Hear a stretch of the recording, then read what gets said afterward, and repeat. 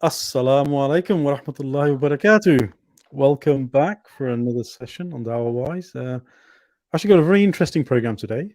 Program which is at the same time current, but also very, very historical. In fact, it's not so current, and we'll sort of discuss what that means in a second. But let me welcome first of all our brother Hashim. Assalamu alaikum, brother Hashim. How are you? Wa alaikum assalam wa rahmatullahi wa barakatuh. I'm very well, thank you. And how have you been, and where have you been? Not where. But so you've been away from us. So you look a little bit slimmer, a little bit sort of more cleaner. So clearly you've had a little bit of a break and a little bit of a holiday. So alhamdulillah, Yeah, hope you're feeling better. So yeah, after Qatar, I went on another break with the family. So just took some time off from Speaker's Corner, from this panel as well. So it's really nice to be back, alhamdulillah, and good to see you, Brother Mohammed, and our esteemed guest, Brother Imran as well. Assalamu alaikum wa rahmatullahi wa barakatuh. And obviously, assalamu alaikum wa rahmatullah to all the viewers, the brothers and sisters who join us regularly. Inshallah, this will be an interesting program. Something new, I think, isn't it? We haven't done something like this before. Well, we haven't, and I want to introduce the topic. But first of all, assalamu alaikum, Brother Imran. This is the first time you and I have met. So it's it's a pleasure for me to meet you. I've watched you online, and I really do enjoy your programs. Alhamdulillah. Thank you for joining us. No, Jazakallah khair for inviting me. MashaAllah, it's a very interesting topic. And I think we're going to have a good session today. Inshallah, it'll be quite a fruitful session. And I think it's one of those topics that needs to be spoken about, because we talk a lot about atheism, Christianity, other religions, but this is something it's like the elephant in the room that needs to be addressed, I guess. It is, and just to sort of set up the topic, as a spirit. Let me start with the first word, which is spirituality. And the reason this is important was it became a thing during lockdown, if you remember. Do you remember? Do you remember if you go back to sort of 21? Seems such a long time ago now, but I remember during the COVID lockdown, there was this. The internet was full of people who suddenly had time to think, and they suddenly had downtime, and they suddenly had no commute time. So they had all these hours back into their schedule that they could then and what happened? What were some of the things you saw happening during that time? So it's interesting you mentioned that, because we actually launched a campaign at IRA during that time. We called it a viral awakening. So played on the idea of what was going on as far as the pandemic was concerned. And the reason we did that was because we realized that, like you mentioned, there was a lot of people at time. They were cut away from their daily lives, what they were used to, what they recognized life to be, or the meaning of life to be, which was to work 9 to 5, come home, and then rinse and repeat again. Do it for 5 days. By the end of the week, when you're tired, they give you 2 days off. You go lose yourself, escapism, drink, do whatever you want, and then repeat the cycle again. So people were cut away from this during the pandemic, and it gave people time to think, like you said. And what ended up happening, and a lot of this wasn't made public knowledge, but what was happening was a lot of people were going through depression, anxiety, other sort of mental disorders people were experiencing. People were breaking down. There were, you would see billboards on the streets mentioning, if you want to talk to someone, contact this number.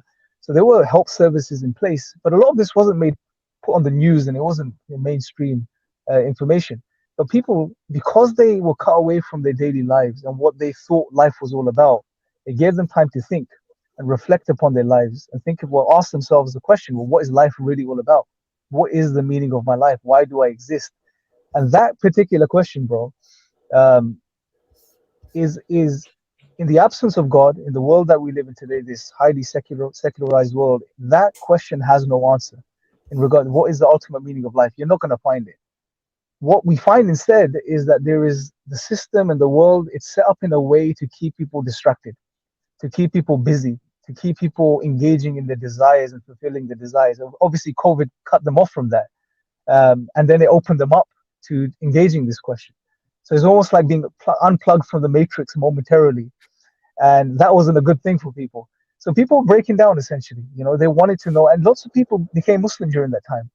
As far as I remember, the amount of people accepting Islam, even just in Ira, and I'm sure it was the case across with the brothers in the Dawah, a lot more people were accepting Islam, a lot more people were asking about Islam, a lot more people wanting to know about God, religion, etc. So it's a very interesting time. It was almost from one perspective a blessing for humanity, a chance for them to wake up, essentially. Alhamdulillah, exactly. And this wake up. So, Brother Hashim, I remember you were having some discussions during COVID. I know you weren't supposed to, but you did manage to get a couple of in during the mosque. Were you hearing some of this as well, where new people were now questioning their, suddenly waking up and saying, what is life all about? I recall you talking about some of that during that time. Yeah, so if you remember, we didn't actually go to Speaker's Corner during this COVID, because we couldn't go. There was... No, what I meant was shortly after when it opened up. Oh, yes, Were you then getting a new group of this group turning up? To be honest, not in particular outside the COVID restrictions. Maybe during the COVID restrictions, we probably have seen a lot of these videos pop up on YouTube and other social media as well. Things like yoga and all that, more and more people are indoors, so they don't know what to do. So I think they probably wanted to get in touch with their spirituality, because there's a lot of free time, So people ask questions like you mentioned earlier, and they do have questions. And I think I did notice a lot of activity, in particular with regards to faith, understanding and questioning your faith and stuff like that. And I agree with Brother Imran, mashallah, there had been a lot of interest in Islam and a lot of people becoming Muslims in the live streams that we had seen on social media as well. So yeah, alhamdulillah, there had been a thing, like they say, it's a boon in disguise. So maybe the lockdown did awaken a lot of the fitra that was probably, somewhere in there, but not active. So alhamdulillah, Allah gives hidayah to whom He wills, and people, if they question, if they ask, if they're sincere, then inshallah Allah will give them hidayah, will give them the guidance that they are seeking. And yeah, alhamdulillah, this is one of the best mediums, nowadays. Social media can be distracting, can be something that takes up a lot of your time, but then it can also be an important tool if you want to really study, if you want to find out the answers to the questions that you're seeking. You will make an effort and you will go to the channels, you'll go to the, the Instagrams, or even sometimes I heard on TikTok, they have a lot of good information, which people in their little 60-second clips, they can actually pack quite a bit in there. So alhamdulillah, whichever medium, Allah gives hidayah from to whomever He wills, alhamdulillah. Alhamdulillah, exactly. And on that topic, and I think one of the other topics that I saw certainly in my sort of environment was this heavy focus on mental instability and mental illness, or what I would call psychological problems that people were going through. And in fact, some of the prescriptions was meditation and gratefulness. I saw that coming up repeatedly. Brother Imran, I can see you nodding there. So with that in mind, I think this thing was the catalyst for people to start searching. And when they do search, they happen upon New Age spirituality as a possible solution to this. And what makes it so attractive for people who are in this situation? First of all, they've suddenly woken up. Secondly, they may be going through some psychological challenges, and then they happen upon this. Why this and not anything else? What makes it in that first instance so attractive? That is a very important question, bro. And there is, I believe, there may be several reasons, but I believe there are some fundamental reasons as to why, when people do find themselves in a position where they are questioning and they're searching, why, especially in the West in particular, why they would turn towards New Age spirituality as opposed to, traditional religions or ways of life. And the main reason that what it seems like to me is that people see, if you go back to the Enlightenment, one of the things that happened during that period was that there was a shift that hadn't ever taken place before, and that was that people went from focusing on worshiping God and that sort of that vertical plane to focusing on worshiping the world. In a nutshell, that's the easiest way I can put it. People's focus, their thoughts, their ideology, their minds were shifted and made to focus on the material. It was all about materialism. This is why you had this war against God, war against religion. It was to cut off humanity from these notions and these ideas and get people to solely focus on the material.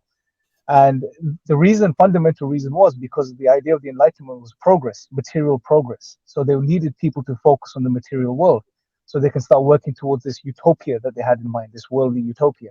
Now, sure, that worked from that perspective of building, having that economic growth, building your worldly life, etc.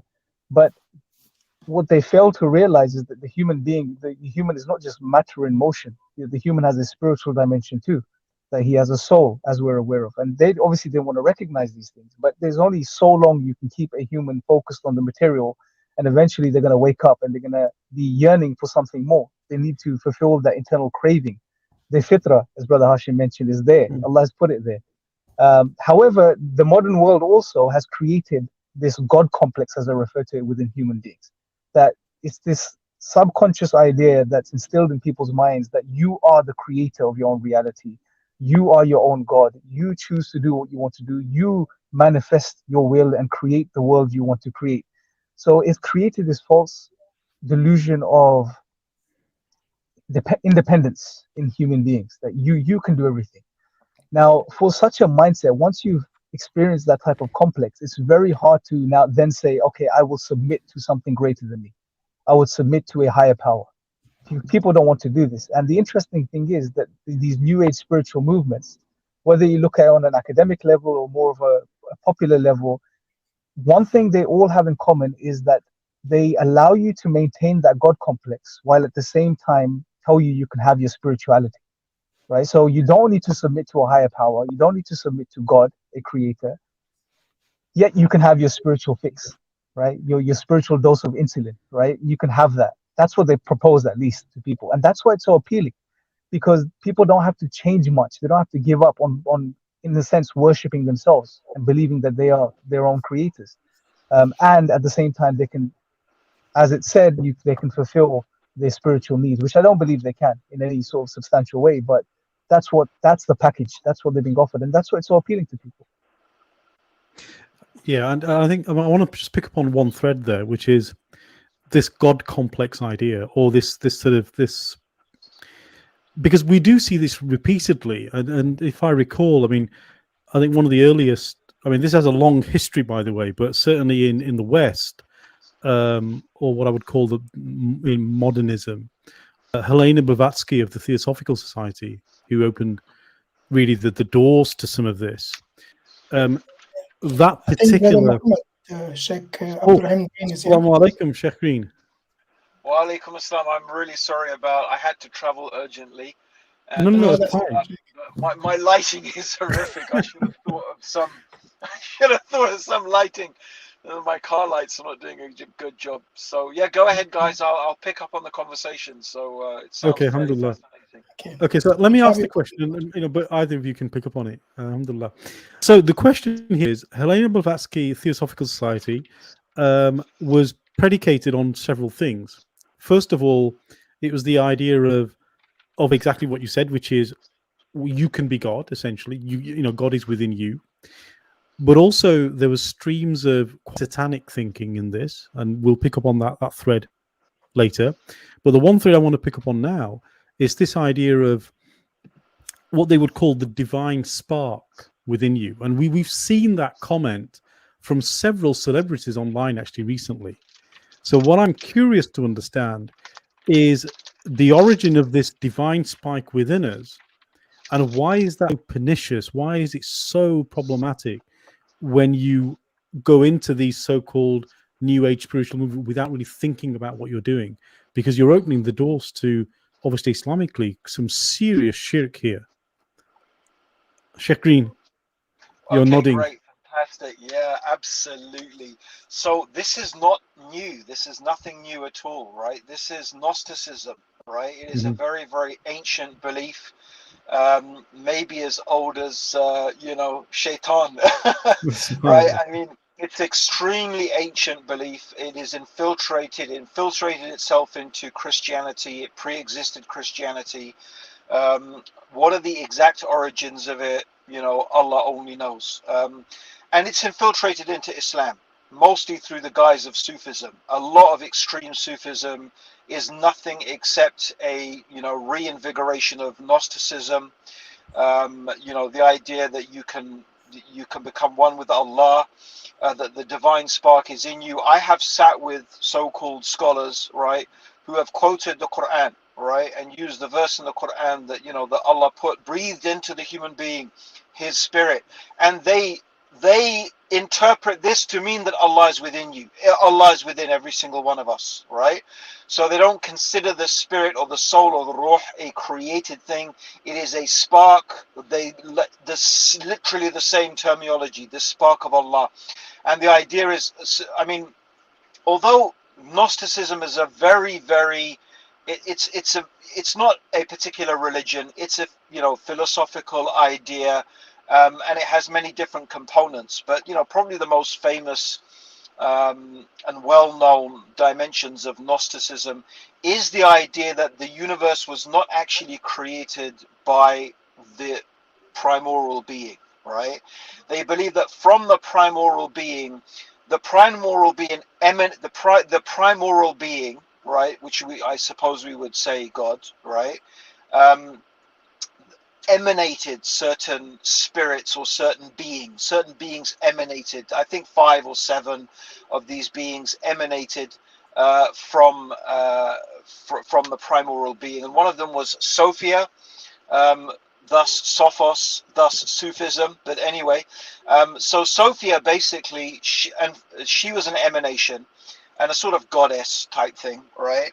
Although an emanation is probably what they would say, and she had some ideas, and from her emanated the God, right? As they claim, yeah. God is in the one who created this world. Right, so they believe that this universe is created. This whole universe is created by a demiurge, right? And maybe it's not exactly wicked, right? But a misguided, flawed being. So the universe has been created by a flawed being, and that's why the universe, in their mind, the world is flawed, because the universe has been created by this flawed being, and that it's all a deception. It's all a deception. AKA the Matrix in a real sense, that it's a deception, right? Okay, not in the sense that we've been trapped by a false idea of of being fooled into thinking reality is something else than it is, but it's really a deception. It's meant to fool us, and that this demiurge wants us to worship him, whereas in reality what we are ultimately in their mind are these captured essences. Within us is the essence of the absolute divine, right? And we have been captured. We have been captured, and so the purpose of life is not, in their mind, to worship God, but to return to this ultimate primordial being, this divine spark that rests within us, right? So obviously, this is batil and falsehood on so many levels, right? You can understand that the falsehood of this is on so many levels, just from the point of view of pure reasoning, yeah. Any demiurge, any primordial being that emanated these beings, yeah, and from which them emanated a creator being, well, by logic is, why is that being ultimately any less flawed than the demiurge who created a flawed universe, right? It's still a flaw.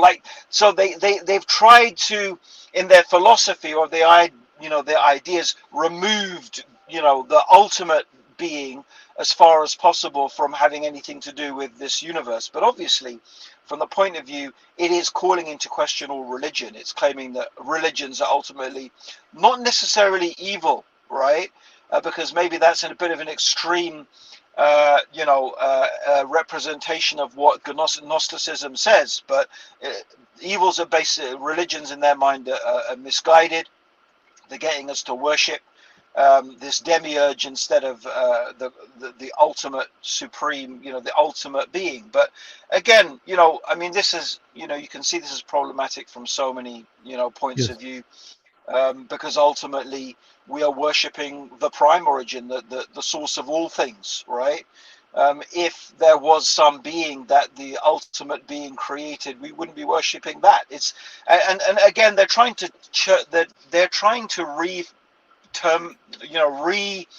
it's this old thing of changing words and meanings, playing around with meanings and whatever, right? Well, whether you call something an emanation, right? What did these things emanate by accident? Was there no intent? Was there no whatever? I mean, at the end of the day, it doesn't, it seems, you can see how some people would be very attracted to it, especially people who don't like organized religion. They don't like the idea that they're going to be judged and they're going to be accounted for on the day of judgment. And people who just want to do whatever they want, right, and follow whatever their whims and passions tell them, they're going to be, but yet they still feel some urge for some type of spirituality, right? They're exactly the sort of people who would be attracted to this sort of, Gnosticism, which is really basically what we find in the New Age cults and New Age ideas of this lady I forgot, Blavatsky, Helena Blavatsky, yes. Yeah, which she's a fascinating character. I mean, not necessarily in a good way, but really fascinating. I started doing a deep dive. I mean, I was into this stuff before I became Muslim, right? But I didn't know the origins of a lot of these ideas. Yeah, it's interestingly enough, when I started going onto this this chat app, what's it called now? It's just for talking. It's like what's it called? Come on. Oh, the rooms, the chat rooms that we have, just chat. Yeah, the chat rooms and whatever. It's like a revival of the old what was it?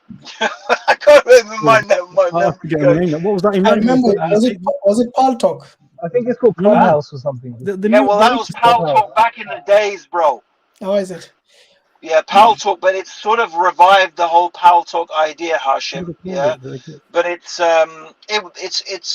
it's really brilliant, I have to say. But I just stopped using it because I thought this is going to be too addictive. It's going to take too much of my time. But I was on it a lot in the beginning. Yeah, and I found a lot of interesting stuff because there were a lot of these groups there talking about this New Age stuff. So there's this one guy there called Scott Ocean, fascinating. I was listening to him and on his groups, very open, nice guy. And, I started from him and what he was saying. Yeah. I started doing some research because he started talking about something called the Ashantic records. And I thought, when he started describing, I said, that sounds exactly like Allahul Mahfuz, right? And what he's claiming is that you can access these records. Certain high spiritual people can access them and read them, and you can basically just know everything. And this Madame Belinsky, she was the one who claimed she had access to these things and made prophecies based on it. So I started reading into this, and that's why I went down this whole wormhole of this Madame. I keep saying her wrong name. Blavatsky, Blavatsky. Madame Blavatsky. I started reading about her, and then I realized, oh my God, this woman is incredibly influential because her ideas are literally the ideas that are permeating most of the New Age phenomena these days. There are people who are her followers who are high up in the UN back in the 1960s. So a lot of these ideas permeated the elites in the Western elites. And link that up with another guy called Alistair Cowley, right? Yeah. So when you start talking, when you want to go deep diving into Epstein, right, and these people and stuff, this is not conspiracy theory, right? This is stuff you can find, right? You can find this stuff, right? You realize there is something pretty satanic, pretty scary, and very misguided going on. So yeah, that's a bit of a intro into all of that stuff, guys. I'm sorry, whenever I come on, I do a big long lecture and then I sort of have to go. But that's fabulous. Alhamdulillah, that's fabulous. One of the other little known facts, and it's worth getting out there, is that Blavatsky and her team and some of her key members were actually key members of the original suffragettes and the feminist movement.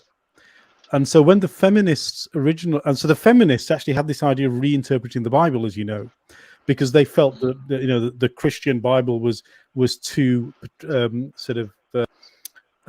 patriarchal, and so they wanted to create the woman's Bible, as they called it. Well, guess who the key members were from this Theosophical Society?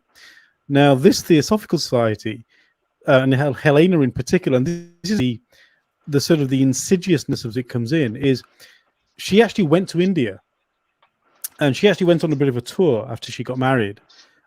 She was, just very quickly for those that want to know, she was this society was created in 1875. She was of Russian origin, and in her teachings she essentially pulled together panentheistic philosophical thinking from, as Sh.Green just said, Gnosticism, but also drawing on Neoplatonism, Hinduism, Buddhism, Russian superstition, and Russian witchcraft and magic. And so what you have here is an amalgamation, a real witch's brew of the worst possible teachings from around the world. And she got it all in, and she put it into her book, which was, I think it was called, what was the book called now? It was called, let me just find this thing. It was something to do with the secret teaching or something like that. And in here, she states her satanic goals, which is Satan. What she basically said is God is evil, God is bad, and actually the real divine is Satan, and he's the one that's been misunderstood. And therefore we should all, be free and all the rest of it. But she gave rise to essentially an excuse to Leibniz. I mean, basically she was influenced a little bit by Leibniz as well. So she arrived at this idea of monism as part of her thinking. And it goes back to this idea of the one, which was Platonic thinking, the one that is nothing and everything, that emanates the demiurges that Sh.Green was talking about. And what it gave rise to was an excuse for Western society to go into complete hedonism without any guilt. And ultimately for us, what it does is it gives an excuse to cover the fitra, cover all idea of guilt, all idea of shame, and just ignore it. If you follow it, that's what happens. What was the lady's name, Mohammed? Helena Blavatsky. And we'll do a separate program on this, by the way, because I think it's worth. When was this? Like how many years ago was this?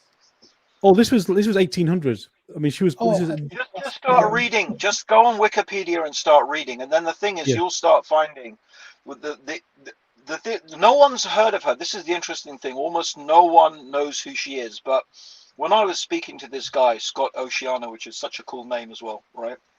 And I started to realize that now he said he was brought up with this stuff, right? He was raised with it, and he's obviously clearly he was a he was a professional snowboarder. I think he had some life-changing injuries and stuff, but he said he was brought up with this stuff, and he's obviously clearly some reasonably well-off middle class, whatever. And it made me that's what got me interested into thinking, wait a minute, how deeply has that, and guess where he's from? California, right? Like hippie, all of that type of stuff. Like I said, I was really into this stuff before I was Muslim, all right?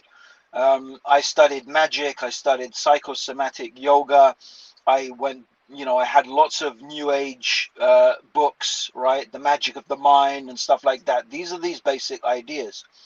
And they do all come down to this idea that, the divine is in you, that we are all, I mean, as you said, Mohammed, bro, as Mohammed was saying, it is really an amalgamation of all types of different things, right? All types of different things, yeah. And of course, it's not all bad. Nothing that captivates people, right, is 100% bad, right? And often, the really demonic, shaitanic things, and they're not going to introduce those things to you straight away, right? Often this is the stuff that comes up, at a later stage. You're going to be taken in by the stuff that, sounds really nice, and a lot of it, in some ways, is imitating certain, spiritual truths that we can all recognize and that many people are missing, right? But what it does is it diverts them and then misaligns them and sends you in the, very dangerous and destructive direction. And what shocked me as well was that how really convinced this guy was, like he really believed it was true. Yeah. And part of it is this, again, I found this when I first became Muslim. I was quite deep into Sufism. Yeah. And I don't mean, the sort of casual tazkiyatul nafs, right? I'm talking about, the deep into these tariqas and, the whole idea that there is this qutub and the saints and these people control the universe and like some really shirky, misguided stuff, right? And the interesting thing is that these great similarities, these great similarities between this certainty, because they think they are an elite, right? They think they are a chosen elite, that they have special knowledge, batin, yeah, the batiniya. They have a special hidden knowledge that only they have. Of course, in the Sufis' case, they will claim that this has come to them from the Prophet sallallahu alaihi wasallam through all these secret chains, yeah, that only their sheikhs are privy to. But really, honestly, when you dig down to it, it all comes down to pretty much the same type of misguidance, by and large. May Allah protect us from that. Yeah, indeed. So, brother Imran, you go ahead. Is there like a cross between the Freemasons and this New Age? Oh, there is. Yes. Yeah, because they operate pretty much similar. They want to control everything, and they think they control everything. Well, so I want to pick up on a theme with Brother Imran here. So you mentioned earlier this type of the divine spark. What we've got here is now, amongst all of these practices, you said there's many of these New Age beliefs, but the one thing they all seem to have in common is a belief that the individual themselves somehow is able to solve their own problems and is greater than anything out there. In your research or the work that you're doing, especially in the world of, I would say, self-improvement, where we see it a lot now, and we have some of these New Age gurus, say, that come up that say, hey, you can be this, you can be that. Where have you seen this manifested, and who would be sort of like the emblem, or some of the names here? I mean, we don't want to advertise anyone, but let's just to warn people who are some of the common names that are taking on this history. As Sh.Green said, this is a long history, thousands of years now. Well, at least 1,000, a millennia or more, right? So this is old satanic thinking, but it's been dressed up again to look nice and attractive for the current age. Who are some of the people that are really sort of touting this particular? Well, it's across the board, bro. Like I said, it's you would see it amongst the academic lot. You will see it amongst the popularizers. You see it amongst all of these New Age gurus that talk about self-development, self-improvement, starting your own business. They use a lot of similar ideas and concepts. They just repackage them and then resell them. So some examples. I mean, you've got even Hashim was mentioning secret society. Adam Weishaupt, the guy that started the Illuminati, he was also influenced by the same sort of fundamental ideas. So these days you've got people like Sadhguru, for example. He would talk about very similar concepts and ideas, just packaged in a different way. He takes on the sort of Hindu guru avatar, and then he mixes it with all of these other views and so on and so forth. And you can see people are following him. They're already attracted to that persona. And we've seen that throughout history over the past couple of decades as well. You've had these gurus pop up and they've gained a lot of popularity, and then eventually ended up doing something absolutely crazy. Sometimes mass suicides and stuff like this that have taken place. It's madness. You also have people like Sam Harris, who consider themselves to be academics. You'd see that he started to veer away from the Dawkins type of atheism. He started to talk about spirituality and self-development, and wrote a book on waking up. And he started to take some Buddhist practices and incorporate them into his thing as well. And again, the same fundamental idea. You don't have to believe in God. You don't have to believe in a higher power. You have it within you. You can experience that spirituality. Even in academia, like I'm currently doing a module now on spiritual, or they call it religious experiences, the module. But there is a whole group of humanist academics, atheists and secularists who are challenging that term. They don't like the term religious experience. They want to change it to spiritual experience. And their argument is, well, we're atheists, we don't believe in God, yet we have spiritual experiences, these experiences as well, you know. So it's not only for the religious. So they, even on that level, they are sort of discussing this and arguing about these things.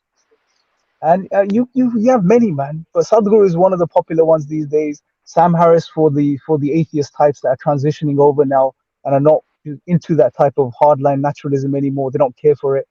And then I think another one, bro, is sorry to interrupt him, Ron, is no, Russell Brand. Russell Brand as well. Yeah, Russell Brand. Really, you know, yeah, he talks a lot. I mean, you know, I mean, personally, I listen to his stuff a lot. But you know, when it comes to religion and spirituality, he's always pushing this divine in you, and you know, the divine presence, and you know, he believes in God. But when he says he believes in God, what does he mean by that, right? Does he mean the same thing that we understand when we say we believe in God? You know, so you know, it's you know, he definitely, yeah. So there's quite a lot of that stuff going on. Sorry, Imran, I just thought I'd add that in because no, there's so many, Sheikh, absolutely, and you'll see that they'll do it. Or they would talk about it in different ways, and some would be more open about these views, and some would just write books. You know, you find a lot of these self-help books. I think you mentioned someone, Brother Muhammad, earlier. Eckhart Tolle, for example, he takes a lot of these. So in the modern world, I mean, here in the UK, I mean, Sh.Green will know him. Alan Watts has been online for many years, and he's all over the internet touting this idea of Zen Buddhism. He's the guy that popularized Zen Buddhism on the internet, and he's got, I mean, hundreds of hours of basically meditate with me, be one with me, blah blah, you know, whatever. And look, you know, I don't want to. If people are out there who are not Muslim listening, if this is working for you, what we would say is we say this is your natural fitra. What we say, this is the natural disposition that Allah has inserted into you, that is wanting you to worship. That's what's causing this for you to go after it. And maybe Sh.Green, you could come on to here, sort of just say, you know, this. I do want to make a proviso, bro. Sorry to say, yeah, it's very important. Look, I'm looking at my own spiritual journey that I went through, right? And I'll have to say, number one, about Buddhism, right? I honestly believe that Buddhism has a lot of merit to it. It has a lot of, you know, from my practice and study of Buddhism, my big problem was there was nothing in Buddhism about God. That's the first problem, right? And my other problem was, at the end of the day, Buddha was just another man, right? I mean, you know, obviously, despite all his, when I say just another man, I don't mean it in the sense to belittle what he did, right, from a spiritual and mental perspective, yeah? What I mean is, it's still a flawed, limited, finite human being coming up with solutions for us, right? And for me, I realized that human beings can't, I just don't believe it's within our capacity to discover certain truths ourselves, just from ourselves. I think we can, to be frank, to be absolutely frank, yeah, you know, that the only way we can really know what is the purpose of life and why we human beings exist and what's the best way to live our life is when the one who created us, brought us into existence, tells us, right? And so the bottom line is, if it's not from God, then it's just from a human being, right? And what comes from a human being is going to be flawed, right? So my big problem with Buddhism is that, you know, the premise of Buddha's teaching is that life is suffering, right? And then he would say that the reason for the suffering of life is the ego, is the self. So his idea was to annihilate. That's what nirvana means. Nirvana does not mean enlightenment. It means annihilation. You annihilate your ego. You destroy yourself, right? And then when you do that, you're supposed to be able to escape from suffering. But the premise is wrong, because life isn't suffering. Right? Yeah, there's suffering in life, but it's not all suffering. There's got some really great things about life as well, right? And not everything about the ego is bad, right? The ego is actually really important, yeah? You survive because of your nafs, right? It's your nafs that drives you to eat. It's your nafs that drives you to drink. It's your nafs that drives you to, you know, procreate and look after your family and so many important things, right? So the point being is that there's amazing things in Buddhism, but his premise is wrong, right? And not to discredit a lot of the things that he seemed to have got right.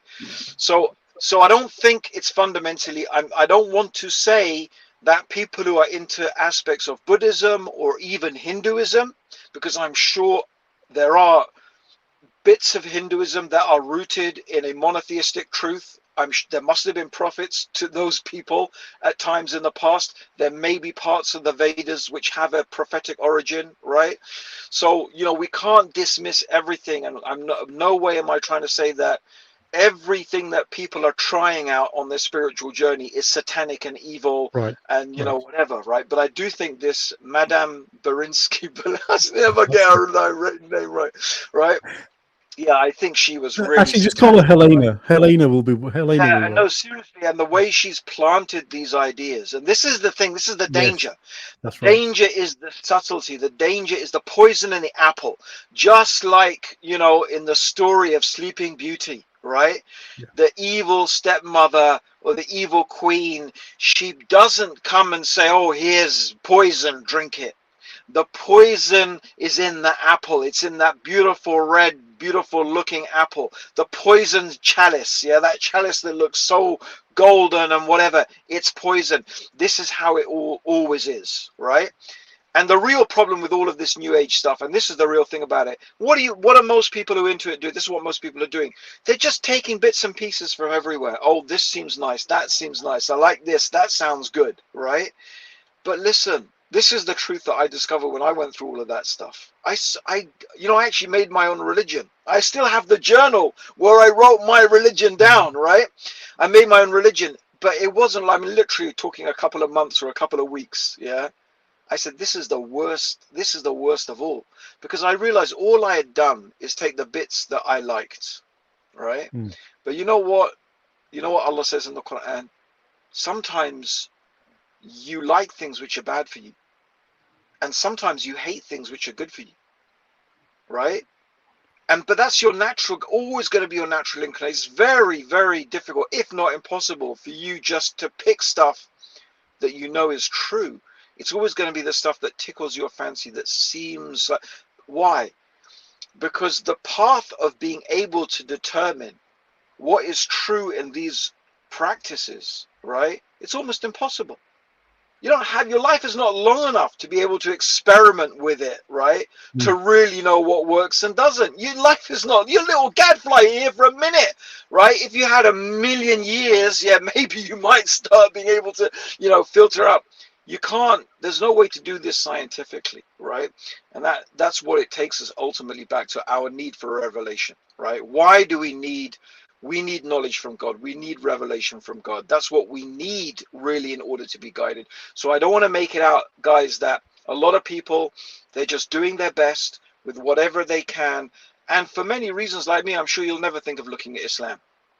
Because Islam is what? 9/11, terrorists, bin Laden, yeah, Afghanistan, misogynistic, yeah, forcing women, like in Iran, like it's non-stop. The propaganda, you know what? Really, I'll just get, if there's one thing to make you think, why did this media who lies about everything all the time, constantly lying, constantly hiding truth from you, right? Why are they going on and on and on about attacking Islam? Is it because it's so bad? Right? You know, you can be sure it's nothing to do with that, right? But that's what people are indoctrinated with. So when they think of spirituality, no one thinks of Islam. You never think of Islam, Buddhism, Hinduism, every single thing that you can think of, right? And even if they do, it'll be some sort of whirling dervish, you know what, God knows what, right? Yeah, something that's so far from Islam, it's barely Islam anyway, right? But this is the state we are in today, guys. This is the state, you know. And it's great to break. I think we need to sort of maybe break these ideas down logically and get people to think about it logically, even emotionally. You know, like at the end of the day, I believe, guys, that my brothers and sisters out there, all of you in humanity, you need to be sincere. That's the most important thing. You need to be sincere, right? You need to be really true to yourself, and to be really, when I say true to yourself, right, I mean to be deeply sincere, right? And really seek for and pray, yeah? Ask God for guidance. Ask God to show you the right way, yeah? What's the harm in that? What are you going to lose from supplicating to the one who has created the universe and to show you the right way and to show the answers? But I'm sure if you are really sincere, you'll find it. And the other thing is, you'll find the happiness you're looking for. All of that spiritual emptiness, all of that void. This for me is the most profound thing. After all the stuff I can think about Islam and say about Islam, the bottom line is, it is deeply satisfying on both a spiritual level and on the level of how you practically live your life. And for me, in many ways, guys, that's probably the greatest proof. The greatest proof of Islam is living it. Yeah. Alhamdulillah. Alhamdulillah. Exactly. And, there's a lot of good points, alhamdulillah, that you made there, mashallah. I just want to pick up on a couple of, so this idea of secret knowledge, even if you look at Hellenistic philosophy and the Greek philosophy, let's call it, go back to Pythagoras, go back to Plato, go back to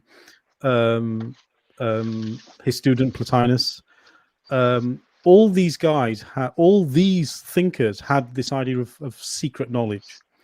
And what's interesting when you read those, and one common theme that comes out is they themselves never explain where they got their knowledge from. And we have to somehow just believe that they were enlightened. Now, to me, when you build a foundation on something you don't know, that's to me the definition of this is questionable.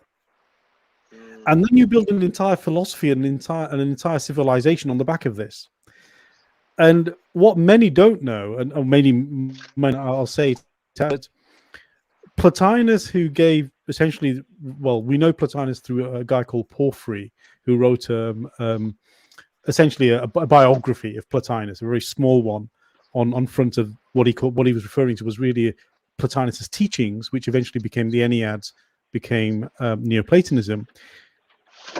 One of the students with Plotinus, apparently, according to the history books, was Origen of Alexandria.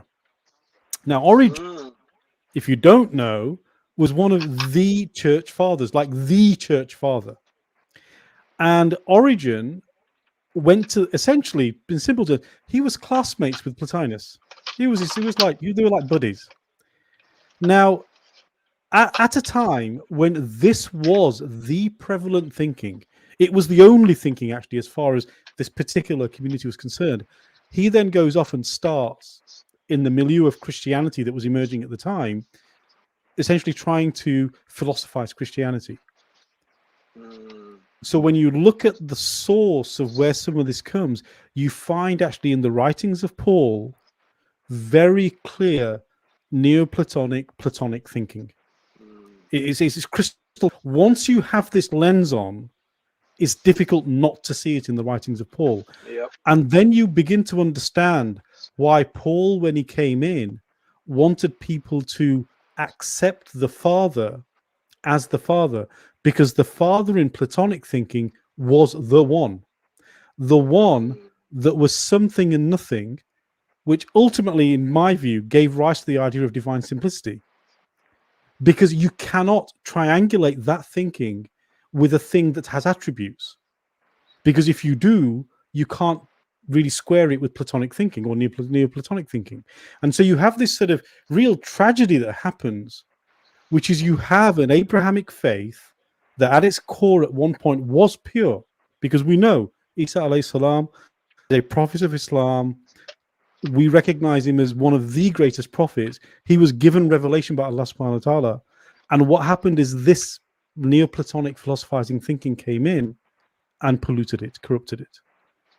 And if you want to see where any of this New Age spirituality and New Age thinking will take you, there's the living example of what happens if you don't have a foundation, a solid foundation. I want to ask a question to Brother Imran here. So you mentioned Guru there very quickly. He has a big following. I know you've done one or two programs on Sadhguru. he's an interesting character. I don't know much about him, actually. I mean, I only know what you've said. So for those that do know or don't know, how would you characterize this individual? And how would you characterize ways to stay away from this, really? So just before that, I just want to touch upon something that came to mind when Sh.Green was talking about, Sh.Green mentioned that, fundamentally it boils down to this: when it comes to knowing the ultimate meaning of life, it's only going to happen through revelation. It's not going to come from any human being. It's not going to come from any philosophy. It's not going to come from any ideology, no science, no other discipline. And the fundamental reason is because we didn't create ourselves, right? Full stop. So it's not going to come from us. It's going to come from the one that made us. Now, the reason I want to emphasize this is because I really believe that people are fascinated by the unknown, the unseen, what's secret, what's hidden, what's beyond this world. That fascination, it's in the hearts and minds of people even today. I mean, some of the most popular movies, some of the most popular shows online are to do with the paranormal. They're to do with UFOs, aliens, unknown, what's to be still discovered, what's beyond this realm. And most of these people that watch these things would consider themselves, if you were to ask them, they don't believe in God, right? So this fascination is there for people, and this fascination for that mystical experience, that to discover something new. And I think what they're really chasing is meaning. And at the bottom of this well is this search for or yearning for meaning. They want to know what it's all about, and that's what fundamentally drives them. And I think these people, and even today, these new age guys, take Sadhguru, as you mentioned, to sort of touch upon him. He plays on these things really well. His whole get up and his appearance. You look at it, and it's that typical, stereotype, if you like, of the saint. The guru from the East, the guy that's discovered it all and knows it all and has been to the other side and back. That's the type of persona he has here. So that's the beginning. You look at him and it's all thought out. It's all well planned. And then you can see that when he engages with his audiences, the things he says, he talks about lots of different topics, right? To be fair, to be nuanced here. He talks about certain things which he knows somewhat about. He'll talk about things to do with diet and traditional diets. He'll talk about how to take care of your health and certain things which are fine. But then he does also sort of dabble in, and each time he has been questioned about God and the belief in God, if you look at his responses, one, you can tell immediately that this guy has this aversion towards the concept of God, right? Because several times he's mocked the concept of God, right? He said some really silly stuff that I wouldn't even repeat, right? But when he talks about these things, one, he has an aversion towards the idea of God. Secondly, the way he perceives the idea of God is something that you can make up for yourself. People can make for themselves. And eventually he gets to the point where he says to them, oh, look, essentially what he's saying is you are the God. You are the creator. And if you want to create an idol for yourself, you want to create a deity for yourself, do it. Just make your own God up, right? He said these things. So again, it boils down to this: what he's essentially getting across to people, and what's appealing to to a modern secular mind is, you have power. God is within you. That spark is within you. And yes, there is more to you than what the secularists have been saying, which is it's all matter in motion. No, there is more. But what's more is within you. You have it within you, right? And that's what appeals to people, because one is, yeah. Sorry, if I could interrupt here. So I don't want to lose my thought here. So this particular thread, it is in with you. What I find fascinating about this is the implication that by looking inside yourself, you can somehow come up with new knowledge. That's the implication of what they're saying.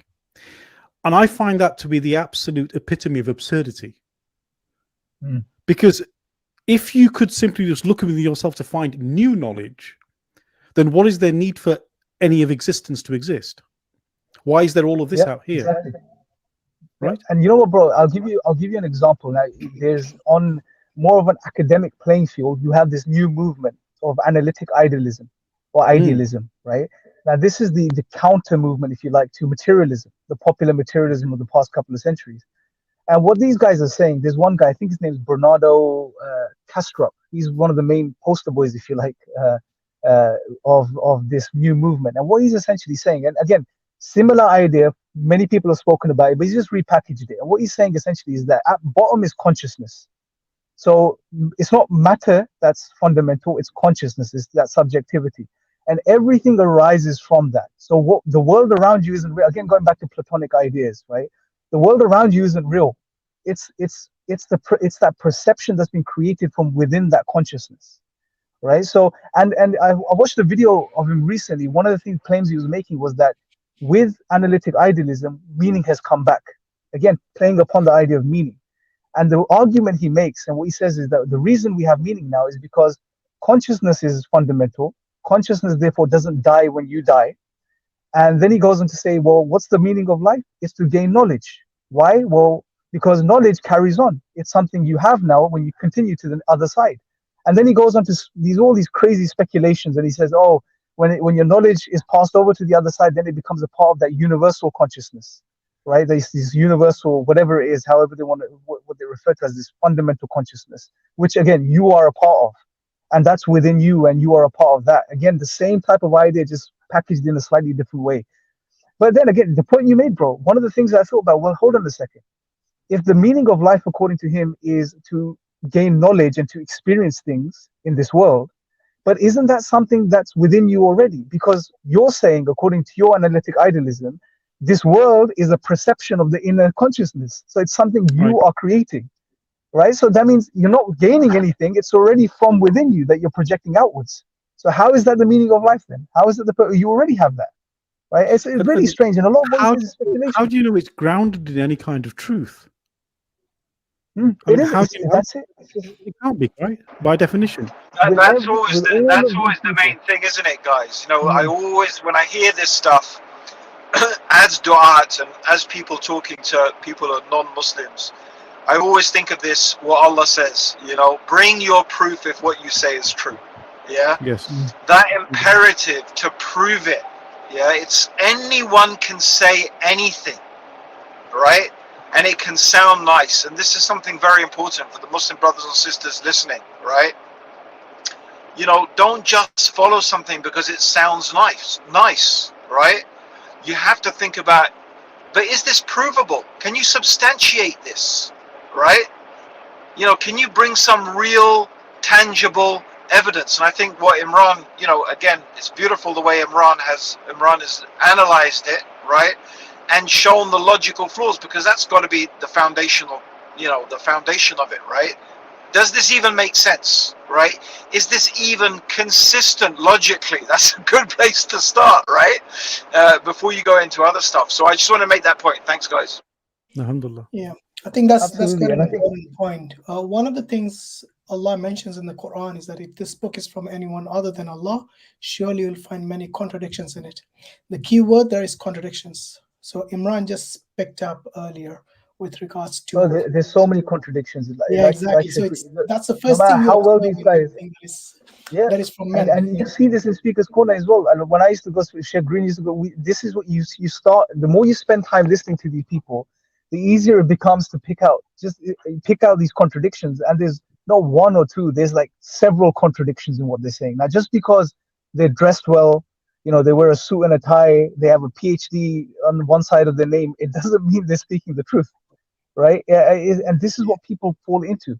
And I think, again, our brothers and sisters watching, one of the things you need to realize is just don't, like I used to give this example, but atheism isn't relevant anymore. But, you know, if you listen to someone online and initially you're impressed by it and you think, wow, do one thing, stop for a second, rewind that video, close your eyes and just listen to what the person is saying, right? With the intent of seeing, does it logically make sense? And I guarantee you will pick out so many flaws. Like I used to do this with Richard Dawkins. You would find so many flaws in what the guy would say. Oh, he's a PhD, he's respected in biology, whatever the case is. Who cares? He doesn't know what he's talking about when it comes to many of these topics, especially when it comes to religion and God and metaphysical questions. Sure, in his field of biology, even there it's questionable because a lot of the other experts don't agree with the guy, right? And laugh at his conclusions. But this is the point. So don't just be impressed by people. Start to ask yourself, okay, let me logically analyze this. Does it even make sense? You know, and I can guarantee you every single ideology I've come across over the past decade or so, every worldview, no matter how academic they try to present it, it would always have flaws. I'm not just saying this. And this is why always, for me, like similar to Sh.Green, for me, one of the greatest proofs of Islam is, sure, we've got miracles of the Qur'an we can share with people. We have all of that. But one of the greatest proofs is the coherence of Islam. How the Qur'an makes sense of every aspect of life, and it doesn't leave any loose ends. It makes sense of everything comprehensively. And that's something profound, and you won't find in any other religion or any other ideology or philosophy. You won't find it. It's impossible. And you know, I mean, I agree. And you know, one of the common retorts we get from, let's just say, our Trinitarian evangelists is, yes, but God is all powerful. God can do anything. In fact, God is beyond human logic. So therefore, I'm justified in saying what I say. Yeah, but it's not logical. They will ignore the things which God says explicitly, and they will dabble into this ambiguous statements. Which Sorry, but can you repeat that, Brother Hashim? What did you say? Yeah. Sorry, what I was saying is that I mean, this is the case I noticed. So when there is a clear and explicit passage in the Bible, they will ignore that and they will go for something which is ambiguous, which can have several meanings, you know, which can mean completely opposite to the explicit statements. And this is something that I never got my head around. I mean, why would you discard an explicit statement and then worry about things which are ambiguous? You know, that's something crazy. Yeah, sorry, go on, Imran. I think the other point, bro, Jazakallah khair, bro. You know, going back to what Muhammad was saying about, you know, Christians will say God can do anything, right? But it's a self-defeating argument, right? That is a self-defeating argument, because then any religion can make the same claim about God. How do you then determine which religion is true and which religion is not true? How do you determine truth and falsehood? It's a little bit like the argument of the atheists that, yes, well, you know, yes, it's highly unlikely that a highly organized, systemized universe could come into existence by random events. However, you know, in the longevity of time and the infinite possibilities of multi-universes, anything can happen. But that's a self-defeating argument, right? Because by that logic, you could have popped into existence right now. At this moment, with all your memories, the whole world could have come. There's no point there. What's the point in science? What's the point in anything? Because then the universe could have popped into existence right at this precise moment, right? Like it renders everything meaningless. So the saying, oh, well, God can do anything, anyone can then say that same thing. How do you determine what is truth and falsehood, right? How do you even have a discussion with someone about what is truth and what is falsehood if anyone can resort to, well, God can do anything, God is mysterious, you can't understand God's ways? And that comes back to the question, well, what's your proof? What is your criterion? And that's what we have to ask to all the people, whether it's New Age people, whether it's Christians, whether it's Hindus. We've got to start by asking, on what are you basing all of this? You know? And what's your foundation? What's the foundation for us even having a discussion, right? Right? That's, you know, you got to sometimes go back to this is my experience in years and years of Dawah. I'm getting so frustrated talking to Christians and New Age people, and I realized sometimes I waste hours. Like, you know, I wasted it when at the end of the day said they came up with this thing, oh, well, God can do anything, or it's all mysterious, or blah blah blah, or whatever, right? Okay, and it's like, then I realized, no, I have to start my dawah with laying down laying down the rules of our discussion. Yeah, okay, we'll have a discussion about spirituality, right? But what is the basis? What is the, you know, in my opinion, at the end of the day, all you can do is use reason and common sense. There's nothing else, right? Even the fact that we are having a conversation, grammar in language, the way that language is constructed is a form of reasoning, right? There's not even any point having a conversation if you don't use reason. By the way, this goes back to the great danger that is happening right now, right? And it goes back full circle to these New Age ideas, right? That are becoming insidious. I believe this is part of the reason why they are confusing the most basic fundamental things. What is a man? What is a woman? All right? What is a man and what is a woman? right? Because once you can convince people of something so basic, it's not even that anymore. Now it's like you can be a cat or you can be a dog because you feel like it, right? You now even they're accepting that you can feel you're a different age, right? Oh, I feel I'm 7 years old, right? So when you confuse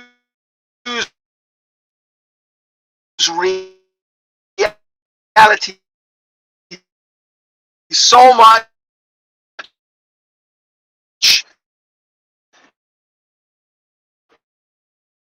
anything becomes possible. You can't even have a session with people anymore, right? That's the last refuge of this, often a bit of a to that. We have to formulate the foundation of our discussion. What is the basis, right? It's got to be reasoned together.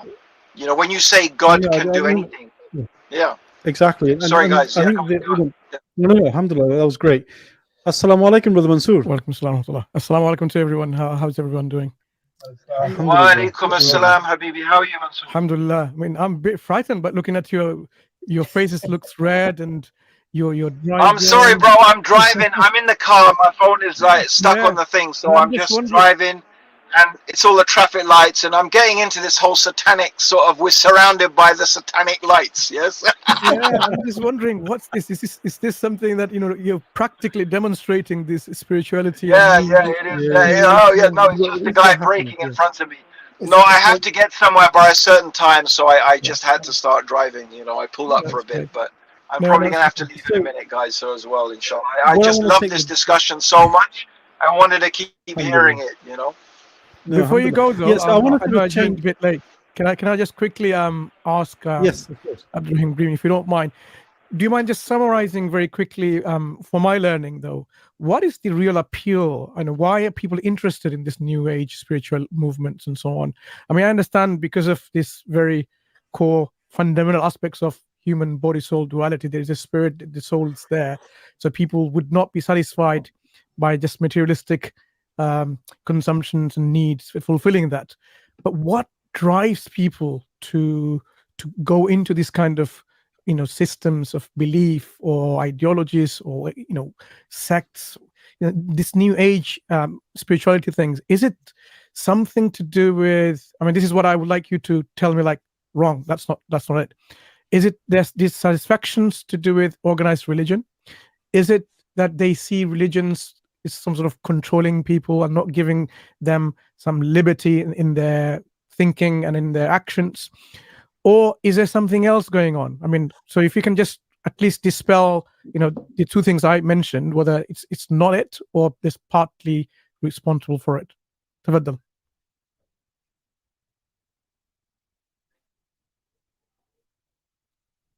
Not sure whether you heard me speaking. Yeah, I did, bro. Okay. I didn't know who you were asking, though. I didn't know who you were asking, so I. You. I mean, very quickly, bro. The heart is a vessel; it has to be filled, right? The heart is a vessel, right? The spiritual heart is a vessel; it can't be empty, right? And people begin to realize that, sex, drugs, rock and roll, all of that stuff, it doesn't fill the heart, right? It still leaves them empty. So they begin to look for spiritual things, right? Because they begin to realize deep down inside there's something else, right? There must be something else, right? So where do they go, right? They go to these things because, again, they're appealing. This new age stuff appeals to them. Your question, is it something to do with organized religions, right? Yes, I believe that organized religion has failed people. Christianity has failed people, partly because it doesn't make much sense, right? Its creed is illogical, but that's not the main thing. I think that it is succumbed too much to try and make itself fit, right? So, like a Christian, you can be a Christian and do anything. You can have a girlfriend, you can have a girlfriend, boyfriend, right?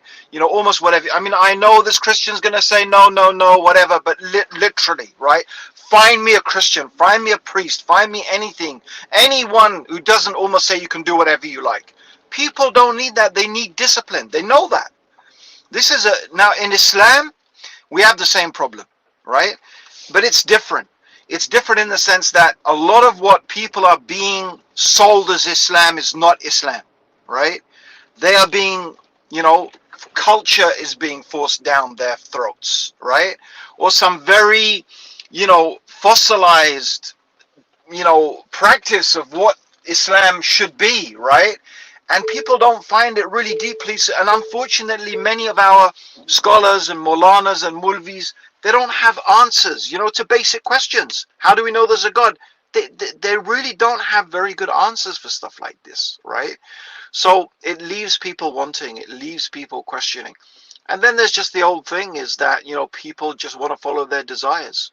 Like, you know, you have to fight to be a Muslim, right? I mean, you do, right? Faith is something, true faith is something you have to want it, and you have to hang on to it, and you have to fight for it.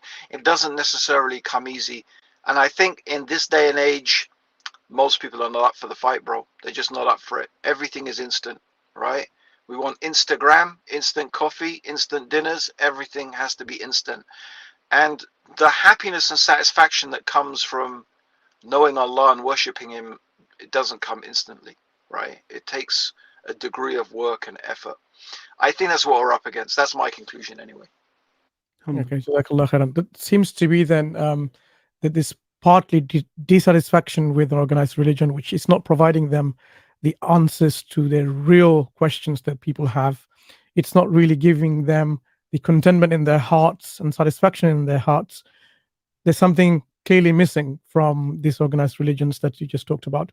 And of course, the heart itself, as you mentioned, you know, it needs to be filled, whether you fill it with the truth or you fill it with the illusions of truth that you find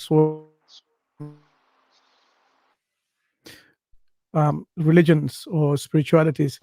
So would you also, Brother Imran, concur, or would you want add something to it in terms of, you know, the real appeal for these spiritual movement that people subscribe to? No, I think that's definitely one of the reasons, because that definitely appeals to those that come from a religious tradition, or that try to look for it within their religions and they couldn't find it, because it's just watered down now. So it's no different from trying to look within the religion or look without or outside of the religion. But then there's also those that may come from more of a secular background, and for them it's just that yearning, that spiritual yearning that they have to experience something deeper and more meaningful than just, you know, matter in motion. And then for some, it's just this, it's something intriguing. People love the mysterious, they love the unseen, they love the mystical. So they just want to search for something more. They're just tired of trying to look for answers in their day-to-day lives, and tired of the way that they've been living and what they've been told the meaning of life is and what life is all about. So they know that there has to be more. So it's just this, again, it boils down to that innate yearning of people that they have for the divine, but they look in the wrong places, and they may find temporary satisfaction and this sometimes the feeling of euphoria in certain groups. So I mean, it was amongst the atheists as well. Like when many of the early atheists, they were, you know, during the some of the communists, they built atheist churches. They would have certain rituals that they would do as a group, as a community, practices like they had back button coats where they would have to help their brother, as they would say, dress up, and they would tie each other. It's all these, you know, religious type of practices, brotherhood, society, community, different, you know, meditations even, some of them would practice. And again, it just shows the human, it's an innate human disposition to look for or to search for something deeper and have a spiritual, to fulfill the heart. It boils down to that. Like Sheikh said, you know, it's the heart's a vessel that needs to be filled. And everyone has a heart, no matter what they claim to be. So they need to fill it. But there's so many shaitani options out there today that people are lost. And the solution that is there, which we have amongst us, which is Islam, is being misrepresented. And this whole wall has been built up in front of it to present it as something it's not, so that people don't even try to go that direction or look in that direction.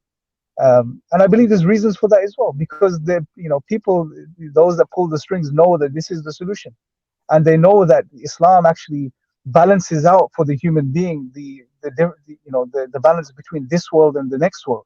And it's not only promoting materialism or material progress. It's about, no, you live in this world, you work in this world, but you work for your ultimate objective, which is the akhirah, the hereafter. And that's the only religion that's really holding on to its foundations and its principles in a really substantial way. And they know that that's dangerous, because when people recognize this truth about this beautiful way of life, that is a detriment to the whole system.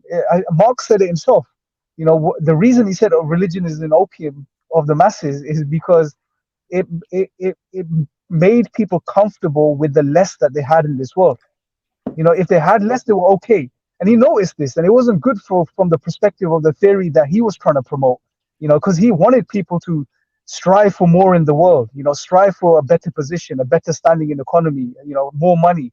And he saw that what religion did was it made people that had less comfortable, because it gave them something more substantial. And he wasn't happy with that, so, and most of the Enlightenment thinkers and all of these materialists weren't happy with it. That's why there was this whole thing against religion. So I don't know, I've gone off on a bit of a tangent, but I think no, that's fine.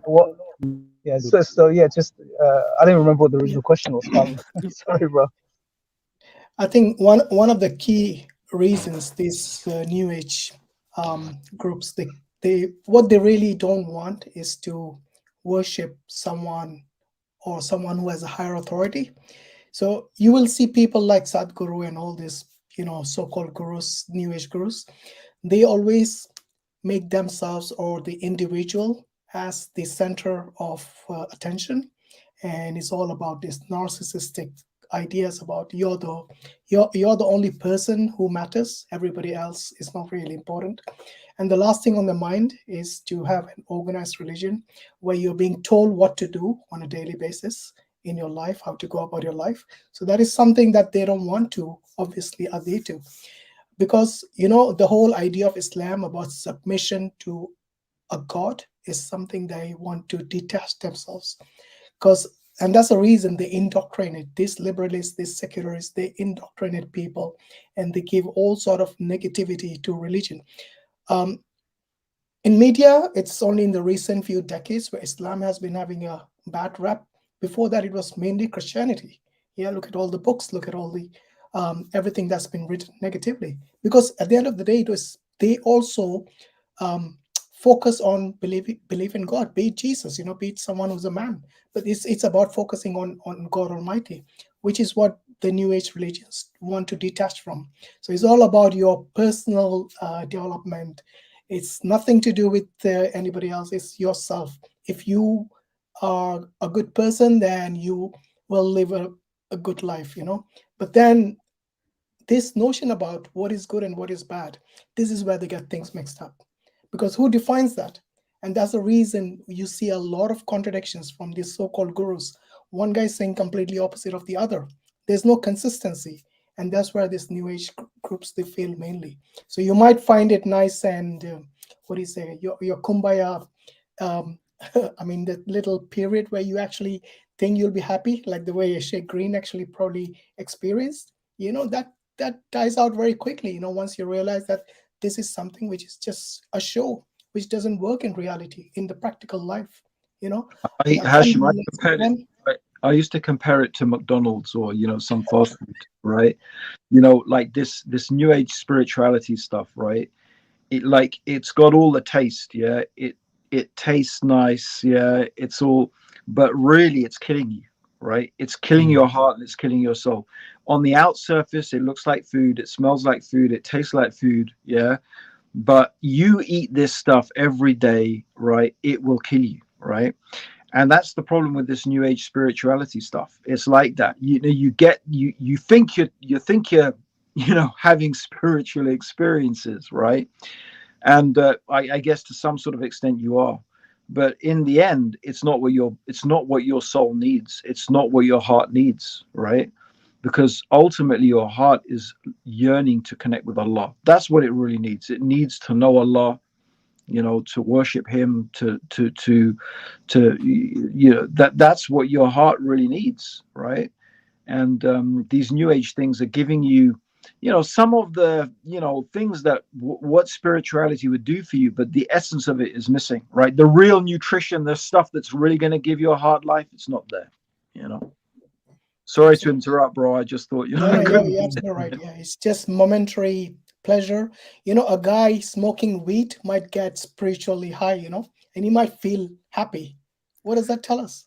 That this is Well, something. that's an interesting point, Brother Hashim, because a lot of guys, they're into psychedelics and drugs. Yeah. Yep. And they actually use it as a way to reach that level of so-called vision, right? And they encourage to do it. But so I want to pick up on 2 points there that you mentioned. The first one was this idea of Brother Imran, you were mentioning it, which is this idea of the idealistic realism that you were talking about earlier, where they think of it as an alternative to materialism, but they actually just center it on their personal opinion, because to me it's subjective opinion then in that case, right? Now, can subjectivity ever arrive at objective truth? This is something we have to make absolutely crystal clear. No matter how much introspection, can you ever arrive at any kind of objective truth? Well, you can. There are certain fundamental truths, like one of the biggest ones for humanity, and I think one of the biggest crises of the world today, which is what is the meaning of life? Why do we exist?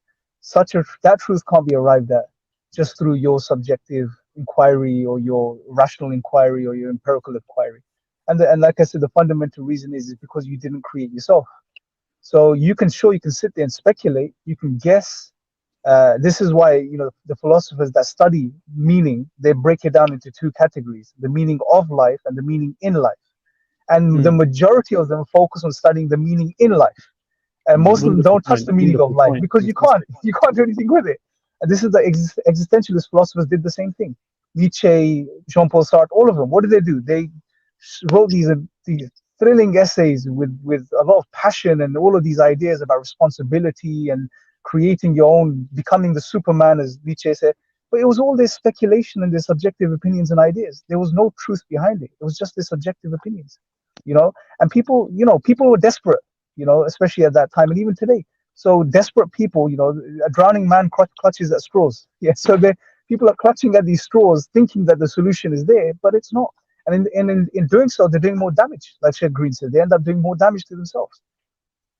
Bro, that's a phrase. Everyone needs to write that down. Remember that. I love that. It's the meaning in life, not the meaning of life. Brilliant, Imran. Bro, we need. Honestly, one of the things, I'm sorry, in this day and age of memes and Instagram, we actually have to come up with really nice little statements like that. That is brilliant. Yeah, it is brilliant, bro. It is really, really good. That conveys a very, very heavy and deep truth in just a few words. So I love that. That's just brilliant. Tonight was worth it just for that. I stole that off somewhere. The only thing you got from this was worth it. Can I just throw a question to both of you again, once again? So if this is the case, in terms of people, their goal to achieve this kind of self-help in filling this gap, this void they have in their hearts, how do they assess authority in terms of who to take from? Remember, these people are not going to any religious leaders. They're not going to organized religion because of partly what we mentioned. But in terms of going to find that ecstasy, that joy, that upliftment, that something that will liberate them from their sorrows and their depression and their anxieties and make them peaceful, content, happy, whatever that might be. How do they assess where to go? I mean, why would people go to Sadhguru, for example, or why would people go and read about certain books? Do they gauge and assess in terms of, the reason I'm asking is, these people are human beings like themselves. They don't believe they are spiritually gifted by God, because most of them don't believe in God, from what I understand in these spiritualists, those who follow that path. Or maybe they do. Do they consider that these people are gifted by God, in which through them they can get this enlightenment, or they somehow realize that through the meditation or some processes they've gone through, they have achieved to that station, to that particular level in which they can then share that level of knowledge to the others? How is it people gauging and measuring and assessing so that they can say, yep, I'm going to follow that path? How did you go about in your journeys in the earlier days, Abdurraheem Green? Yeah, bro, that's a great question, Mansur. So my viewpoint in this is, you know, like there's two things, right? The first thing is just very sad. Like there's not a lot of thought that goes into it. It's literally, it just sounds good. That's all it is. It sounds good. It seems good. Let me try it out. Let me see how it goes. Yeah. So people talk about experimenting with different religions, experimenting with psychedelics. Yeah. They're just literally, like I described, it's like a person in a dark, dark building that's pitch dark, and they're just groping around trying to find their way out. They grab something that they think might be a rail. Let me see where this goes, right? It's just, that's all it is. Yeah. Just, they have no idea. I don't think they think about it. So that's from the point of view of the person who is seeking. From those gurus and those people, like I believe that for some of them, it is just pure, genuine manipulation.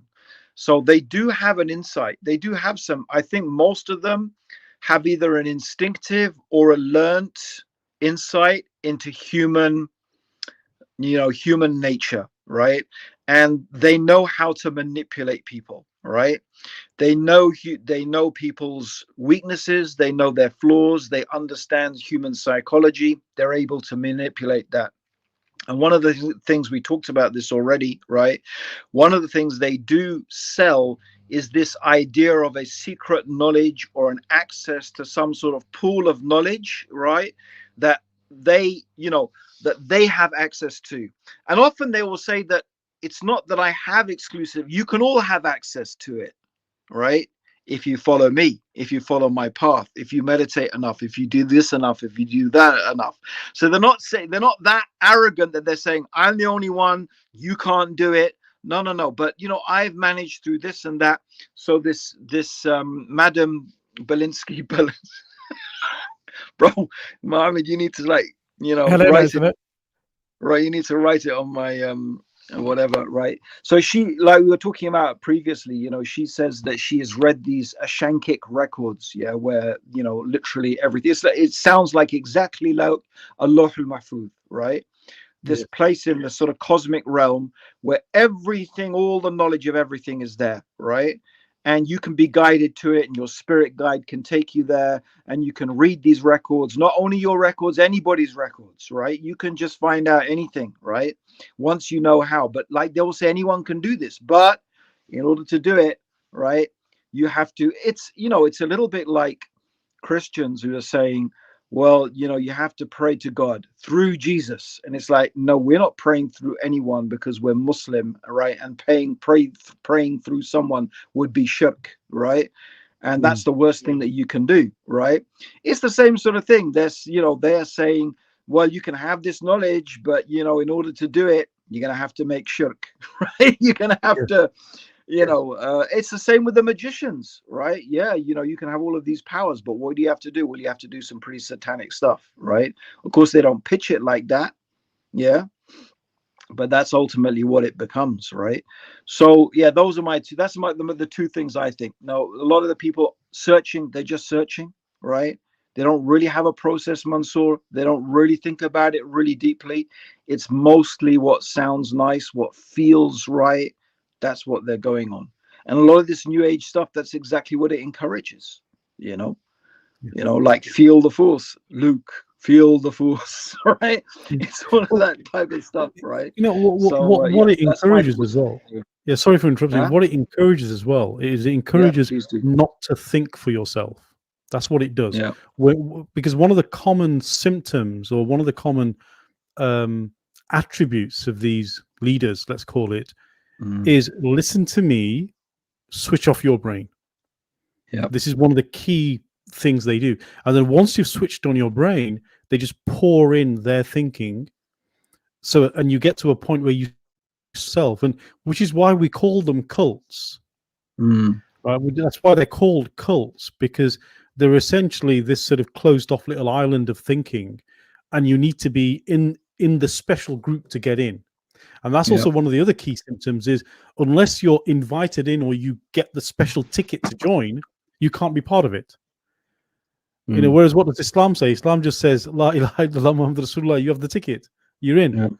Now you just got to practice. And there's no secret knowledge, there's no special initiation, no, you know, diving into a swimming pool at the bottom of the basement of something somewhere, none of that, right? and yet they do. And so all these rituals and practices, they borrowed from religion.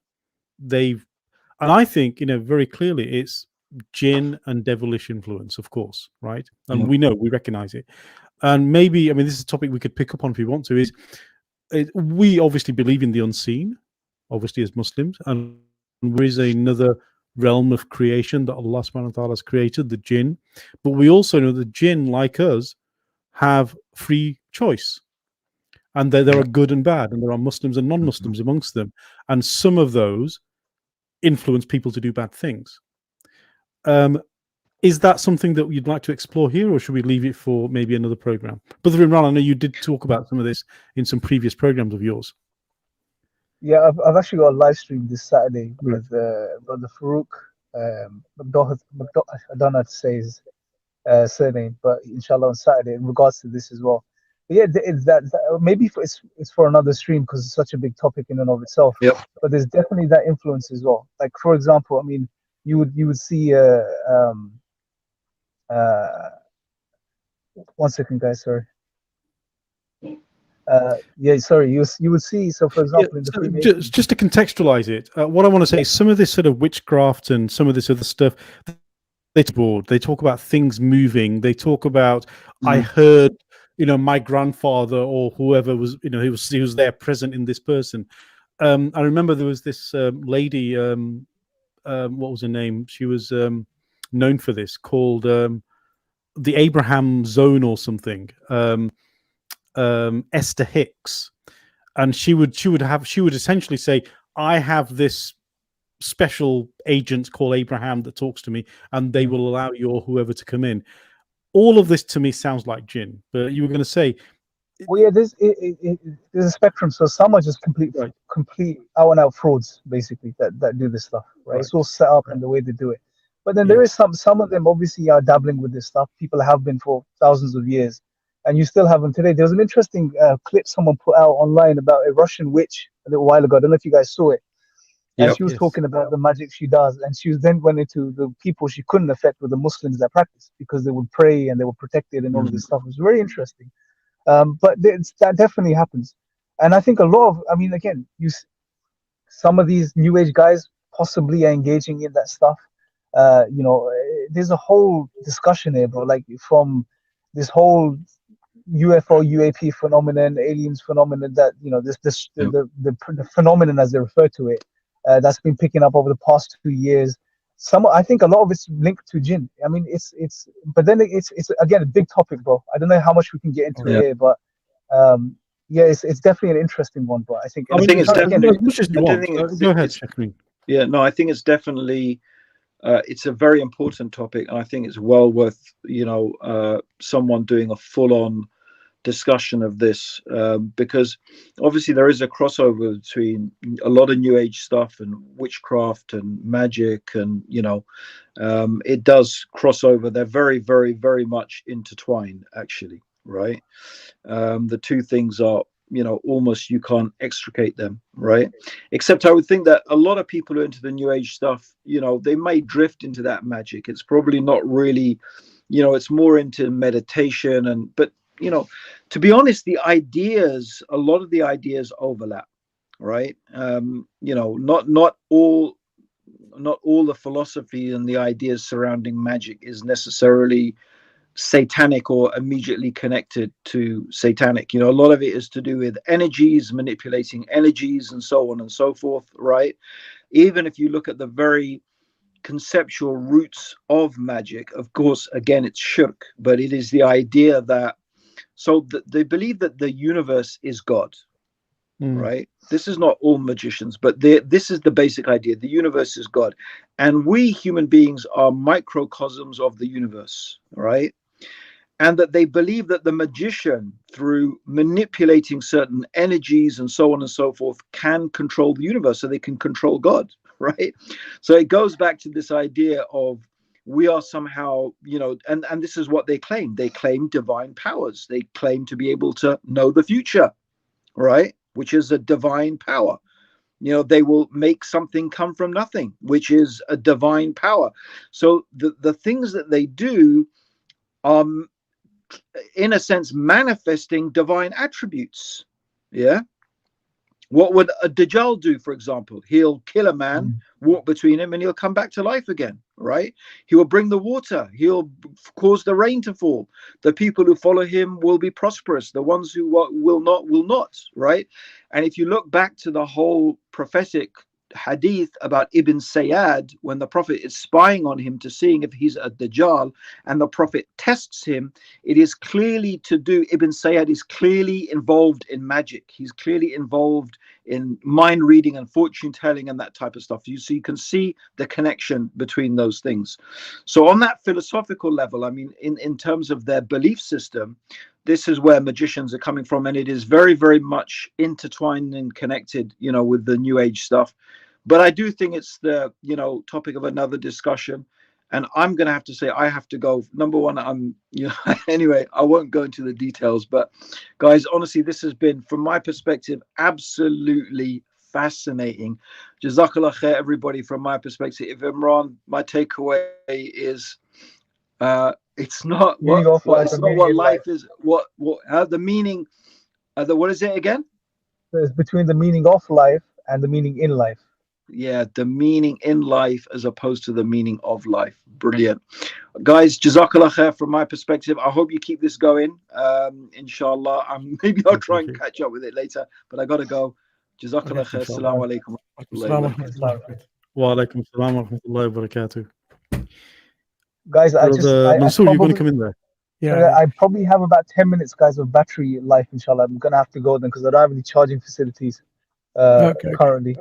That's fine. So can I just ask you then, in terms of now recognizing the causes of people's going forward with this particular view of life, subscribing to that path, as Muslims, of course, we need to think about our Muslims who may be inclined to this, and how do we stop them and make them understand that this is not the path to take. That's one thing. And in terms of people who are not Muslims, how do we then engage with them in terms of making them understand the truth, which is Islam? Because obviously, if you just talk about the rational argumentation for the existence of God and you're being a creation of that God, rationality might not serve as efficiently as something that is going to be connecting to their hearts, which is the focus of this spirituality here. So what would be your practical advice for these two different groups? Of course, they are diametrically opposed, but of course, we need to cater for both. It's a very big question. It's subhanAllah. So for Muslims, I think that with Muslims, first, I think we need to realize, why are Muslims feeling the need to look elsewhere? That's the big question, right? Because if they didn't have, if they were satisfied, which they should be, and fulfilled, which they should be, then the need wouldn't arise. So the need is definitely arising. We see, especially amongst young Muslims on campus, on university campuses, etc. A lot of them are, you know, turning away and not only just becoming atheists, but they are moving towards all of these, following some of these new age guys and all of this type of stuff. A lot of them are actually that unfortunately do end up leaving. Now, I think the reason, one of the fundamental reasons is that there's a disconnect somewhere amongst the Muslims, especially the youth, when it comes to understanding Islam on a very fundamental core level, the core concepts and ideas of Islam, which build a worldview for the Muslim, right? Because I don't think a coherent worldview is built in the minds of young Muslims these days. What they recognize is, okay, I'm Muslim, my name is so and so, I go pray on Fridays. I'm supposed to pray, 5 times a day. I'm supposed to fast in Ramadan. I'm not supposed to eat pork, etc. These do's and don'ts, they understand, some of them at least. But when it comes to, understanding that Islam is actually a coherent worldview, it acts as a lens through which you understand reality. It puts everything together. It makes sense of your life. It makes sense of why you're here. It makes sense of where you're going. It makes sense of the purpose in your life. They don't know this stuff, and these are core ideas within our deen. That knowing why Allah created us, which is to know Him and to worship Him. How does that manifest within this worldly life? Allah says He created life and death to test which of us is best in deeds, in action. And action is essentially worship, is to believe and do good deeds. So it's understanding these core concepts: who we are, why we exist, our identity, where we're going, what it's all about. Everything Islam has, and it teaches us, and it emphasizes. Allah emphasizes continuously throughout the Quran. That is not instilled within the minds of Muslims. So when they think about Islam as their religion, they don't see it as a comprehensive cosmology, if you like, if I can use that term. They just see it as, okay, do's and don'ts, something my parents believe, something I've been born into. That, I believe, is one of the fundamental issues. Now, when they go into a university, for example, setting, and they come across any shoddy ideology, say atheism as an example, you know, as weak as it is foundationally, what they do really well is they present a system which is very practical for their followers, right? And if they provide the social structures, they provide all of the sort of the things to believe in, and what we do as atheists or what we do as spiritualists or New Age guys. It's very practical. They try to provide a cosmology for them as a worldview, and they become attracted to this, right? So I think for young Muslims, we need to teach them those core concepts. I've actually got a series on my channel. It's called Core Concepts, which I think is a 3 or 4 part series which deals with all of this stuff, which is, you know, understanding these core concepts, building that clear worldview for Muslims, so it grounds them and it shows them that, look, Islam answers all the big questions. You know, it puts everything into perspective for you. It makes sense of everything in life and all the things you're going to come across, whether it's suffering, whether it's trials and tribulations, whether it's, you know, understanding why you exist in the first place, who you are as a human being. Because again, we go through secular education, bro, and we know we've been through that, all of us. And one of the things that is embedded in our minds, and it may just be subconsciously, is the idea that you are just this physical being. You know, you are just an intelligent animal. That's all you are as a human being. You know, so the notion that develops in our minds is a very sort of secular understanding of what a human is, an evolutionary understanding. You're just an intelligent animal. That's all you are. You know, and so we see why it's not so difficult for people just to go out there later on and become hedonists and just have fun and enjoy themselves and fulfill their desires, etc. So we need to, and Muslims are affected by this, unfortunately. So we have to build those concepts in their minds so they understand the reality of who they are fundamentally as a human being. No, you're not just an intelligent animal.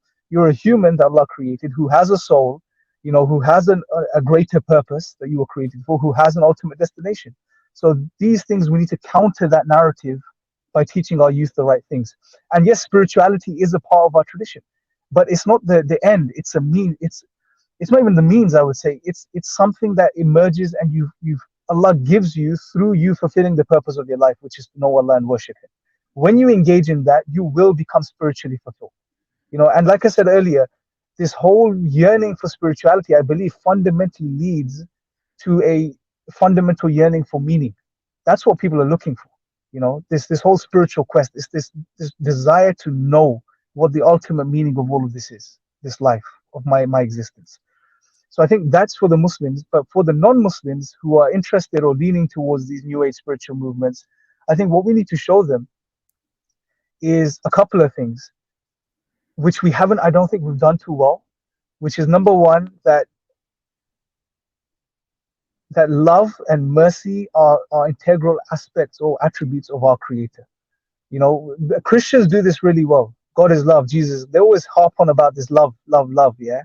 And they try to use that against us. Where is love in your religion? Where is this? Where is that, right?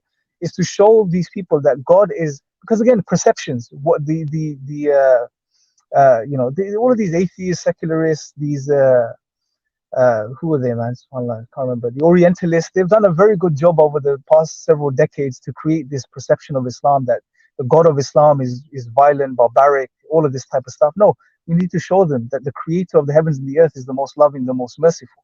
So we need to share this with them. And secondly, we need to show them, you want true spiritual fulfillment? What you're really looking for is not spiritual fulfillment. You're looking for the ultimate meaning of your existence. And you know what, in Islam, when you find that ultimate meaning and you start engaging in that and start fulfilling your purpose, you will be spiritually fulfilled. Why? Because you're connecting to the ultimate source, the creator of everything that exists. There's nothing greater than that. And the feelings you will get as a result of that, the experiences you will have, all of this, you will feel amazing. So we need to show them, link spirituality to the purpose of our existence, which is knowing Allah and worshiping Him. and to change that perception in their mind that's been created, that, oh no, spirituality is something you can have without God. I was telling the brothers earlier, I'm currently doing a module for my master's on religious experiences, and the humanist academics are at war with general academia because they want to change that subject. They don't want to call it religious experiences anymore. They want to call it spiritual experiences or mystical experiences, because they want to make this whole phenomenon available to even the atheists and the humanists. So I think, and also there's been a change in definitions over the years as well about what spirituality means. You know, I mean, Sam Harris is somewhat a proponent of this. You know, they've really tried to tweak and change what spirituality is. And for the materialists, it's essentially what they're saying is it's about a feeling, the feeling of euphoria, the feeling of awe, the feeling of peace. That's what they're essentially calling spirituality now. It's just this chemical reaction. You need to achieve the state which creates or releases these chemicals in your body that make you feel this way. That's what spirituality is for them these days. You know, so it's about redefining it for them, connecting it to Allah, and showing, you know, who Allah is through Allah's names and attributes, I guess, inshallah. Okay, mashallah. So we have got Sister Swati, alhamdulillah, will be joining us. I think she's gone through this. So just to let those viewers and Brother Imran who might not know, Sister Swati is from a Hindu background, who is mashallah Muslim now. But I think she has gone through the New Age kind of vibe as well. So inshallah, we would like to listen to what she has to say on this topic. And I think one of the ideas for this particular topic, I think I would give credit to Sister Swati for basically suggesting it. And that's the reason that we're having this discussion today. So welcome, Sister Swati. Walaikum assalam, brothers. Yeah, this is in fact one of the topics which I thought has a lot of significance, but somewhere it's been underplayed. So in that sense, and especially people as Brother Green had also said that when he was facing whatever battle aspects which were there within the religion of Christianity, New Age is something I think people really get trapped into when they want to come from that organized religion, because it gives you that kind of idea of God as being love, as Brother Imran had just said, and everybody, you having that divine power spark. Of course, this idea is definitely not, when you read about it, and much of it has already been discussed. So when you read about it and you see, it's right from the time of in that garden in the paradise where Iblis had said that once you eat that forbidden fruit, you will be like God. So the same thing from there to, right from the kind of Enlightenment, and then of course Renaissance, the Protestant Reformation, Kant, Hegel, Plato, all of them, coming with this notion where you have the power and you can, you are the one who, you don't need any mediator. So you can directly have that communion with the divine. So that's the entire thing which, this gets encircled with, and especially people who are into academics, I have seen they would get very fascinated with this idea because of that secular tone which is associated with this, of not having the kind of rituals, especially with the battle religion. The rituals would be very meaningless, which I found in Hindu religion. So therefore then, this becomes a very attractive mechanism to tell them that you don't need to follow that. You can still have the connection with that God. In fact, you can find it within yourself. And Brother Mohammed, which you were talking about, Esther Hicks, and her channeling Abraham Hicks, I had read so many, all her books and the series and the lectures which she would have, and some of them would be the cruises which she would have, the online ones. So everything that now I'm understanding, because that time when I was going through that, I would just wonder, where is that notion? Why would she not take up the aspect of God? Because she would always use the term source, never the term God. And always, and one of the very cliche things where she would say the kind of relativity which is very much associated with New Age realism, this kind of movement. So the very idea that Hitler will go to heaven, that the question answers which you used to have in that hot seat, so that used to and the plea behind that was that the very idea was that all loving, all merciful, all forgiving God cannot be so, cannot have those kinds of heinous punishments. So therefore, once you re-emerge, the terms which he would use would be, once you re-emerge into the non-physical, then the thing is that, you leave aside all your, sins, for that matter, all your misdeeds. They are just, you don't carry that in the non-physical realm of that particular, heavenly realm, whatever it is.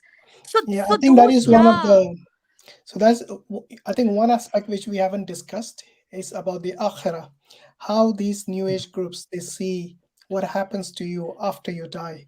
So they have kind of given this image that once you die, so some of them say that you'll reincarnate, which means you have another chance. Some of them say that, oh, you just merge with the energy of the universe, these flowery kind of languages. So what they take away is the aspect of responsibility and also the consequences of your actions. Absolutely. By saying that you'll have another chance. So so I just want to be respectful to Brother Imran here. Taken away from you, in a way. Yeah, so Brother Imran, you mentioned you only had 10 minutes to go. Do you have to go now? Yeah, I'm on I think 11% or something. Oh, it's a battery charge. At this point, okay. My phone normally it just shuts off. Okay, alhamdulillah. You need a charger, bro. Yeah, you need a charger. I know, I had a charger, somebody just stopped working a couple of days ago. Okay, so stay as long as you can, but if the power goes, then the power goes. We'll go. But I wanted to ask a very quick question, Sister Swati here. So, should we open up the floor to people to come in and ask some questions before Brother Imran? Actually, that's a good idea. Let's open the floor for questions. Yeah, that's a good idea, actually. While Brother Imran is still here, and sorry to interrupt, Brother Mohammed. Yeah, so we'll open up the lines. If you can join, Brother Imran only has 10% on his phone, so it'll be first come, first served, inshallah. So the question was, Sister Swati, is when you were on this journey, what's interesting is Hinduism already has a lot of this spirituality, apparently, because New Age draws on it. Exactly. So why did you go looking there when apparently you already had it? It's just because it was not so much in terms of the organized, religious mechanism as was there within Hinduism. Because the deities which you still have within Hinduism, the rituals which you still have, the festivities which are there, which are associated with the religion, it's still in certain ways organized. No matter, however segregated it may seem or scattered it may seem, there is still texts which are there, scriptures which are there. With New Age, you don't have any scriptures as such. You don't have any text as such. You don't have any deity as such. In fact, they would not even they would shy away from using the term of God also. So that ways, I was basically looking for who the creator is. And because I was not able to figure it out within Hinduism, so I thought maybe, and I did not even know whether it's, this kind of categorization of whether it is a New Age religion or something. I was just on the search of reading books. So within reading, all that, while reading Buddhism, Jainism, about Christianity a little bit, these so-called self-help spiritual books which were there, they were the ones which would say that, okay, and especially, for example, Taoism, Zen, all of this, would be merged. In fact, the entire pantheism of East and the occultism of the West, it just gets blended together within this, where they would then bring out, kind of practices which you were talking about, the witchcraft, etc. So they'll not use those kinds of terminologies, but yeah, channeling, the very idea of transcendentalism, yoga, which would be there. Definitely the very idea of, the chakras, the entire Eastern mysticism. And of course, then the nirvana, reincarnation, the tarot cards, which would be there. And definitely the channeling. Channeling would be something I had seen, which was so much in within entire sect, right from, say, you were talking about Esther Hicks, Wayne Dyer, and Lewis Hay. And I had told you about this Keith Wapnick, Helen Schuckman. Yeah. They would have a course in miracles, which was, their new version of Christianity, which they would be coming out with. So that means somewhere they would say that we are channeling, we are getting, we are tapping that higher energy. So they would say that higher energy, the spirit angels, they are talking to us, telling us how we can evolve the humans to next level. So, that ways, you can be like God. So, the very exact direct words like these were not used in Hinduism. They would still not say that you can. I mean, of course, Hinduism definitely is a very vast thing with a lot of diversity within that. Yet the mainstream one would not say that, you don't need any deities or scriptures and you can be God. So that's the thing where, when I ventured into all this and reading all of that, so many of, now I understand after coming to Islam, because I think if you don't have the anchor of Islam, you can totally get misguided. You would not know what is right and what is wrong, because that the very core idea of subjectivity which they emphasize, that everything is right and everything, it's all contextual. So nobody is here to judge anybody, because when God is not judging, then who are humans to judge each other? So in that sense, let me sort of stop you there, sister.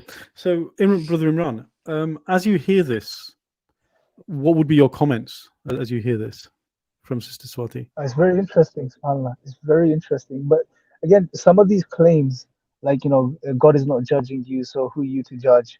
They sound very interesting or substantial when on the surface level. But if you really start picking them apart, you start to see, okay, well, it's not really the case. But then again, if you're working within a framework which is not grounded and it's been changed over the centuries, then obviously anything and everything may have been introduced into it, and therefore if it's man-made concepts which have been introduced into the religion, then they may be hard to dispute from that perspective, because they are something that was introduced later. So unless you're working with what was originally sent down, it's one man's word versus another man's word, or one woman's word versus another woman's word. So it is very interesting. But subhanAllah, it's I'd like to hear some more from her experience. SubhanAllah, it's very interesting. I think the idea of really the idea of disowning all accountability is, I think, hedonism written to the extreme. Absolutely. Basically gives you permission to do anything and everything without any kind of accountability, and that to me is the most dangerous thing, I think. Exactly. That is, Brother Mohammed, that is, yeah. Please go ahead, Brother Imran. I was just going to say, like, from a Western context today, you refer to that as what they call it here is postmodernism or wokeism. Exactly. Which is you make nothing has any truth to it. Truth is what you want it to be, basically.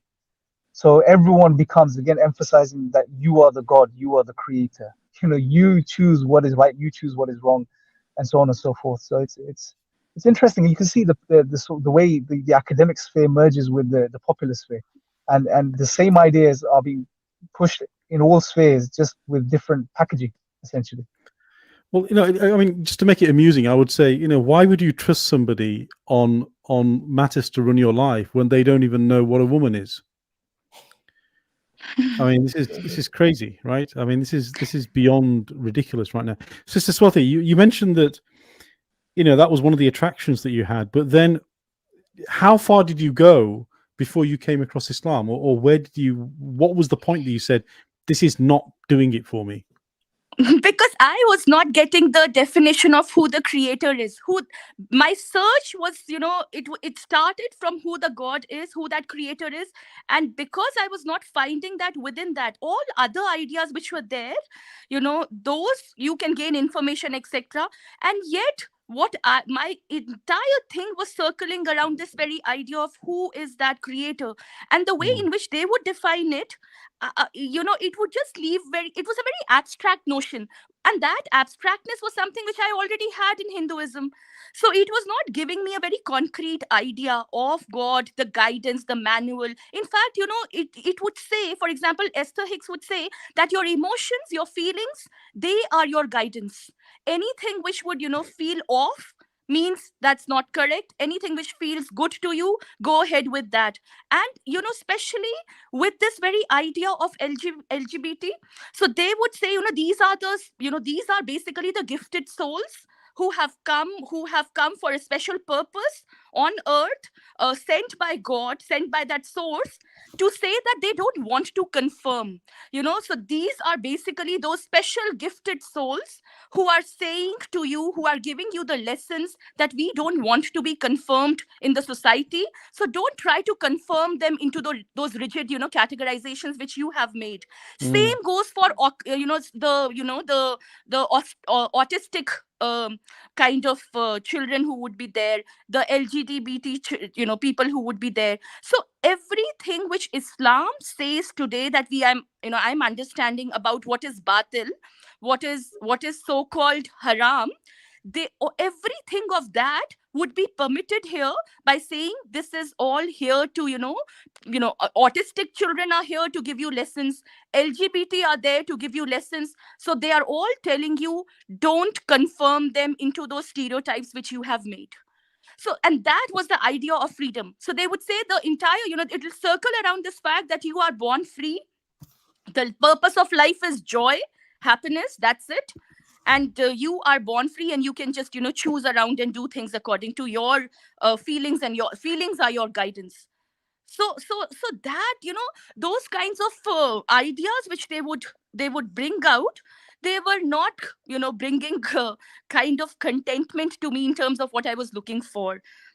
So that was the point where I sort of got to drift away a little bit from that, thinking that this is not making sense to me. This is not giving me the idea of who that creator is. Interesting. I think we just lost Brother Imran from his probably battery died completely. Yeah. We've got a guest here, I think.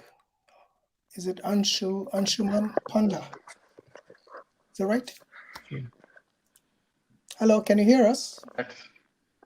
That's right. Yes. You're very, very faint, Anshuman. Can you put your mic, come close to the mic, or put your mic on properly? Hello. Hello. Audible now? Yes, go ahead. How are you? Thank you for joining. I'm great. Where How are you you guys? from? Very well. I'm calling from India. India. Okay, wonderful. So have you listened to the whole of the stream or only some of the stream? No, I just joined. I had a hunch that you just joined. Okay. Yes. Okay, so do you know what the topic of the stream is? I guess you are discussing New Age spirituality. Okay, good. So what's on your mind? So I have a doubt. Why do you call it New Age, first of all? Oh, it's just like old wine in new bottle. It's actually not a new age thing. Yeah, if you actually see it, it's not a new age thing at all, because this has been, as we were discussing, the brothers had also discussed, this is something which had been going on right from say the time of Greek philosophies of Roman gods, deities, which they would have, entire Plato's theory of form, etc. So, and of course, we have a lot of pantheism within Hinduism also. But the thing is that they just modify it a little. They try to take out the deity from it, bring out certain new kind of principles within that.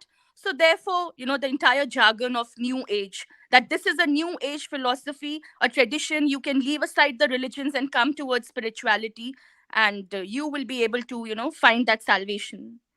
So Anshuman, do you actually follow the New Age, or do you follow some other religion? What is your background, if you don't mind us asking? No, I'm a Hindu. You're a Hindu, okay. You really need to speak up because we can barely hear you. Okay, just give me a moment. Okay, so did you have a question for us, or did you want to make a comment on the topic? Well, if I can do both if you guys have time. Although it's late Okay. tonight. Pick your best question and let's move from there. Okay, so let's discuss the necessary and contingent theory that you guys speak about the creation of the universe. Can we go on that, or do you want me to discuss New Age? No, whatever is your best shot. I mean, you can go with that, no problem. So do you want to repeat that again? Is it the contingency argument? Is that what you want to discuss? We can do that. Contingency and dependence argument. Okay, so what Anshuman, can you state? Okay, so can you state the contingency argument, please? Let's start with that. What is the contingency argument? Based on my limited understanding, it is that everything is dependent on something, and non-dependent things, dependent things cannot come out of non-dependent things, or something like that. If you can state it better, that would be great. Well, no, no. Look, Anshuman, the way it works is you are coming here with a claim. You need to state what are you claiming? You need to know what you're asking, basically. Yeah, you need to know what you're asking. Okay. If you don't know what you're asking, we can't answer a question. Okay, let me put it very simply then. Can something come out of nothing is the question that I'm asking. But that's a different question. That's not the contingency argument. The way I see it means the way I have seen it in debates which happen between Muslims and atheists generally. It's that atheists ask a question, Muslims ask them who created this. Go on back till the time of the creation. And they say it is the contingency and dependence argument. If you see something in the present moment, it is dependent on something else. You take it, it is dependent on something else, and it must go back all the way to the creator. So I'm just curious. Anshuman, you stated you're a Hindu. You're not an atheist, are you? No, I'm not an atheist. So why are you playing the kind of a devil's advocate for the atheists? Because you're a Hindu, so state your position rather than somebody else's position, which you really don't take, to be honest. See, the way it functions is that there is no atheist or Hindu arguments. There is argument. And when you provide the answer to that argument, you generate a path. No, it is. There's a difference between an atheist and a Hindu. Do you not agree with that? There is a difference. When you are an atheist and you start questioning and then you find an answer, then you but you're not an atheist. That's the point I'm trying to make here. You stated you're advanced past that stage. Are you an atheist Hindu? Are you an atheist Hindu, Anshuman? Or do you believe in? Now I'm a Hindu. No, I know you're a Hindu, but are you Gnostic Hindu? No, I think he's a traditional Hindu. Let's not use the word Nastika without understanding what it means. So let's just say I'm a Hindu. Then you can ascribe any qualities to me. I believe in deities. Okay. Good. Okay, that's it. I believe in rebirth. Just be clear, because we speak to a lot of people from India, from Indic religions. Sure, I understand. And we understand because we don't want to misrepresent. We're very careful about how we talk about somebody else's religion. So we want you to present yourself properly, because we don't want people to think we're misunderstanding you. So it's important that you tell us who you are and what you are. So we know that within Hinduism or within Sanātana Dharma, there are many streams of belief that you can have. And there is a Nastika, there's an Astika. Within this, there's Advaita, Dvaita, and others, many others that you can have. And depending on which one you hold, decides on whether you believe in the kind of deity that we believe in, or you believe in a different kind of deity. And then the argument changes, because we argue for a very specific kind of creator God. So you see, these are complex arguments. You can't just come up here and say, why is the contingency argument faulty or not faulty? So I'm asking you again, please state your question and state what your viewpoint is, or what your perspective is, and then we'll go from there. Okay, let me explain my viewpoint. Thank you. The reason I started from the atheist perspective is, when you go back in the atheist perspective and when you reach that creation point where they always seem to get stuck, they are not actually stuck. From that point springs answers which can lead you to Hindu Darshana. So you start as an atheist, you understand where it goes, then I can explain something, somebody else can explain how this works, or what is our understanding of it, and then we go ahead from that. That is why I started from the base, which is the atheist base. No, but you see, before you brought up the atheist point, even, you already claimed that you were a Hindu. Then why would you then go back to saying, okay, from the atheist perspective, this is how the question comes across. I don't understand your point. Are you advocating an atheist point of view, or are you a Hindu? Which one is it? Make up your mind. I'm saying if we take our discussion from the atheist point of view, if we start from Who is there, we? we can Who reach is a this conclusion. we? Who is the we here? We, you, me. No, we are Muslims. We don't claim to be atheists or Hindu. We are quite straightforward as to what we are. So when you say we, who is the we? Absolutely, I don't disagree. I'm just saying, let's take this argument from there, and then we can build on it, so that I can also put forward my viewpoints. Your argument is, can something come from nothing? Is that right? Yes, I'm asking, can something come from nothing? Okay, based on your question, I want your definition of the term nothing. Nothing is lack of something, lack of everything, lack of anything. Okay, so does nothing in your worldview, does it exist? No, it doesn't. If something doesn't exist, can it bring about something? It might. Say again, I could barely hear you. If something, listen to the question carefully. If something doesn't even exist, is non-existent, can it bring about something that does exist? This is the actual question that I wanted to ask, and thank you for asking. No, but I want to know if you understand the term nothing itself. Before you even formulate the question, you need to understand the terms that you're using. If you don't even understand the question you're asking, then it's pointless, isn't it? So if nothing doesn't exist, can it bring about something? If nothing doesn't exist, can it bring about something? That's the question, right? Think. Use logic, use your rationality, and then answer the question. Since we are here, and since we are in this physical world and we exist, so it didn't come from nothing.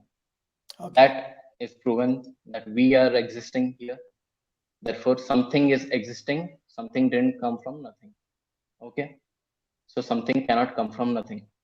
Fair enough? So you answered the question already, yeah? Yes. Your question was, can something come from nothing?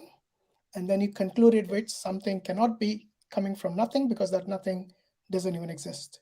So there has to be something to bring about this reality that does exist. And what do you think is that something?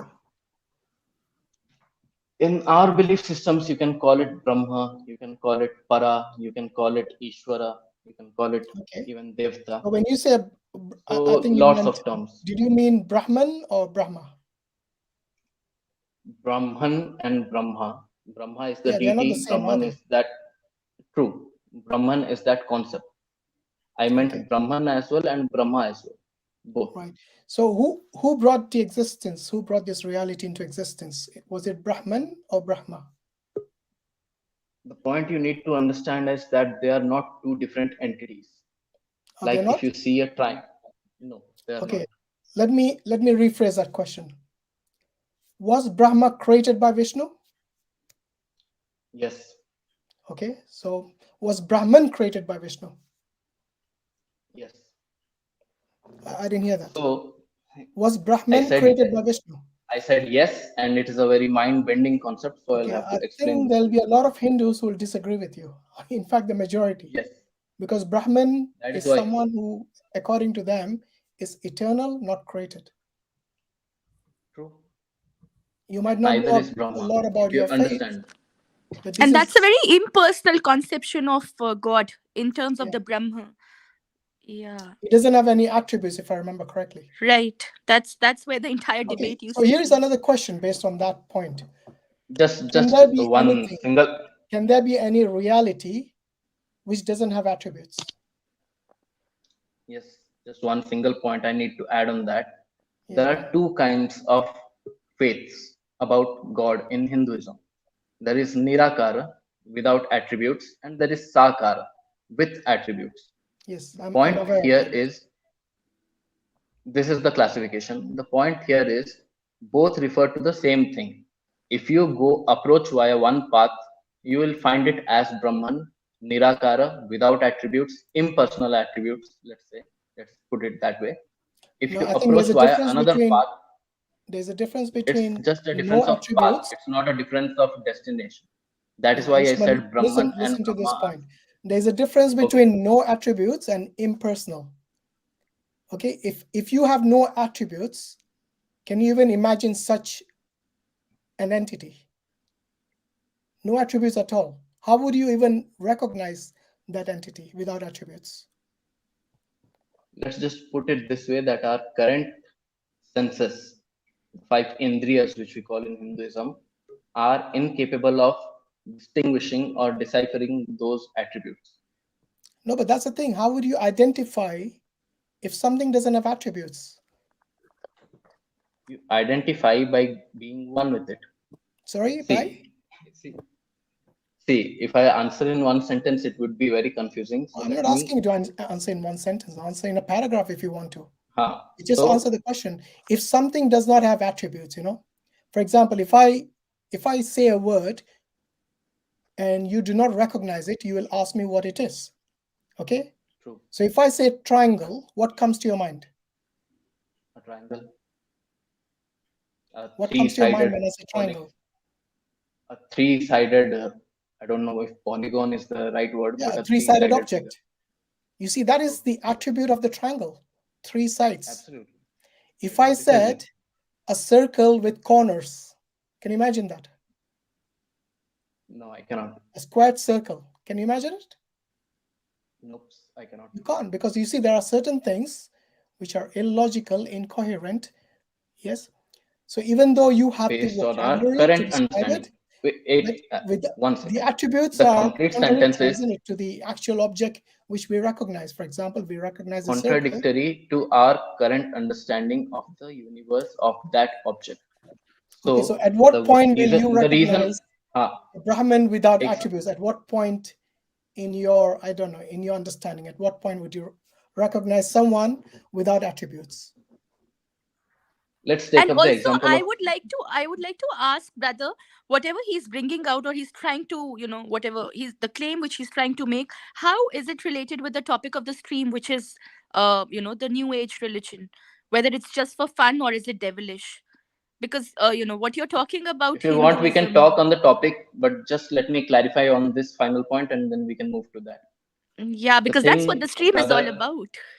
Sure. Okay, go on. What's your final point? The thing point? brother asked about attributes is, if you see via Buddhism, which also can be considered a part of Sanātana Dharma, the ultimate goal of Buddhism is nirvana, and its theology is Shunyavad. Shunya means absence of everything. Shunyavad is the philosophy. So at nirvana, they reach that state which is called Shunya. So the question you are asking is, how do you describe a thing, or how do you describe a phenomenon which has no attributes? But the thing is, brother, that in Buddhism they do not come up with. They don't come with the notion of God there. No, in Buddhism they nullify. They do not believe. And you are talking about Hinduism, where there is the notion of Brahma. If you are going to somewhere which has no attributes, you won't call it God either. So if you reach there, what would you call an entity without attributes? I really want to know. What did Buddha call it? You tell me. You're the one who brought up the point. Buddha didn't call it anything. When people asked the Buddha about is there God or not, what are the attributes of God, Buddha remained silent. But Hinduism does have an idea of God. You can't compare that with Buddhism now.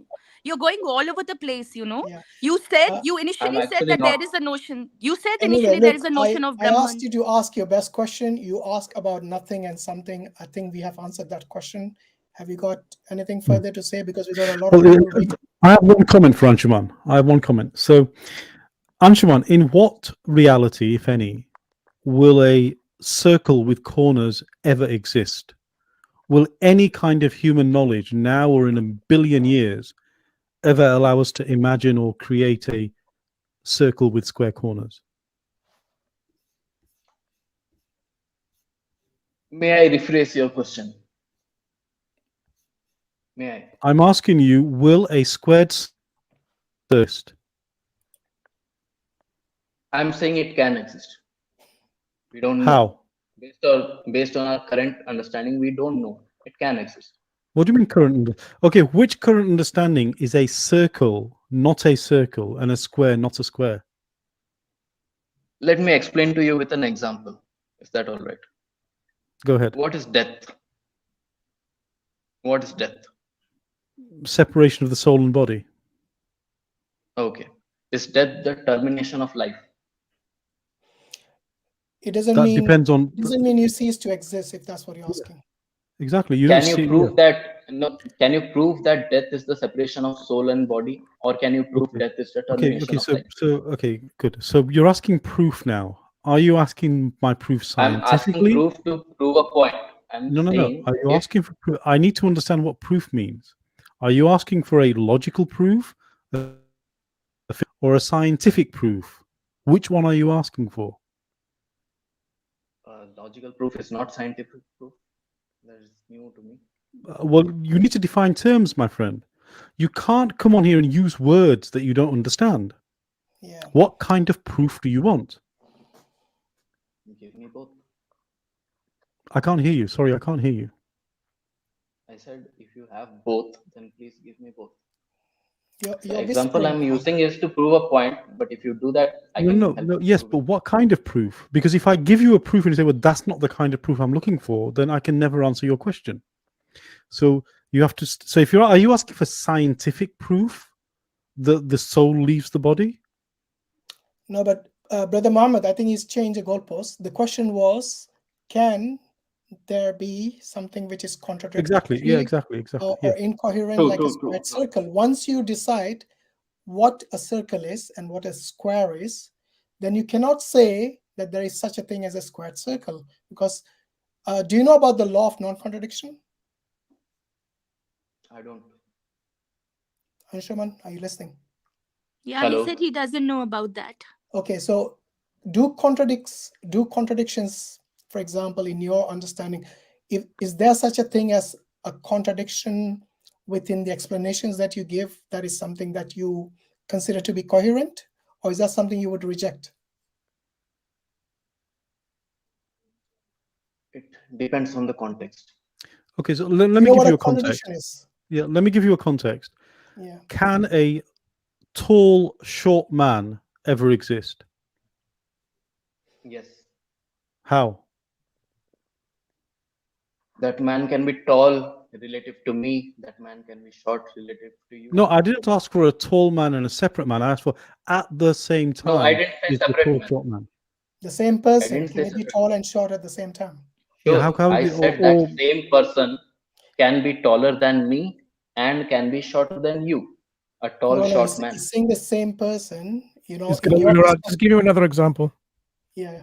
Yeah. So okay, the classic example here is a married bachelor. What does the word married mean? Good example. Okay, exactly. But these are contradictions. You see, what I mean is real contradictions do not exist. And if you believe they exist, then you have to tell me that in your bank account you got paid and you didn't get paid. Is this how you deal with your if you get a salary? Do you say to your manager, you paid me and you didn't pay me? This is not how we operate. Either you got paid or you didn't get paid. Which one is it? True. So you see, when a contradiction is I got paid, no, I didn't get paid, people will stop employing you. They will throw you out of the company. So we're asking for you to apply the same logic here. Maybe he will say it's relative. If you ask my wife, I didn't get paid. If you ask me, I got paid. Yeah, it depends on how much you owe the bank, I suppose. The meaning of contradictions mean nothing, you know. Yeah, exactly. It's irrelevant. So look, I think you really have to understand how logic works, and I don't mean this disrespectfully, but you need to understand. Go read up on the laws of non-contradiction. Okay, so things like a married bachelor doesn't exist. Doesn't matter from whose perspective you look at it. Okay, and by the way, is language and culture independent. So it doesn't matter whether I ask this to an Italian or a Hindu or a Muslim or a Sikh or a Buddhist. This contradiction is real, will exist for everybody. Yeah. So it's not something that is specific to English either. So anyway, I think we answered the original question, which is, can something come from nothing? The answer is no, and you answered it yourself. So thank you for joining. Okay. Oh, he left. Yeah. So you want to bring in some new people here? Prem Ji? Hello, sir. Good morning. How are you? Very well, thank you, Prem Ji. Yeah, I'm calling from India. Actually, my English is not so good, but excuse me for that. No, alhamdulillah. Well, actually, it's actually quite good. So, did you listen to the stream earlier? Yeah, I've been listening. Yeah, Fantastic. I've been listening. So, what's on your mind? Not really. I don't know much about Islam, and I just, keep watching videos and, getting knowledge as much as I can from, intellectuals like you guys. And I just have a question in my mind. How can you prove that Quran is a book from the God?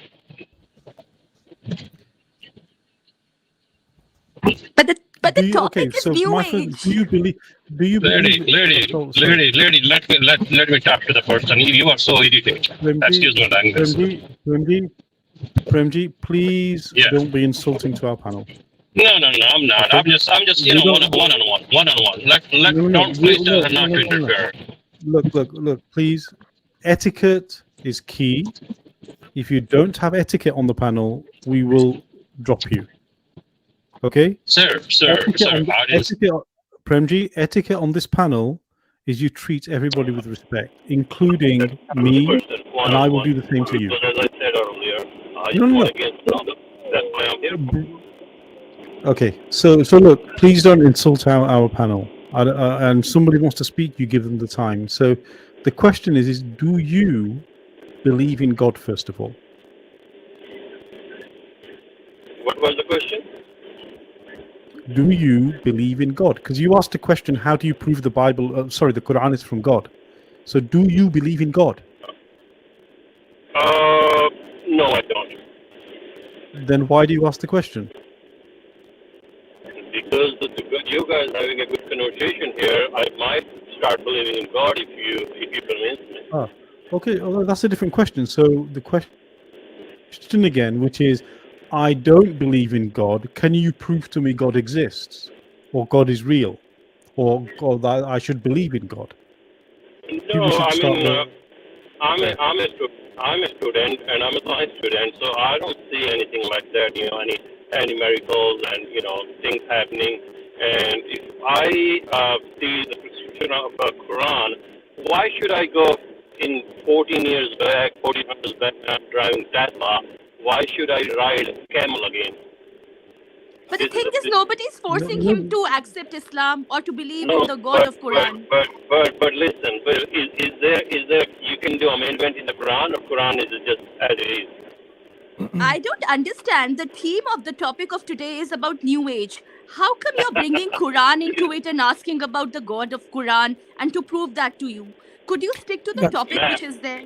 That's okay, Sister Swati. So Prem Ji, it's an interesting take that you have. You don't believe in God, but you need to believe in a book from someone that doesn't exist to you. But hear me out, first of all. Hear me out. I just want to learn. I just want to learn something. I'm here to learn something. Of course. I'm addressing your question if you don't mind. So you're asking for proof for the Quran to be from a God that doesn't exist.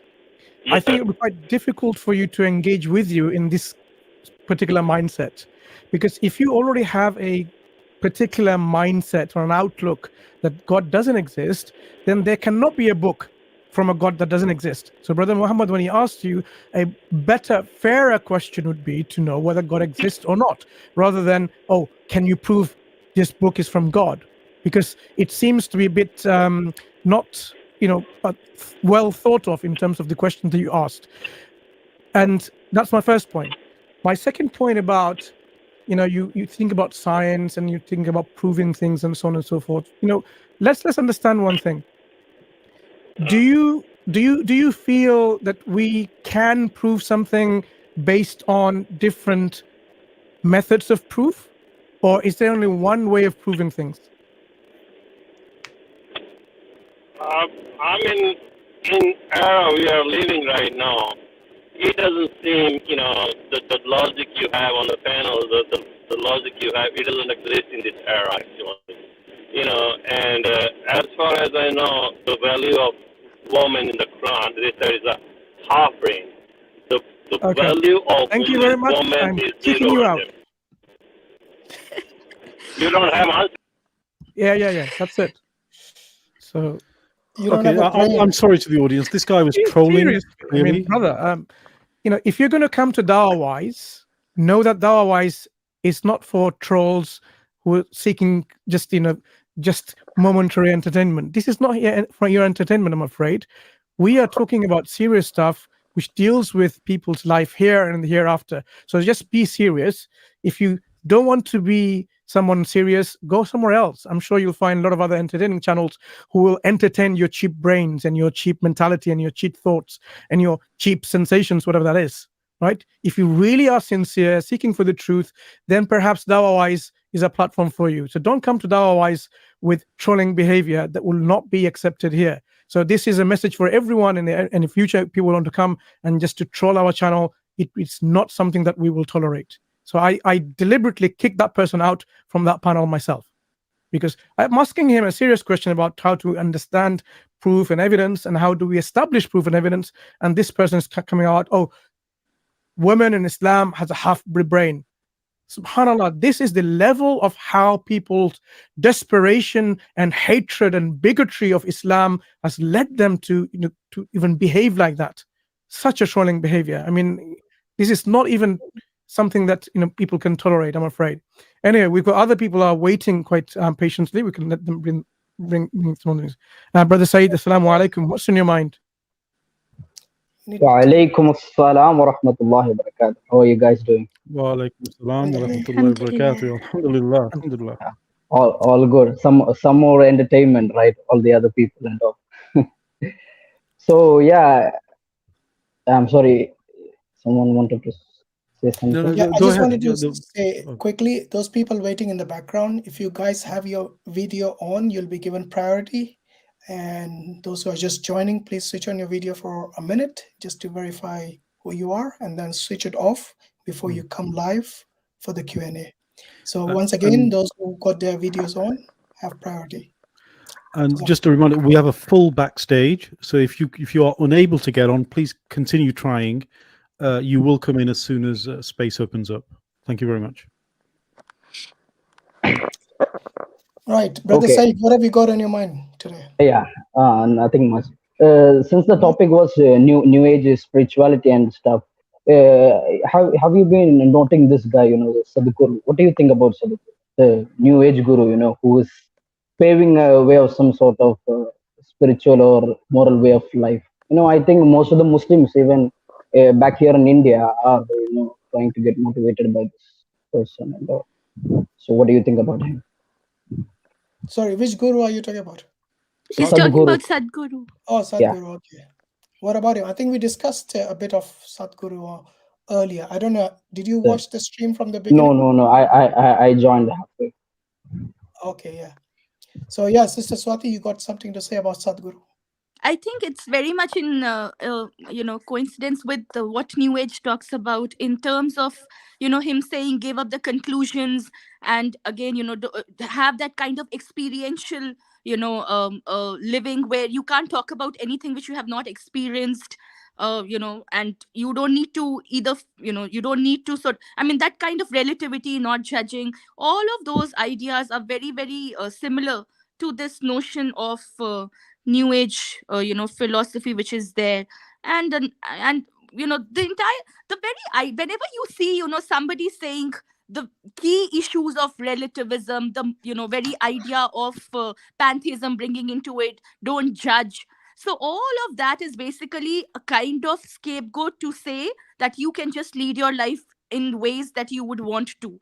Let there be no rights and wrongs, no do's and don'ts. So those are the things which he also in very subtle way tries to propagate, and it becomes very in with the youth, because then he would say that you are in that sense spiritual, and you can connect with that divine, and at the same time you can do what you want to do. So that's a kind of a mixture which he brings in, a combination where you are spiritual also, and at the same time you can go ahead with your whims and fancies also. So that way is the kind of best of the two worlds for them, which is actually not the best. So of course it's very very clear that he is in that subtle ways bringing out the very idea of the New Age philosophy. What is your point of view about him, Saeed? I mean, the people that I have interacted with, I mean, they are saying that he's the perfect person. Like they are idolizing him as the modern Gandhi and stuff. And he is giving up all these ideas and things that if we were to implement all this in our countries and things, we would have a more advanced standard of life and something and all. So yeah, this person is being idolized by the young youth around India, and also I wanted to know your perspective on this person. So Yeah. Sister Yes, Swati, I just yes. wanted to confirm one thing. So the things that Sadhguru is saying, does this have anything which is related to the religion of Hinduism? See, Hinduism in itself, for that matter, has so many elements of New Ageism that many Hindus would say that no, he's talking, for example, about one particular aspect of Hinduism, because Hinduism does in itself has paganism, pantheism. It would also have that relativism. So it's like one battle religion with another battle philosophy. You can find lot of similarities between the two. So I wouldn't be surprised if any Hindu would come and say that no, he is talking about not New Ageism, but he's talking about one particular sect of Hinduism. So yeah, of course we can say that he's talking about one particular battle aspect of the Hindu religion.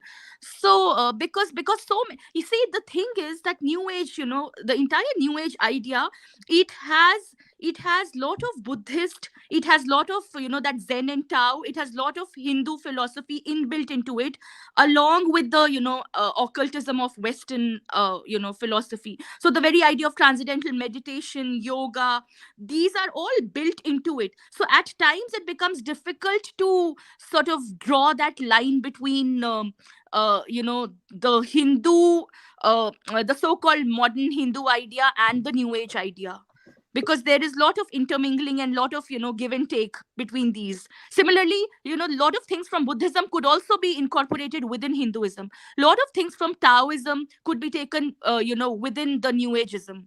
So that ways it would not be surprising for any Hindu to come and say that Sadhguru is talking about a particular Hindu philosophy, and he's not a New Age person, because New Age and Hinduism is not very different in that sense, when we really go and see into the essence of that. So when we dwell into the core aspects of what their moral values are, we are not able to distinguish what Hinduism or what the Western moral ideas that he is propagating. That means there cannot be drawn a single line to differentiate Yes, various ideas of life. Absolutely. Actually, And you will find, what is telling you, there's a Yeah. lot of overlap. So there can be aspects within even the Western philosophies, even within Buddhism, even within other, in fact, even within Islam, that the Hindu religion philosophy can incorporate. Yeah. So this is something which I think don't consider Hinduism to be a monolith, like just one particular sect within Hinduism believes just one thing. They have different sects which can even contradict each other. Yes. which they do, yeah. Earlier there was a Hindu person. He mentioned a God with attributes, and also Hindu belief God without attributes. Absolutely. So they have contradictions within their own religion. So it depends on which Hindu you ask, and they'll give you the response. I think, Brother Hashim, you had a conversation with the atheist Hindu, right? I mean, Yes. that is a contradiction to say. Well, this is something which many people don't know. There are, within the Hindu philosophy, they can be atheists. In fact, they can be Muslims, they can be Buddhists. So this is, they just want to basically incorporate anyone and everyone, and just say there's a room for everyone here. But what ends up at the end is that a lot of contradictions appear within that. And this is what we as Muslims take pride, that Alhamdulillah, in our key doctrines, there's no contradictions. Yes, so when we say Allah is one, doesn't matter even if it's a Shia, even if it's someone who might be like, completely rejected from Islam, even like, for example, who are these? The Ismailis, or people, not the Ismailis, what are they called? The Qadianis. Even they will say God is one, So this is something that, and he has attributes, and that he has names. So they will all agree to that. But within the Hindu sect, like I said, Some of them, for them, the God is the Krishna. For the others, the God is the Shiva. And they're completely two different entities. And they say, yes, this is our supreme God. The others say, no, this is our supreme God. For the third category, it might be Shakti, the goddess. So they have different notions as being who even God is within Hinduism. It's it could be a male, it could be a female, it could be with attributes, without attributes, complete contradictions from the perspective of an outsider.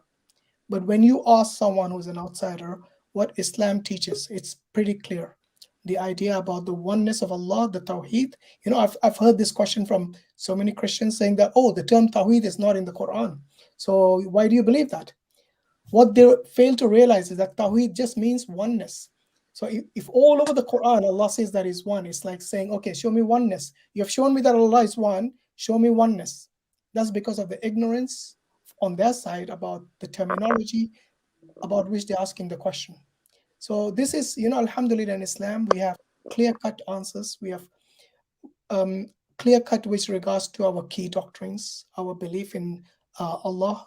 And this is what differentiates Islam with other religions. So even the Christians, I've heard them say that the teachings of Islam are simple, straightforward to follow without contradictions, and this is, alhamdulillah, this is, if something is haqq, if something is the truth, then it will be free from contradictions, from internal contradictions. And this is where Islam stands, alhamdulillah. And I mean, that is the reason, I guess, sorry. There are a lot of people waiting, so if you got... Okay, no problem, yeah.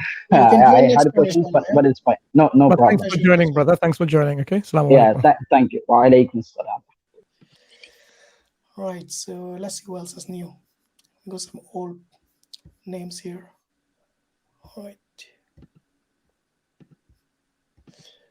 Mac. Assalamu alaikum. Wa alaikum salam wa rahmatullah. How are you, brothers? Why are you joining, Mac? I am joining from Canada, Montreal. Okay, mashallah, yes. Welcome. What's on your mind today? Actually, I was talking about Hinduism. Actually, I was listening to a lot of stream, and I didn't know anything about Hinduism, but mashallah, through your channel and other streams, I came to know. But then I failed to understand that when Hindus make objection to Islam, I don't know on which base they do. They have the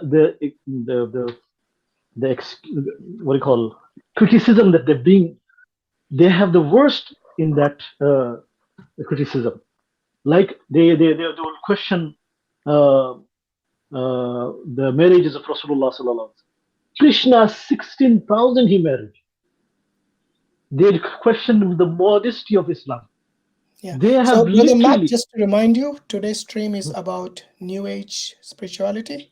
So I think Sister Swati told off a few Hindus, so I thought I'll tell the Muslims a consistent message as well. You got any questions on the topic at hand today? Sorry, I don't have any questions. Were you listening to the stream? I just wanted to share my because when I joined in, I saw one Hindu atheist person came in and he was talking, so I thought I would just join. Okay, so you joined right at the end. You did not listen to our stream, did you? No. You're more than welcome to join another time when we have a stream discussing more about comparatively discussing what Hinduism and Islam. Okay. Of course. Thank you for taking me. Jazakallah. Assalamu alaikum. Right, so we have guys here. I think there's one new guy here. Sajal. Don't know if I said that right. Sajal, you need to unmute yourself. I think he's going to sleep. Sajal, are you there? Unmute yourself so we can hear you. Okay. Let's get someone else. Who's next? So we got Sohail Shaikh.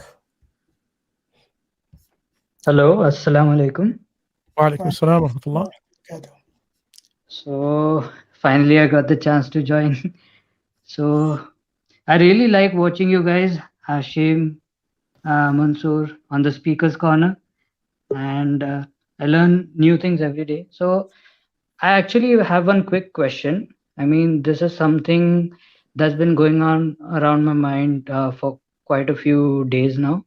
So Right. Is it I know related to the topic we are discussing today, or is it something completely different? I'm not sure how would you, because this is something related to wisdom. So Okay, so it might be. the topic today is at the bottom of the screen. Can you see the scrolling screen? Yes, New Age spirituality, right? Is it related to this topic? No, I don't think so. So maybe is it related to Islam or Hinduism? It's related to, meaning I need to understand, like I need to ask, what is the wisdom behind the struggle or suffering of animals? Meaning basically I understand that humans go through sufferings and trials and tribulations for a purpose, like to get Jannah or Jahannam. Meaning if they successfully pass the trials, they get Jannah. So even animals go through trials and tribulations. I'm not sure tribulation, but they go through struggles. So what could be the wisdom behind that? So when you say trials and tribulation, you're talking about the tests. Allah is saying that we, the humans and the jinns, وَمَا خَلَقْتُ الْجِنَّ وَالْإِنسَ إِلَّا لِيَعْبُدُونَ, we are the ones who are actually the ones who will be tested, and our purpose is to do ibadah.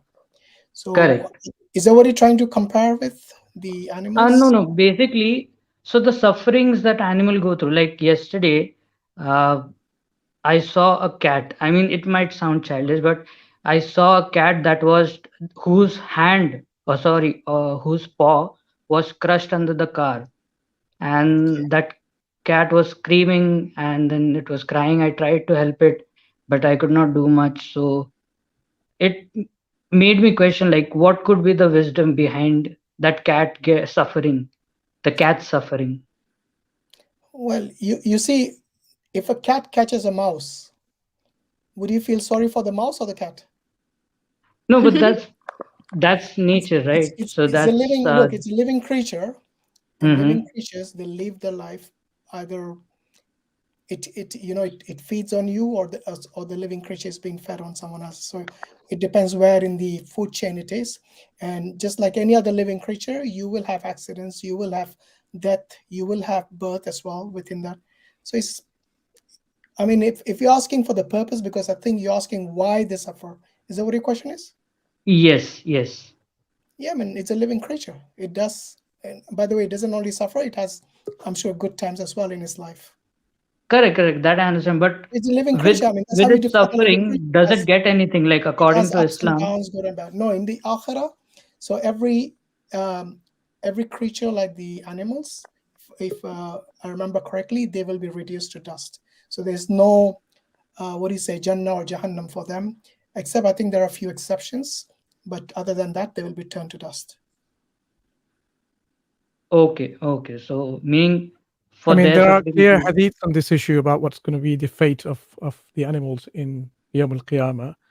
And some of the hadiths are quite authentic. I was just going to share on the screen, but I'm not able to. I'm going to read it to you anyway. Yes, so on the day of resurrection, the animals will settle scores between one another. It says in the hadith of Abu Hurairah, that the Messenger of Allah ﷺ said, all scores will be settled on the day of resurrection. Even the hornless sheep will settle its scores with the horned sheep. This is narrated by Muslim in Al-Bir, As-Sila wal-Adab 4679. And it says in another hadith, Allah will judge between his creation, jinn, humans, and animals. On that day, the score will be settled between the hornless and the horned until there are no outstanding issues left. Then Allah will say, be dust. And that point, the kafir will say, would that I were dust. Shaykh al-Albani said this is Sahih in his Silsilat al-Sahiha, number 1966, part 4. So what it is, what you see apparently in terms of the trials or tribulations, as you put it, or the sufferings, none of these animals will be wronged in the day of judgment. they will also, have their recompense. Like the horned and the not horned, means one that is being victim and one is attacking and so on. They all have their account set because Allah is all just. So there's a wisdom. There's a wisdom why things are here. For example, some of them, Allah has made us permissible to eat them from their animals and so on, like things that we eat, we don't eat the animals and so on. And for other purposes, there are here some we ride as a mount, for example, to go from one place to the other. So they have their benefit in creation. Allah has created us and created a lot of things around us to be subservient to our needs. Like Allah says, وَسَخَّرَ الشَّمْسَ وَالْقَمَرَ. He even has made subservient the sun and the moon for our service, let alone the animals and other things that you see. So there's a wisdom behind it, brother. If you want to discuss this further, inshallah, we can have another chat. I mean, you can email us on dawawais@gmail.com, as you can see on this screen, and we can refer to you for more information if necessary. But we just want to keep it to today's topic, which is New Age spirituality, if you don't mind. But thank you for coming and joining. Inshallah, thank you so much. Jazakallah. Barakallah. Assalamu alaikum.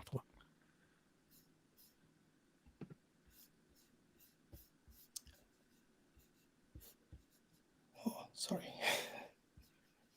Do we have a Masihi Muslim of some kind somewhere? Okay. Assalamu alaikum warahmatullah, brother Faisal. You need to unmute yourself so we can hear you. Assalamu alaikum, brother. How are you doing? Wa alaikum salam. Assalamu alaikum, sister, as well. I don't want to exclude you. Yes. Yes, I had an observation that I wanted to discuss here, bring up.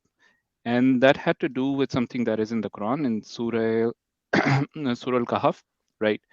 And in Surah Al-Kahf, if you read the first few verses, in verse 4, Allah is specifically talking about and to warn those who claim Allah has an offspring, and that he basically then goes on to say that they have no knowledge of this, nor did their forefathers. What a terrible claim that came out of their mouth. They say nothing but lies. This is just a preface, but then the part that Allah talks to the Prophet ﷺ, that now perhaps, O Prophet, will grieve yourself to death over their denial if they continue to disbelieve in this message. So what I've heard some of the scholars talk about is how this this aspect of Christianity has pretty much led most of the people in the West out of faith and religion and into atheism. This is sort of the idea that God has a son, and the fact that it does not even resonate with your soul. Your soul tells you that this cannot be true, but you're being told that this is how it is, and your mind cannot make sense of this contradiction. It leads you to this path towards atheism, where you sort of deny that religion can ever be true, and religion is sort of becomes in a lot of people's mind, it becomes a tool for that. This is a tool used by the people in power to just control you. And that sort of leads you out of a paradigm where God is the center of your life into a paradigm where now you are looking for any reason to escape the idea that there must be a God. And then that sort of leads you into all of these new ideas, which sort of follow through, because Allah says in Surah Al-Hashr, verse 19, and I'll read a translation by Mustafa Khattab, that, and do not be like those who forgot Allah, so he made them forget themselves. It is they who are truly rebellious. So essentially what we're seeing in this age is this idea of Christianity forcing the belief that there has to be a Trinity, there has to be three God, leading people out of religion and basically taking their faith away from religion. They now put their faith in everything outside of religion, and it turns them away from God, so now they've even forgotten about God. It's not really that they when you think about it. Brother Faisal, do you have a question? So the question is, do you think this observation is correct, that a lot of these people have just Yeah, I think what you describe is more like secularism and liberalism rather than. Yes. So yeah, Christianity. Many of the Christians are like namesake Christians, so they just follow a tradition. So they might go and enjoy Christmas parties or even celebrate Christmas, but as far as the religion itself is concerned, I don't think they have any clue with regards to the actual theology of Christianity. Yes, and this is what I was saying, that because they've actually forgotten God, Allah has made them forget Him and themselves as well. So now all of what's happening now is them searching for themselves, because they cannot make sense of their own existence. So they have to come up with like all these new Brother ideas. Imran, he said they want to fill this void. They have this gaping hole. And, spirituality is such that we are spiritual beings. We are not just flesh and bones. We have a soul. We have consciousness. We have our nafs. All these things, they need some sort of fulfillment in terms of the spirituality, not just the material world. So when you are given everything, the luxurious cars, your homes, even then people will commit suicide. Why? Because all those material things will not fill that gaping hole that they have within them. And this is this is where your fitra has been clouded, and you're so stubborn, and you don't want to acknowledge God Almighty or obey Him in terms of submission, in terms of submitting to what He has told us to do, and to refrain from what He has told us to, which is forbidden. So they want to lead their own life in their own little world. So they think all these material things will make them happy. But until it's too late for some people, where they literally take their own life because that doesn't fulfill their needs, the spiritual needs that they have, and they will go in every other direction to search for that, and they will latch on to things which people will make them believe that this is the spirituality which you are craving for. So these so-called gurus, they will give them certain things which might give them temporary fulfillment, but then in the long run they realize that all that is just empty words from them, nothing that can be used practically, or even if it is, it's very little. So I think there's a lot of craving for spirituality, which they are looking in the wrong direction. So Islam is the truth, which they come like people who have gone through this journey, like Sheikh Abdurraheem Green and Sister Swati. They have been through this different, spiritual journeys, this evolution of spirituality. They have realized that all that is irrelevant. All that is basically just vanity and things like that. It's the real haqq is within Islam, where it gives you a sense of fulfillment, a sense of responsibility, and answers which they have been seeking for all their life. The purpose of your existence itself.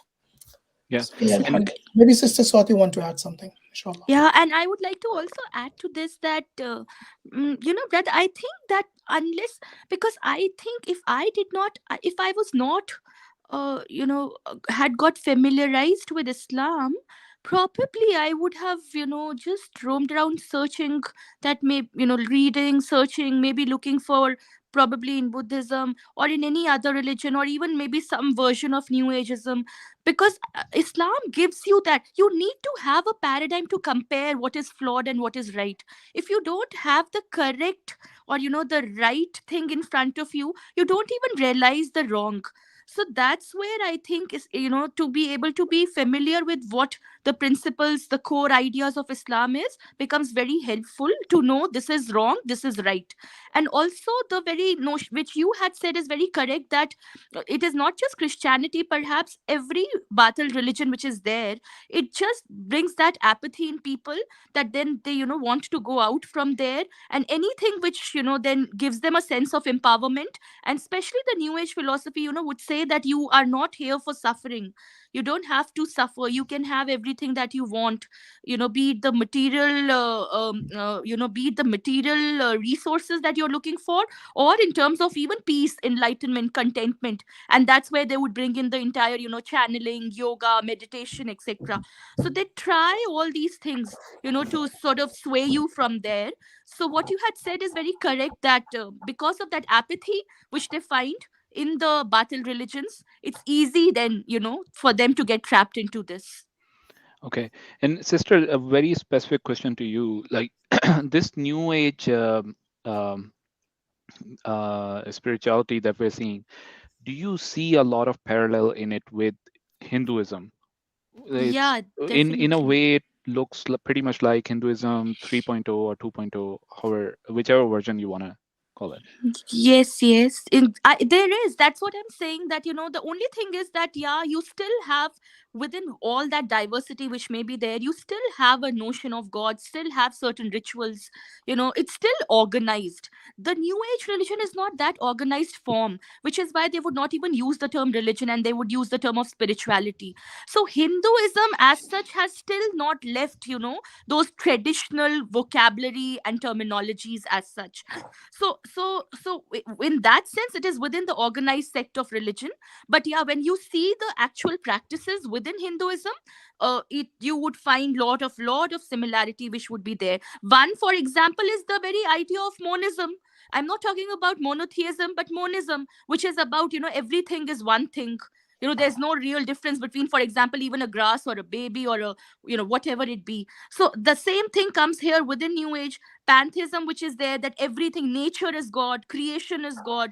You need to see that divine energy force in everything. In fact, the entire humanity, for that matter, is God. You find the same thing which is there within New Ageism. Again, then the very idea of syncretism which comes within Hinduism, of trying to sort of bring out that kind of religious plurality which is there, you again find that within New Ageism. So the thing is that because Hinduism is so diverse, and you have so many different kind of ideas which have been taken into it, you can take any particular piece and fit it there in New Ageism. So it's like, basically, I would say New Age, which is why it's just a title, new, but actually it has taken from all the battle religions bits and pieces, and sort of combined, amalgamated all together, and come out with this kind of philosophy which would have the battle of everything and making one combined religion. Exactly, sister. So there's nothing new about it. So Brother Faisal, I Absolutely. think that should be sufficient to answer your questions, inshallah. Yeah, Jazakallah khair. And brothers, good. Barakallah fi for joining, and most welcome to join once again. I've got a few other people waiting on the back chat. We should let them in. Assalamu alaikum wa rahmatullah. Wa alaikum assalam wa rahmatullahi wa barakatuh. All right, so I'm going to bring Nazmul in next. Do you want to keep your camera on? It's up to you. Yeah. Okay, go on. Assalamu alaikum, everyone. Wa alaikum assalam wa rahmatullah. How are you guys? Alhamdulillah. Where are you joining from, Nazmul? I'm from Bangladesh. Oh, mashallah. Okay. Are you going to discuss something based on the topic? Yeah, based on topics. And nowadays, the name of the New Age spirituality, we can see that even those are atheists, they are like doing go to some gurus and do some spiritual things, like just like Sister Swati says, everything is God, like that kind of thing is going on. Yes, that's the problem. If the problem, one of the big problem is nowadays even the Muslim are fall into this. Like oh yes, we have some Quran Sunnah, do something like that. Even this we have to do some like extra spiritual work for like that. Go to some gurus, do something like spiritual. Yes, yoga is good for health, but you are thinking like other than the Quran Sunnah, you can do much more better with the other aspect. For me, Salah is the biggest spiritual activity for me. For that, this is my very small discussion. And one more thing, like those Muslim are think like that. Yes, we are doing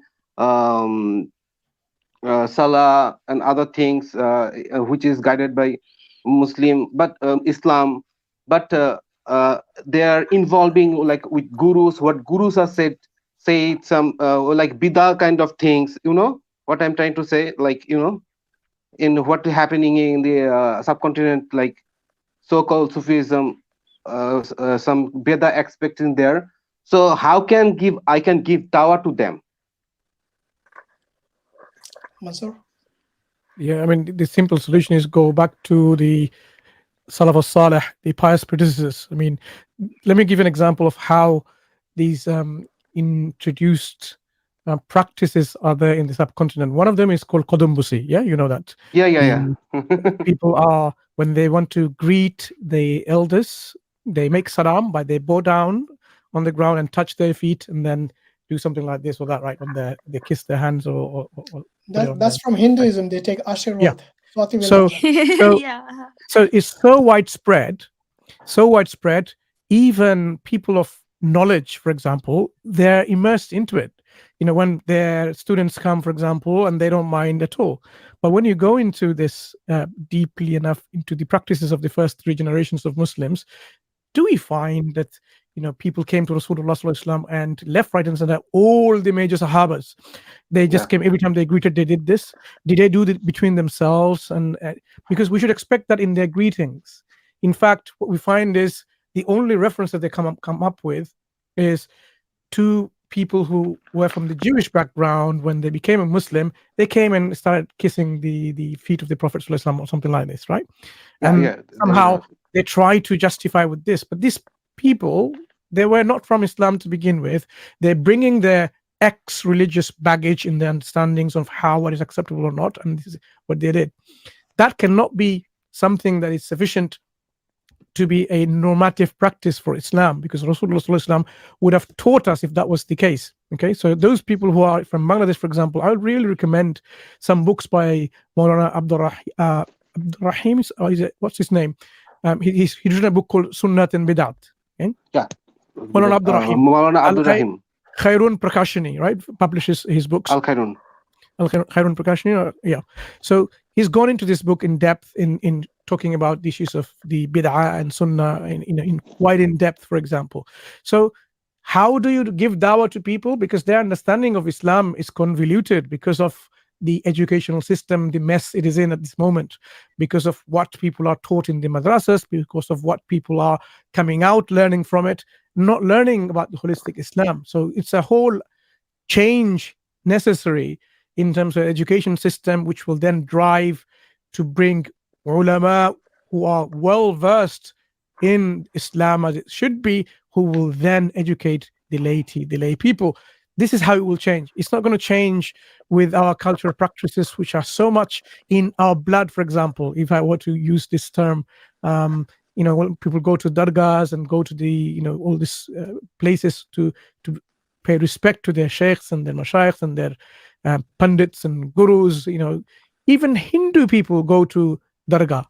I mean, Hindus even go to the dargahs, right? So it's not really an Islamic thing. They knew this is something to do with some kind of understanding they have, like a connection of these people. Even though they're dead, they still have power to do something, to give them wealth and children and money and remove their afflictions and suffering.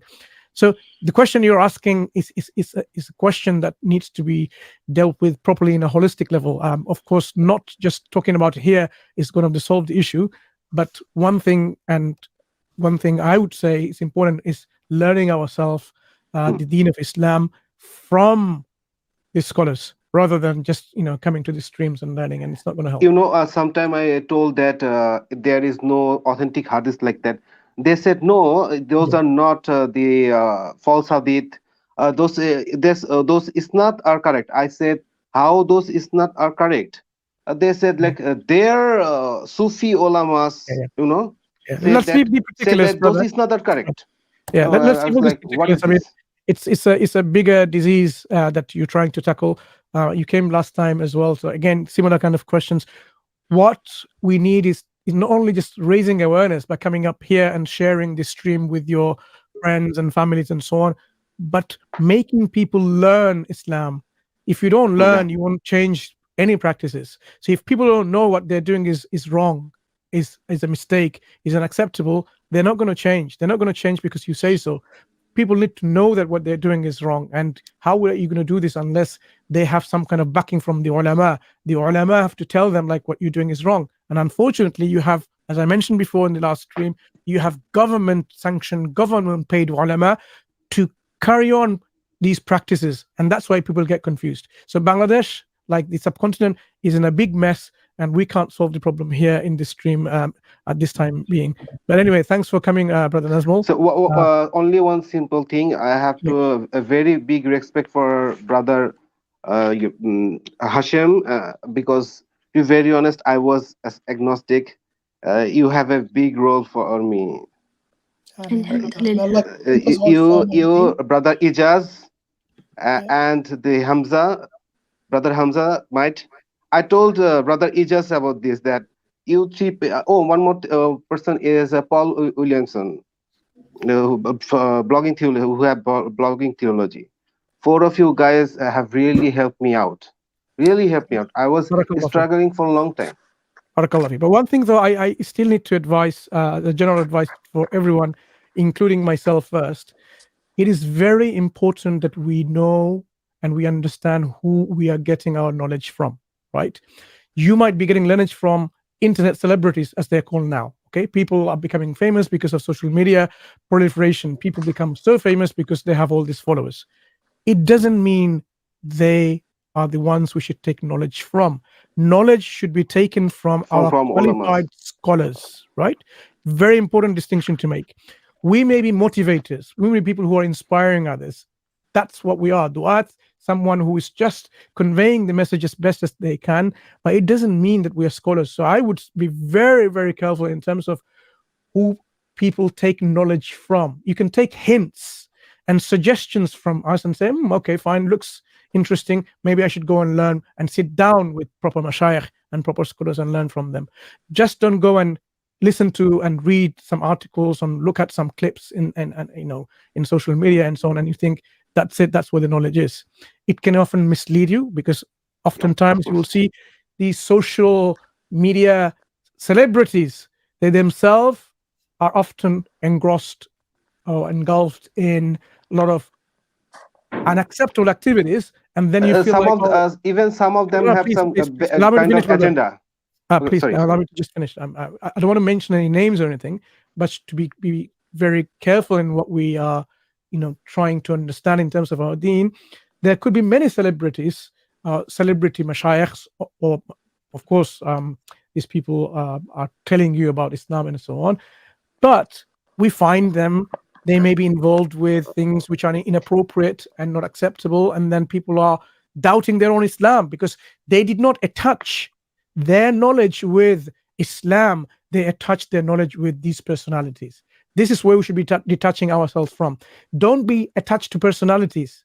Attached to the knowledge that we should be linking our deen with, our deficiencies with. And of course, only thing that we can do, myself, Hashim and Mohammad, Swati and others, is just to give you a little bit of guidance so that you can take the next step forward to learn from the proper channels.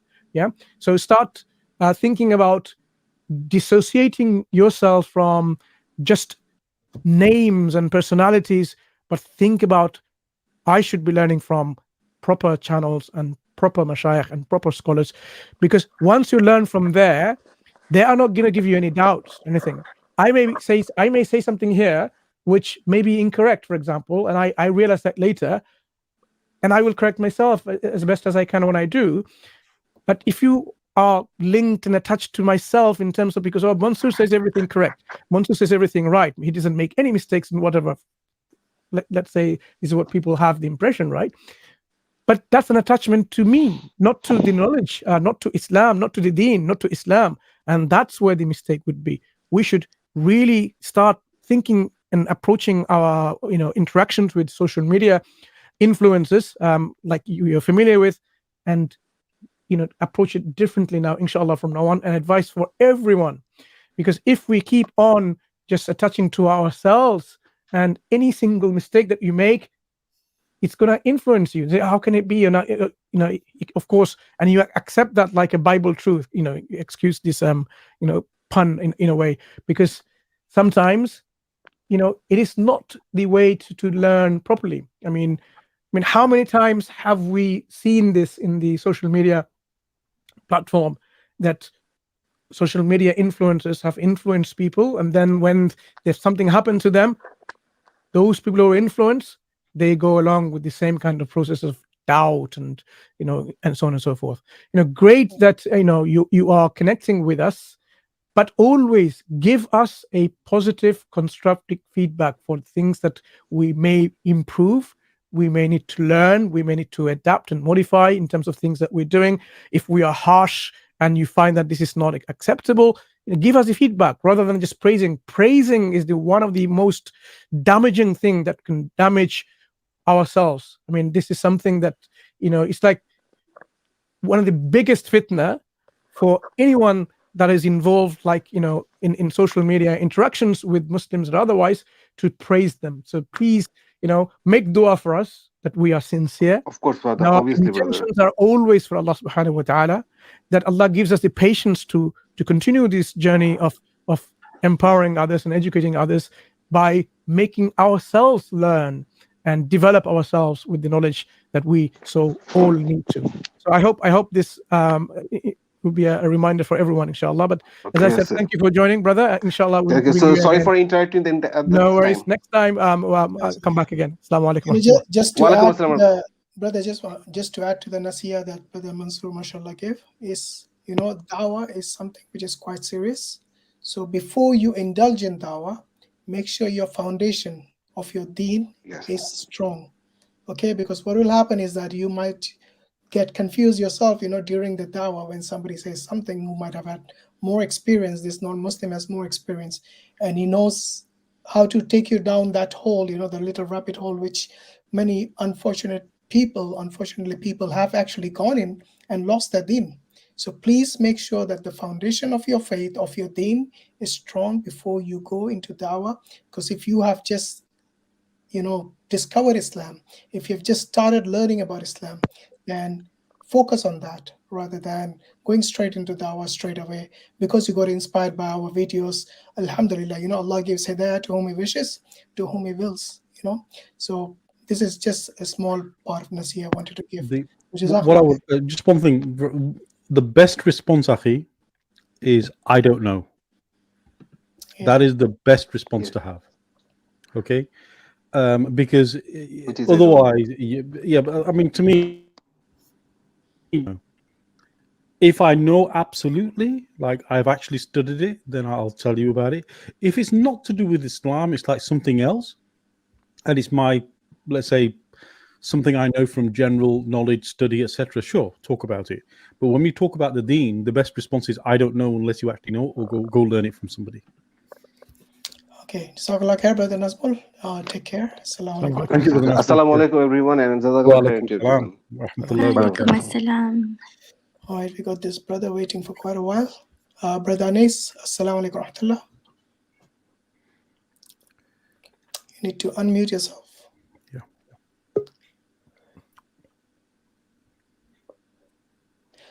All right, so there are some people in the background who haven't actually displayed their camera for verification. So can you please do that? And then only you'll be let on the panel. Yeah, just to let you know, only we will see you. Nobody else will see you. And we'll get priority. Right, Brother Anis. Assalamu alaikum. Can you hear us? We can't hear you. We can't hear you. You need to speak up.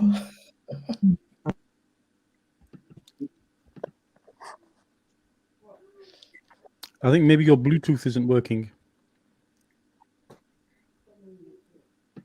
All right. Let somebody else come in. Brother Abdullah, you got your video on. Do you want us to bring you on with the video on? Yeah. With your camera on? Yeah. Well, we know Brother Abdullah. Oh, do we? Okay. Yeah, we do, yeah. Assalamu alaikum, Akhi. How are you? Wa alaikum assalam wa rahmatullahi wa barakatuh. Alhamdulillah. Well, alhamdulillah, great to see you again. How have you been since we last spoke? Alhamdulillah, busy. Ashkul, always busy.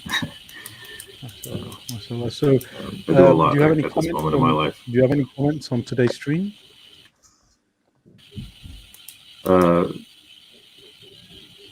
I do just a couple. I'll keep it pretty brief. My past. In my past, I was kind of a perennialist Gnostic, in some sense. So I kind of subscribed heavily to these kind of new agey spirituality concepts. I would basically just take pieces and bits of different religious practices and ascribe to them to some level. I studied heavily into different things like Buddhism, Hinduism, maybe even like pagan religious concepts, and just kind of learning the archetypical nature of some of these things. Like because I never really saw the gods as something literal. I saw them as something kind of I would say hermeneutic. I wouldn't know really how to describe how I saw it necessarily, but I saw it kind of beyond, like something metaphysical, something like beyond real, that was like something.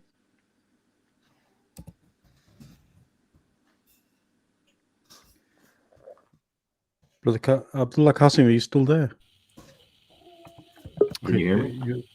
So is it me or is it Abdullah Qasim? No, there was a little bit of lag, but carry on. Okay. Yeah. Carry on. Okay, inshallah.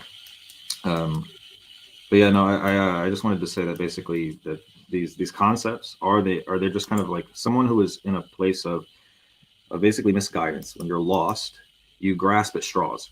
You grasp at whatever the fitra or even your nafs desires. So let's say your nafs will incline towards something. So anything that will allow that to be easy to you, you're going to incline towards it. And actually, that's kind of the danger of this kind of new agey spirituality concepts, because what you're going to find is that anything you want, you're going to make an excuse for it using some form of spiritual inclination, and so it can be a danger to those around you, because let's say you like to, let's say, use drugs or something, but you're gonna create a framework that allows you to use these drugs and say, oh, well, I'm trying to achieve some sort of spiritual enlightenment, right? And all that does is it makes you fall further and further into these addictive habits, which end up destroying your relationships with the people around you. And yet you're just making more and more excuses for this behavior, because you're like, I'm trying to reach some ascended level. I'm practicing some form of shamanism, meanwhile, all of your personal relationships around you are falling apart, and you're ignoring that, and you're becoming passive to it. And this can happen with many other forms of like addictive behaviors. So one thing I've noticed, Afi, is a lot of I mean, this is maybe just me, but I tend to find a lot of North Americans in particular, but all those influenced by North America, tend to go for the sort of the wiki witchcraft spirituality sort of more easily than certainly I see around other places. Is it because is there some kind of amongst the general population, or is just not seen as it's okay for kids to do this? I mean, is there no taboo anymore? Is this why? You're actually pretty correct there. It actually is completely normalized. Wiccanism and witchcraft and magic is completely normalized in society. I mean, it all, and not saying anything about you guys over the pond, but it was kind of normalized by Harry Potter, right? Like this culture of like, J.K. Rowling kind of introduced this normalization of like people being called witches and wizards, and then that kind of led into this kind of more normalization of what magic is to the normal public. So now you'll find people who are just openly wicked, right? You'll find people who are openly Satanist, who are openly trying to achieve, who are openly doing sihr, right? Like they don't even care, right? At this point, there is no taboo against it whatsoever. It's just a completely normal thing. You have movies, you have like, when the season of October comes around, the season of Halloween, You just have endless witchcraft movies, endless things, and people love it. The society is just completely, I guess, engaged with this type of mentality. And as Muslims, we know sihr is bad. It doesn't matter if it's used for good or evil. It doesn't matter. It's a test from Allah to say, well, don't use this. It's available to you, of course, but it's something that you're not supposed to do. Everything is available to you. Any desire is available to you. I think, I think here basically, what maybe tempts them towards that is that sense of empowerment, and especially with the, telling them that, the entire idea of magic, saying, bringing the idea, for example, of evolutionary godhead, saying that this is a spiritual evolution of human into the divine, and, you can also have the power to be able to, create or reach to that particular level. So with that kind of jargons, like this is like an evolutionary godhead, you are reaching towards that, they would not make it in that sense sort of satanic. They will say it's the evolution of the human into the divine. And similarly, the very idea that they would link, bring in the idea of global unity, that everything is linked together, so you're learning all of this, and help probably empowering yourself with this. So the thing is that what we understand to be, satanic in that sense, they would not take it. They would take it to be self-empowerment. They would take it to be reaching to a higher level of evolutionary mechanism of humans. And in fact, they would see the others to be, lower in that, maybe less evolved, maybe haven't reached and haven't tapped into their own divinity and haven't tapped into their own, power in that sense. So that's why when Brother Muhammad had asked, that why is it that they would not see it as a taboo, or why would they so easily incline towards it? It is precisely because of this kind of, evolutionary mechanism of human into divine, and plus the sense of empowerment which they would feel. That would be something. And once again, not to then judge, neither judge your own acts and neither judge anybody else. So this entire thing mixed together will not give them any sense of discernment of right and wrong, which is the reason why I keep on saying that unless you have the anchor of Islam, unless you know the core ideas of that, you would not even realize whether you are going into that, wrong path or not. Because you need to have some path, you need to have some anchor to see what is right and what is wrong. For me, that was the thing, that till the time I did not know about Islam, it was something within me which was saying that I'm not getting the answers, but I still did not know whether it is actually the true path or not. I was still somewhere confused in between, trying it out, trying to see whether, it may lead me towards the truth. And that's the kind of things and jargons which they would say. They would use truth with capital T, and they would say that, it will lead you towards enlightenment, it will lead you towards evolution. So that, so therefore magic would be in that sense never at all be taken, to be something which is haram. They would just take it to be something which is empowering them. I think this brings up a deeper topic actually, and I guess with Abdullah, when you were in your journey, let me call it, this idea. I mean, in Islam, we have very, very clear likely keeps you in Islam and what takes you out of Islam. It's crystal clear. Right. What is haram, what is halal, and then we have some opinions on some fiqh issues, of course. Okay. Yeah. But the core is absolutely clear. What I find in modern society, and certainly throughout secular liberal societies in general, is the ideas of things like heresy, blasphemy, religious doctrine have no meaning anymore. No. And I think that's part of the reason is there are no red lines. There are no lines in the sand anymore that if you cross them, society will shun you. Because that used to be the case, right? I mean, even in America, there was a time when an unmarried mother was like the worst thing you could be. And yet it's quite normal now. Well, that all has to do with moral subjectivism. At this point, what's happened is now they've pushed the line so far ahead of you that anyone who lives a traditional lifestyle is frowned upon, right? If you if you read some of the early texts of some of these kind of the New Age, right? I mean, I'm talking about people like Aldous Huxley. I'm talking about people like George Orwell, who saw these things, who were associated with high echelon circles, who knew that this is what they were planning, that this is the social engineering that they were putting in place a long time ago. I mean, in the late 1800s, they were already starting to push these things.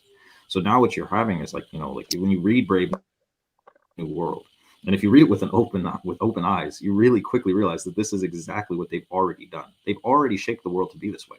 I mean, look around you.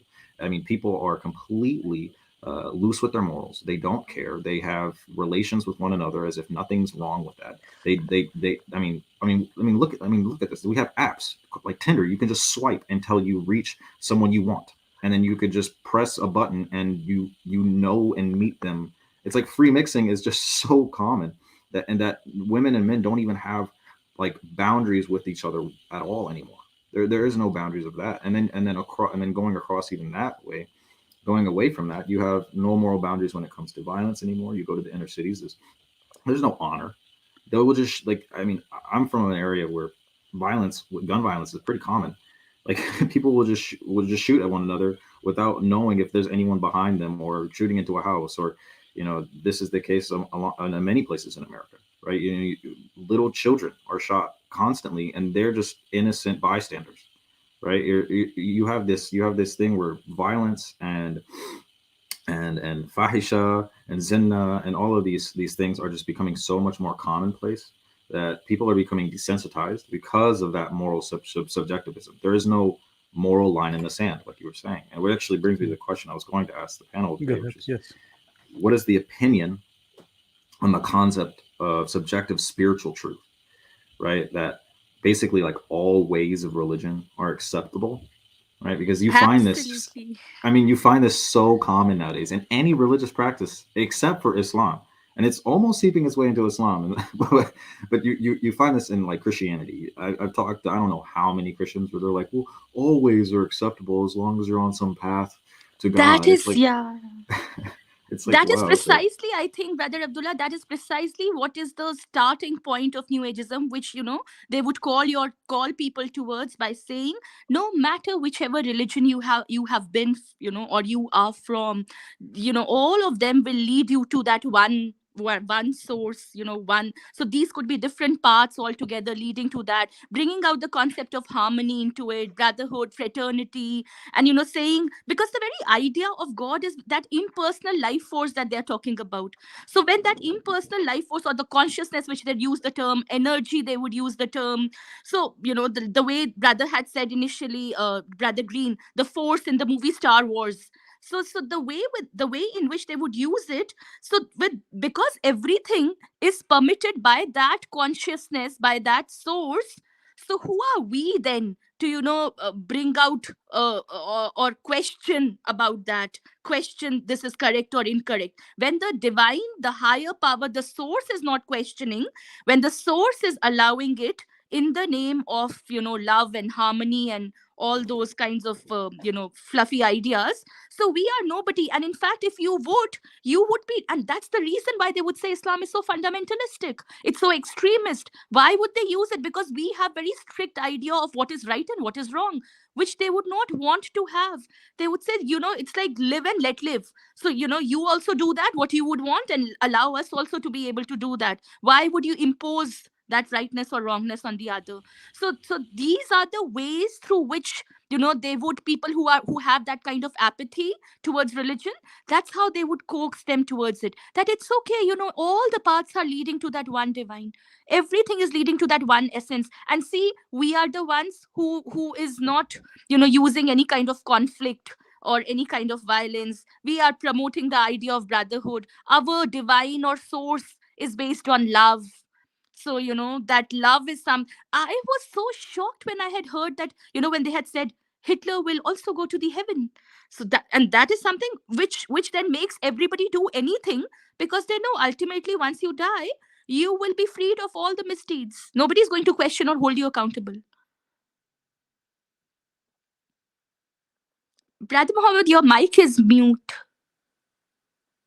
Brother Mansur, do you want to come into here? Because this is actually a question of the justice of Allah subhanahu wa ta'ala, the adl, not being recognized. When you say always lead to God, that's actually an injustice. Yeah. I think in what comes to our mind that we should all remember as Muslims, the hadith of Rasulullah sallallahu alaihi wasallam, in which, at one point he drew a line on the sand and he says, this is the straight path to Allah. And he drew so many other lines to the right and to the left. And he says, okay, these are the other paths. And each path, there's a devil that is calling on its way.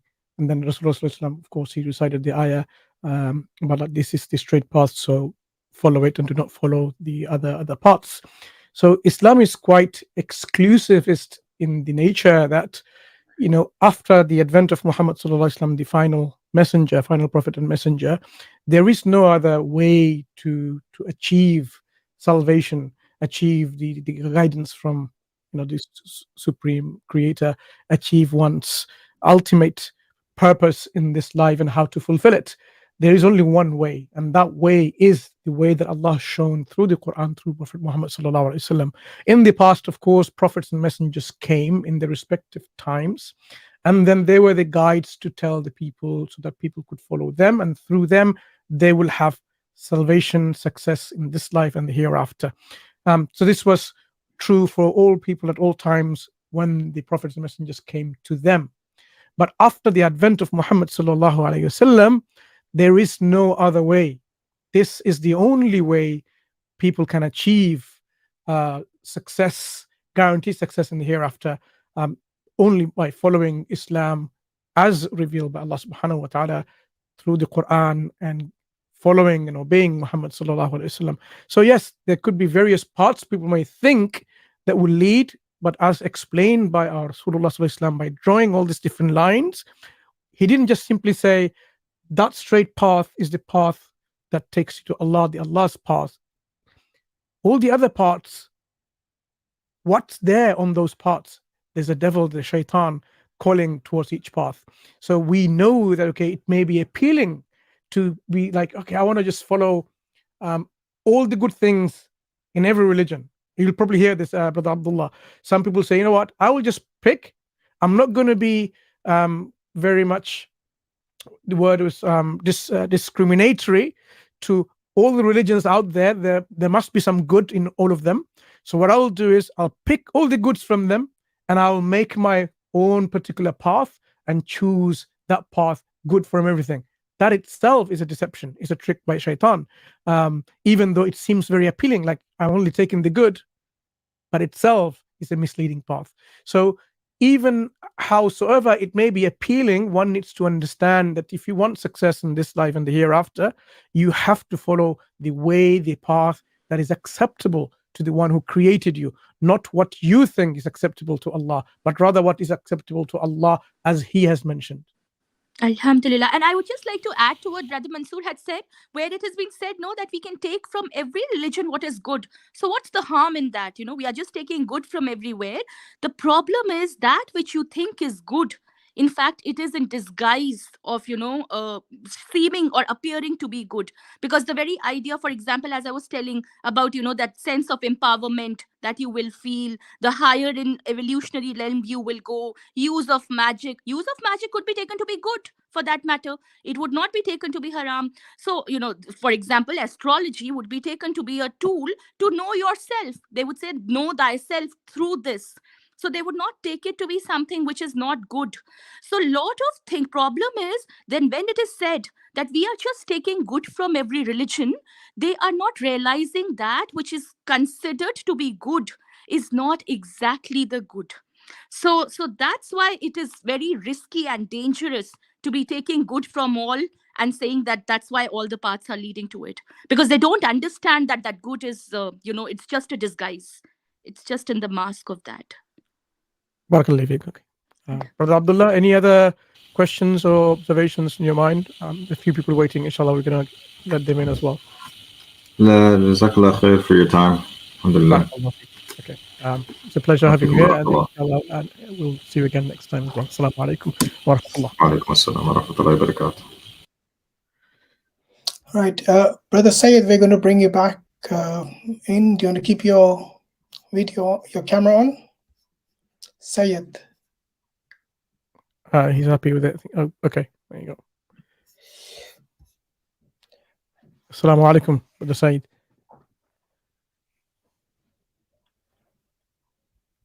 We can't hear anything.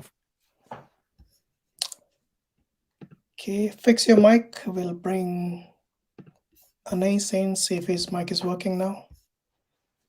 Anais, you need to unmute yourself.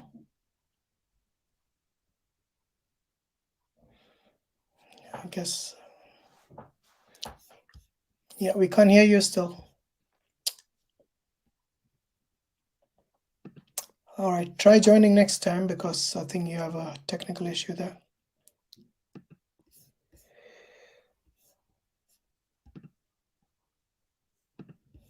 All right, we got Rajashree. Hi, Rajashree. Hi. Hi. Can you hear me? Hi, where are you calling from? Hi, I'm calling from India. Okay. Have you been watching our stream today? Actually, I started in the beginning in bits and pieces.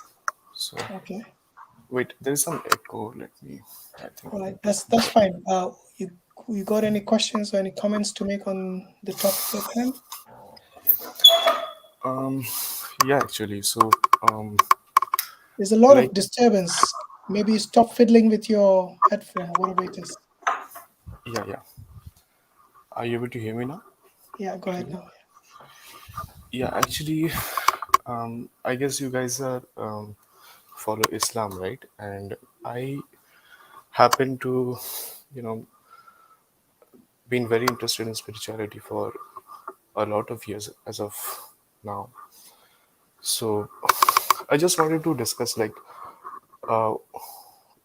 what aspect of spirituality does Islam has as contrast to we have Vedanta branch of studies, like ISKCON is also, you can say, some sort of spiritual movement. So what aspect of Islam does spirituality does Islam offer? Is there anything of that sort, or what is spirituality in terms of Islam? But if you're talking about Vedanta and ISKCON, that's a very organized form of religious doctrine. Not Actually, so yeah, much moving. Yeah. I'm not a qualified person to speak on any of their behalf, but what I understand from spirituality is that there is a yearning for every human being, I must say, to attain the next best self, you may say. That is what spirituality actually I have been a student and I study a lot regarding these topics, but spirituality is something that is I have also found it hard to define. I have known for instance Sufism in Islam, but I don't really understand it. Heard that is a spiritual aspect of Islam. But from the Vedanta point of view, spirituality basically means the oneness. That oneness is the spirit, which we call the Brahman, and we are all in essence of it. That's very similar to what we were talking about in New Ageism, that oneness and that we are all one and we can reach and we'll merge into that oneness of Brahman. Not merge, it's more like you are the only reality. Everything that is there is in your awareness, and when you are knowledgeable about that awareness, that's when you realize that you are the Brahman. It's not getting merged. And how will you get that knowledge? Is there any manual? Is there any guidance through which you will get that knowledge and attain that higher self? You mean some scriptural type of thing you're asking? I mean, I'm just trying to understand that when you're saying that reaching your next higher self and what Vedanta is talking about through Brahman, so what concrete thing is there in front of you which helps you to reach that higher, your next higher version? or to reach that kind of highest form of yourself, the best form of yourself? Well, contemplation, like from what I have realized from my life and through my practice is that if you contemplate deep enough, that is a form of meditation in itself. And you Yeah, gain. New Age would also talk about the same kind of meditation, channeling, contemplation, yoga. It's very similar. I don't really understand what New Age spirituality means, but that's fine. Like I'm terming it as spirituality itself. But yeah, but that's that. I just wanted to know what But the. don't you think that just just like plain abstract contemplation, just like that, do you really think that's a very concretized path for you to be able to reach that higher self without any very concrete guidance there?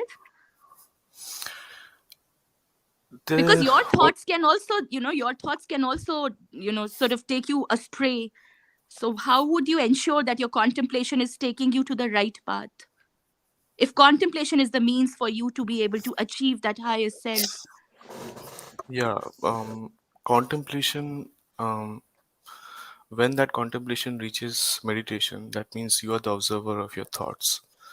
So what Vedanta speaks about, the topic of Vedanta is about the observer and not the observant. Like it focuses on in the whatever you can observe Correct. is an illusion, is a Maya.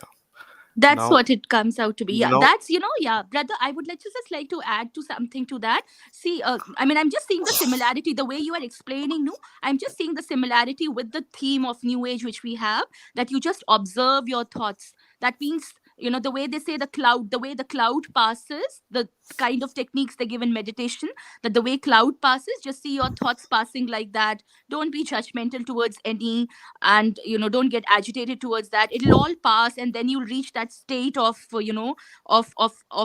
having nothing there. So you will be able to achieve that kind of peace when there is no thought. So these kinds of things, when you're just observing the thought, you are still not realizing whether this thought was correct or not, whether I should think or not. So these kinds of meditational tools which you are saying with Vedant talks about, and very precisely is also talked about in New Ageism, in New Age movement, New Age spirituality and religion. I'm trying to figure out how this kind of spirituality, don't you think it's too abstract in nature? It's not giving you any concretized mechanism to be able to know the right from wrong, to be able to reach that higher self which you are aiming towards? well, of course, like as I said, like if you want concrete proof of things, like if you want concrete proof of enlightened people, there are instances of in history that there are many enlightened people in all across all cultures. What happened in India was that since India is a land where there was environment to grow sustainably, life could grow very peacefully and very in a well mannered. So they focused a lot on these things. They developed their inner intuition to that level in which they realize that, like, don't you find it fascinating that kung fu, a form of martial arts, also involves yoga? Like it also speaks of developing chi and internal energy, which is basically makes you so powerful and so able that kung fu is an art form like that. In Indian culture, if you notice, like dancing, classical music, these are all are a method of meditation They and may worship. just give you that temporary whatever, kind of, because you are not thinking that time anything other than focusing on what is liked by you. But that's not the way for you to be able to achieve your higher, your best self. The way when you're saying that your motive was this of coming into spirituality to be able to attain that kind of highest bestest version of your own self. So dance form which you're talking about, or these kinds of meditation that you're talking about, or listening to, I mean, this is same as New Age would say, your feelings, your emotions are your guide. guidance, don't have any kind of judgments, just observe, just go with the flow, whatever you would like, just do that in the moment, just be in the moment. I don't think. Yeah. If I may just throw a question there, I mean, it might help you to look for the right directions and the questions that you're asking. If we have two options, one which is a direct revelatory knowledge from God, God reveals information about why you're here, what you're supposed to do, how do you achieve, your peace, and the level of development that you are seeking yourself, for example. All these existential questions, if that information came directly from God, the creator who created you, and on the other hand, you have people meditating and trying to attain that knowledge, would the knowledge from a direct revelation and people's meditation be of the equal value? Can they ever be the same? When you say direct revelation, I would understand that some God, the ultimate reality, has communicated with me in somehow. But directly communicating and telling you in black and white exactly what you're supposed to do, rather than just giving you some kind of No, I'm trying to understand what do you mean by direct revelation. What I mean by direct, the creator who created us, of course, he created us to communicate. So the creator communicated to you or to us in very direct terms who we are, why we're here, what's going to happen to us once we die, the purpose of our life, and so on. And on the other hand, people trying to speculate with their speculative theology and philosophy and metaphysics and meditation and any of the forms that you're describing through their understandings of, this nritya or this cultural dances and so on. These two, recognition of knowledge, your purpose in life, would they have equal worth and equal value, or would there be a difference between them? Epistemologically, which one has a higher weight in terms of what we should follow? Should we follow one which is directly revealed from God, which will give us unquestionably, totally without any ambiguity what we are supposed to do? Or should we follow the path through meditation in which sages and rishis and other, people of enlightenment, when they tried as their best as they can because of the environment, gave them the opportunity to think about the real purpose in life and the real ultimate purpose of their existence? Which one would you follow? Which one would you go for? Well, if God has revealed it to me directly, if it's in my experience, then definitely I'd go by that. But if you say he has revealed it to you, for instance, then I have to believe you for it. And even though if I believe you, the second step would come, what did God actually reveal? Does it really satiate all my yearnings, all my questions, all my striving? If that gets fulfilled, then I don't think there won't be any hindrance to follow a particular path. But that's not the question I am giving you options to, though. I'm giving options of where the creator directly reveals knowledge about your purpose in life, about your existence. That's one form of revelatory knowledge. Whether it comes to you in your experience, in your subconscious, that's not the mechanism. I'm talking about direct revelation from the creator without any ambiguity. And you're introducing ambiguity in terms of if it comes to me and or to your experience, with no ambiguity, and people meditating, trying to achieve that particular purpose of life through meditation. Which one would you prefer? And Definitely, if the ultimate reality has revealed something to me. Exactly. I agree with you there, because that seems to be the most coherent way, the most fair way, most reasonable, most logical way to take in terms of following direct revelation from God. Now think about the Sanātana Dharma philosophy that has come through. Has it come through direct revelatory knowledge from the creator, or has it come through the meditation of the rishis, and they got some of them right, and some of them they were agnostic about, and some of them they got it wrong? Mansur, is it? Yeah, actually, it's a very controversial question. So for example, Bhagavad Gita is widely believed to be the song of God. Sri Krishna in the form of God incarnated and spoke. That is the belief of Bhagavad Gita. So Vedas are don't claim to be any divine scriptures. They are just poems. They are hymns and poems, and they are deciphered and brought meaning in Upanishads. So if you want to understand, know what is in the Vedas, you don't really read the Vedas, you read the Upanishads. Those are absolutely man-made, but they talk about the same ultimate reality that Bhagavad Gita also speaks about.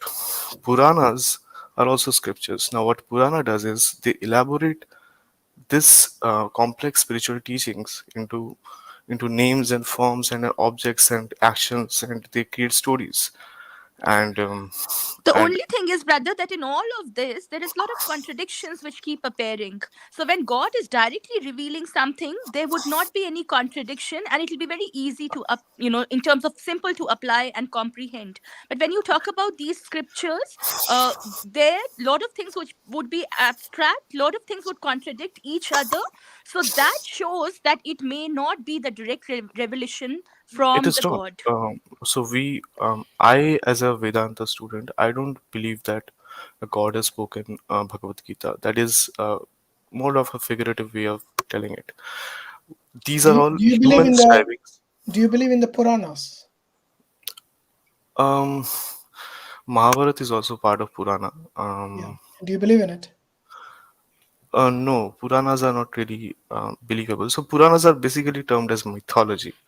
Mythology is, as I said, like the concept of spirituality that is explained in the Vedas and Upanishads might be complex for a lot of people. Okay, So to let me reach out ask to the you common this. people, Do you believe Krishna existed as a person?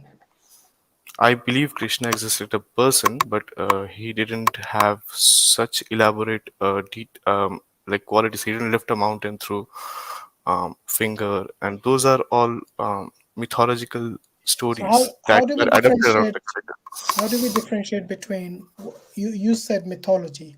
How do we Mhm. differentiate between what is true and what is false? So are you just saying, oh, because I think that Krishna cannot lift a mountain with his finger, therefore I will reject it? Is this based on your own understandings and feelings? It is Or is there absolutely another based. criteria for this? Yeah, it is absolutely based on my own experience of it. So that's why it's in the philosophy of Vedanta itself that you study the metaphysics, the spirituality, the philosophy of it, of the teaching. Krishna, Arjuna, Karna, all are irrelevant in the story. The The only problem the is relevant. that if we are not certain about the source, where is it coming from? There is no point in reading the subject matter. The metaphysical aspects, the philosophy, all of that is very good to read. But the most important thing is, where is it coming from? But Once you how know the can I verify? authenticity, that's How what can I Brother Mansur verify? had said. That's what Brother Mansur was asking you, that if you have the option to choose between direct revelation without contradiction coming to you right from God, and the others where you have not where you don't have the certainty to know whether it is actually coming from that, how much of human thoughts have been mixed into it. So if you have I think that the in first front of you, question we need to ask you is, do you believe God can communicate directly to you? I With think you? God can, but I don't think God does. Why do Or you think? Why God. do you think God will not communicate directly with any of His creation? What is the objection you have as a Vedanta? It simply is not coherent with, because if you say that God has communicated with someone, Yeah. the next question that immediately arises from that is why that someone, and how did he communicate? And when you go into that question, you would have to answer that No, how. before you ask the why and how, the question is, why would God not communicate directly? Why is that not a possibility? That's a question. Because if you it's all about observation. Well, let's say you were not there. Yeah. And God So if you communicated to observe our one of His daily creation, life, if because you He doesn't observe. want you to go through this, reinventing the wheel every time. Because as a Hindu, you obviously are one of those people who say, I'm a seeker. Yes? The thing is, seeker of knowledge. every Hindu wants to reinvent the wheel every time they're born. Whereas in Islam, we have been given a clear guidance in the form of the book, the Revelation, the Qur'an. Similarly, there were previous books, okay, who previous messengers who also received direct revelation. If God is almighty and God wants the best from you and he wants the best of you in your life, then I don't think he would put you through that, the possibility of trial and error. He would communicate directly with you. For example, let's say there are two sets of parents. Yes, they both want to send their children to school on day one. The children do not know where the school is. One set of parent gives a map for children, saying this is how you will find the school. The other set of parent says, you go and find the school yourself. Which parent is the more responsible and wants to help the children? Definitely the one who gives the map of the school to the student. Yeah, absolutely. I'm not saying the other set of parents or the children of those set of parents who said, go and seek it yourself, one find the school. It might take them a long time. They might go on a wrong path. They might go to a different school. There's so many possibilities of things going wrong. Yeah, because over here there is an implied someone purpose. Who is all powerful and is absolute, then he would want the best for you and he would make it as easy as possible. Okay, obviously he's not going to feed you, not spoon feed you as well. So the parents could have taken the children by themselves, hold their hands, taken them to school. They could have done that.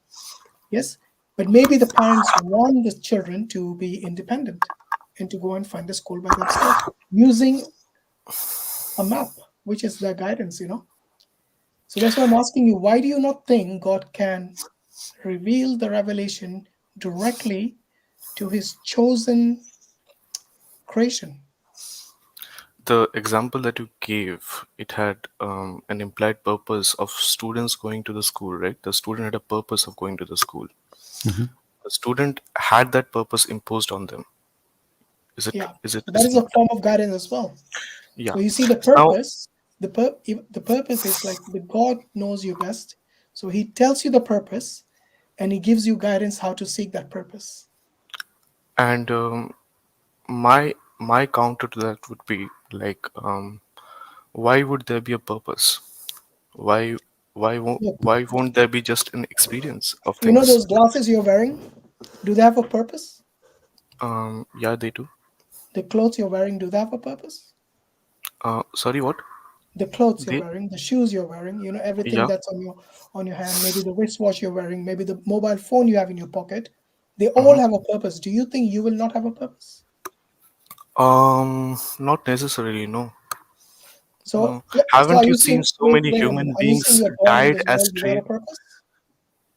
You can say that inanimate objects have the purpose, but the living beings have no purpose. Your glasses would have purpose, your goggles would have purpose, your wrist would have a purpose, your clothes would have a purpose, but you as a living being may not have a purpose. The only purpose would be to know our origin of existence, maybe in that sense. And how are you getting to know that? Because see, I Hindu has a purpose. I'm getting to know that from all the available knowledge. Yeah, and in the very beginning, you had said that you want to reach to your highest. You want to see, you want to create the best version of yourself. So that's the purpose that you have. Because that is through my experience. When I have studied this, when I have developed my own perception, I have seen that I've grown myself in all aspects of life. But there is some purpose. You can't exist without any purpose. No, there is some purpose which you had trained. So wait. Like there's some confusion here. When you say purpose, I am thinking in terms that God has created us for a purpose. Is that what you're referring to us? Yes. So Rajesh, let me come into here. So first of all, thank you for being so polite and honest. I do appreciate that very much, and we appreciate it. Thanks. This is the kind of conversation we enjoy, actually. One that is reasonable and logical. Let me go back to a couple of points earlier that you mentioned, which is if God communicated with us, then this would be for a reason. and this actually has a presupposition, and the presupposition is that God will do only things that are appropriate for the majesty of God. Now, this is a very specific concept that we have, that God only does things that befit His majesty. This is a very and which means that we have intellect, but God is the source of intellect. Therefore, He would have the most intellect. He would be the most intelligent. We human beings appear to be able to show mercy. We appear to be able to demonstrate judgment. We appear to be able to know good from bad. Therefore, God, who created us, is the source of these things, and He would have those things, those attributes, in the perfect form. Which also means that doing things that are illogical, doing things that are nonsensical, doing things without reason, without purpose, does not befit the majesty of God. This is the presupposition that we have. Okay. Is that an agreeable foundation to start from? This question has a lot of assumption about God. Like, is it in your scriptures that it is His majestic reason for that we exist? How do you develop that? Since the God is majestic. Good question. Perfect question. Yeah, no, good, perfect. So the question then would be, illusion that God exists. Do you agree that God exists? Do we need to go through that discussion with you? No, I certainly believe that there is a God by which I define as a higher reality than all of us. Okay, but I don't define it as a person or a separate entity. No, exactly. Let's call it a power, an energy, something that is unlike this reality. Yes? Yeah, in Vedanta, just if I can make a small point, we refer that with three attributes mainly: Sat, Chit, Anand. Okay, it has got two forms: Nirgun and Shagun. Okay, we'll get to that. We'll get to that because this is already assuming certain things. Whenever in this discourse we speak of God, I just in my mind I would refer to as Sat, Chit, Ananda. Okay, good, and that's fine. And again, just like you asked me, how do you arrive at those? I would say they are presuppositional, because we can't get to those without presupposing that you read them in your Vedas or somebody told you about them. So therefore, we need to sort of first establish: is God, in the conception that we have, the ultimate necessary being? Is the ultimate only being. There is no other being than God. That is what I have known all my life. So God is necessary for all of the rest of existence, yes? We cannot exist without God. Again, it's a very tricky question. Like, existence itself is Sat. Okay, like the Sat Chit Ananda. Can you elaborate what is the meaning of Sat, Chit and Anand which you are referring to? And also, who told you these are the attributes? Because you said you don't believe that God would reveal it directly to human. So how did you come to know that these are the attributes of that God, that He is Sat, Chit and Anand? 1 second. I mean, that comes later. I agree. We do have to ask that question, but we need to ask the earlier question of... Yeah, first the question of what is it? Exactly. So God is the necessary existence, because if there is no necessary existence, then what are we all dependent on? Because we are all dependent existence, right? We are all contingent. We are dependent, not in the sense that I do my daily work, I'm dependent on God. Not in that sense. I'm talking about philosophical contingency here.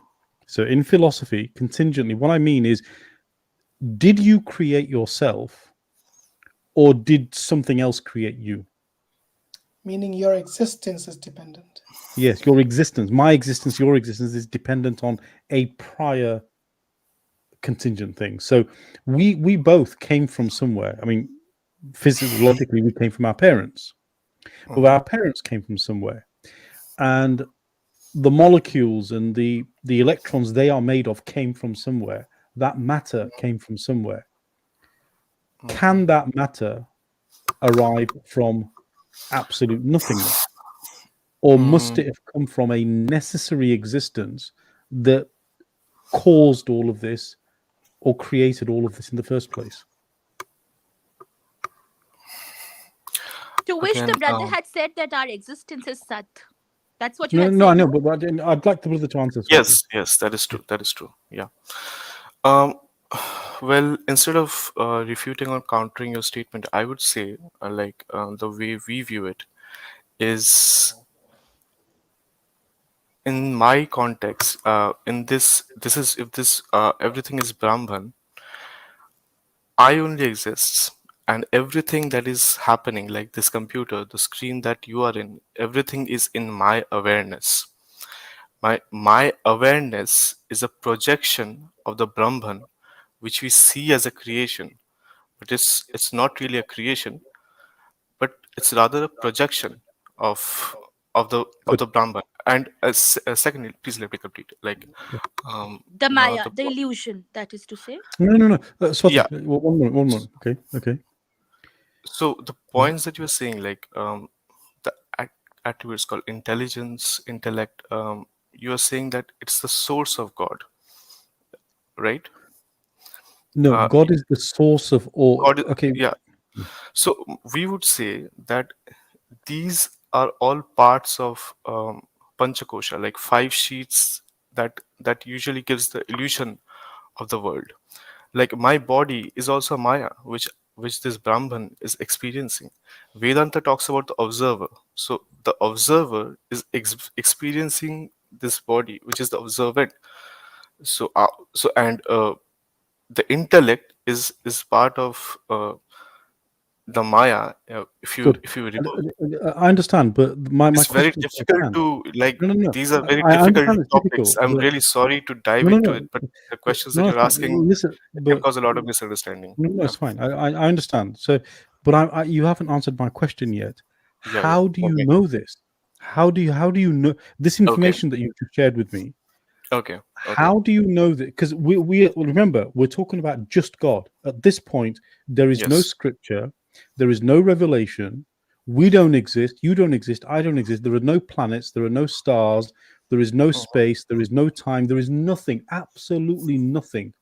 All we are working with is philosophical logic, and logic says that for all contingent reality, it must have been sourced from a pre-existing necessary existence that gave rise to all of reality.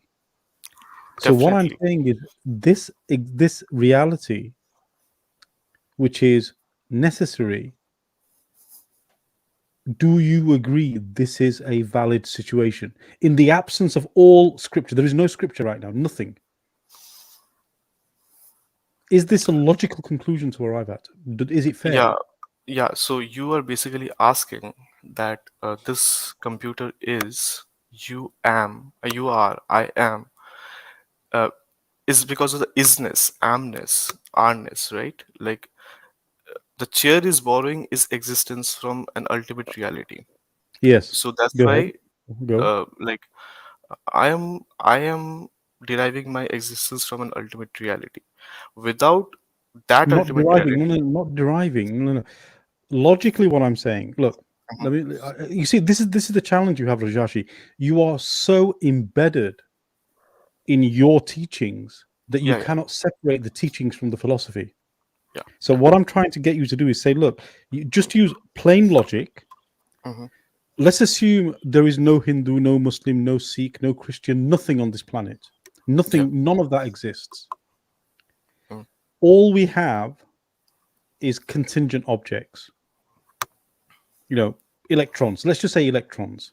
Right, that's all we have. Where did the electrons come from? Well, if in in that sense, I wouldn't know. I wouldn't have No. maybe bothered to find out. Logic. No, use logic. You have a brain. Use logic. Logically, where would you imagine the electrons come from? What are what is all matter at the end of the day? Well, energy, right? Yeah. So an electron, a proton, a neutron, all atomic particles, all of it must have come from energy of some kind. Yes, logically. Yeah, true. We still have no scripture. There's no scripture now, no Vedas, nothing. But logically, we must say that it came from energy. So the question then is, where did this energy come from? So that is, we would say that question is equivalent to how did existence come into being? No, existence is existence, right? Yes. I am saying that existence, where did that energy come from? if you say that electrons are all part of an energy, and you're asking where that energy come from, I would answer you is that energy is Satchitananda. Like that is existence itself. But is it, no, but this is it. You're appealing to your scripture right now. You I don't know am. your scripture. Yeah, right, but you see, that is a devotional answer. Okay, that is a devotional. But this is the point. That is a devotional answer given from a perspective of a preacher. I'm asking you to give me a perspective of somebody who is philosophical and logical. You see, if I want a devotional answer from a preacher, I will go to a temple. What I'm asking you to do, I'm just giving a logical answer. Like I'm but that's not because no logic tells me Sat. There is no logic that tells me that. You have to learn when you are asking, like, where did that come from? Where did that come from? When you go up the chain, when you have reached the end of the chain, you would find existence only. Don't you think? Don't you agree with that? Because if I tell you that higher energy comes from a super higher energy, then how would I explain that where the super higher energy came from? Good. Exactly. But this is it. So that's what I'm saying. Like that's what I'm trying to explain. What is that called? When you have that chain of existence, what is that called? It's called a regress, an infinite regress, right? Because it must come to an end at some point. Otherwise, we would not exist. Yes. If this goes on forever, that energy came from a higher energy, that energy came from a higher energy. If that actually went on infinitely, then by logic, by mathematical logic and philosophical logic, we would never arrive at the current moment. Yes? No, it's getting too much complex. See, this is it. There has to be a point where we have to stop our perception, is what I'm saying. Perfect. Like it can be infinite. It can be infinite, but there has to be a point that, and that point that is discovered through meditation is known as Satchitananda. Okay, I'm diving into my. You're appealing to devotion again. I'm asking. Yeah. We first of all establish reality. So good. You made an excellent conclusion, by the way, which is this chain of where did the higher energy come from has to at some point have a source, and that source is the beginning of all of this. Even if it goes from a million, billion, trillion years, it doesn't matter. At some point, there is a stop, and something starts that process. Otherwise, it would never start. Yes. So the question is what is that something that starts the process? How would we imagine it, or how would we characterize it using logic only, without devotion? Okay, because I can only tell you from my knowledge on Vedanta. I can answer this, but no. If you're talking about logic, I would again, if you point me to a source of origin. Good. Okay. Then so let's call this source of origin. Let's call it the source. Let's give it a name, the source. Logically, let's call it the source. Okay. Now, the source. What are some of the minimum requirements it must have? Just logically, in order to give rise to everything else, what are some of the minimum requirements it must have?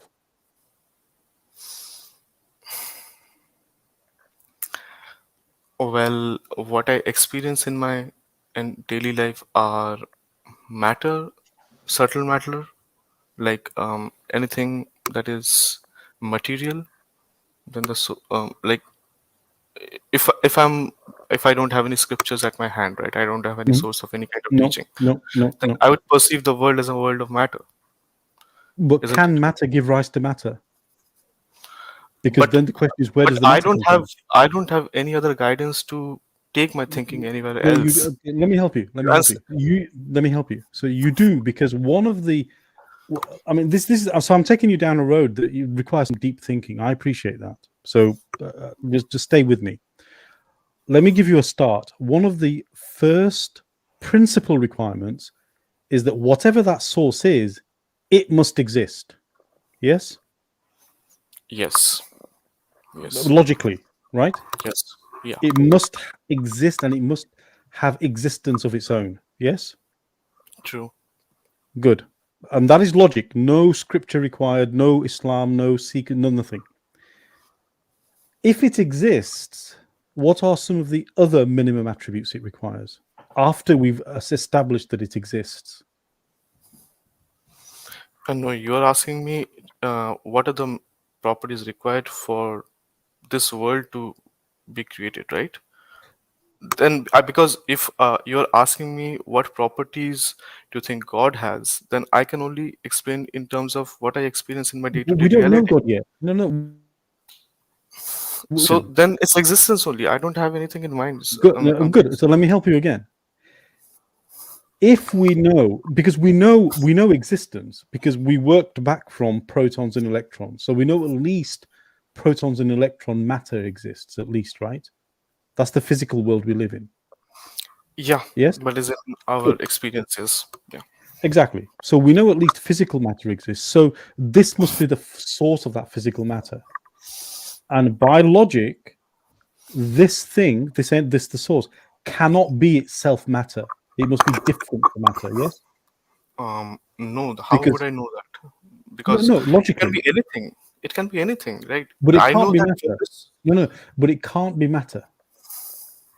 Because to have matter, I mean, you can't create yourself, and matter can't create itself.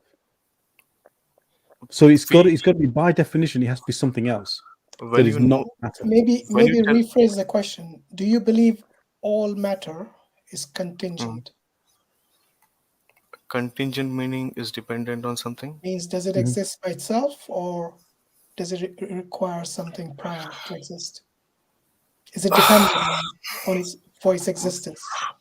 Well, then I have to go back to what teaching Vedanta tells me. Like I can only answer from that. No, but that's the question here is just from logic. Just from logically. So matter, is it contingent or not? Or independent? Exactly. To be honest, it can have multiple sources. How would I verify that? Okay, fine. Contingent if it has sources. Yeah. No, it can be dependent on multiple things. It has to be dependent. Even if it's as long as it's dependent on something other than itself, then it is contingent. Yeah. So, for example, if you say the chair is dependent on wood, right? But the wood is not dependent on me. But the wood is dependent on a tree, and the tree is dependent on atoms and protons and electrons that are dependent on energy. Right? All matter is dependent on energy. Yeah. And energy is dependent on something else. And energy is just a property of matter. So even that is dependent. Yeah, I'm losing a bit, but I don't know. I'll go. Okay, I'll say yes, but I don't really understand. So, Rajashi, did you study physics at school? Yeah, I did. To what level?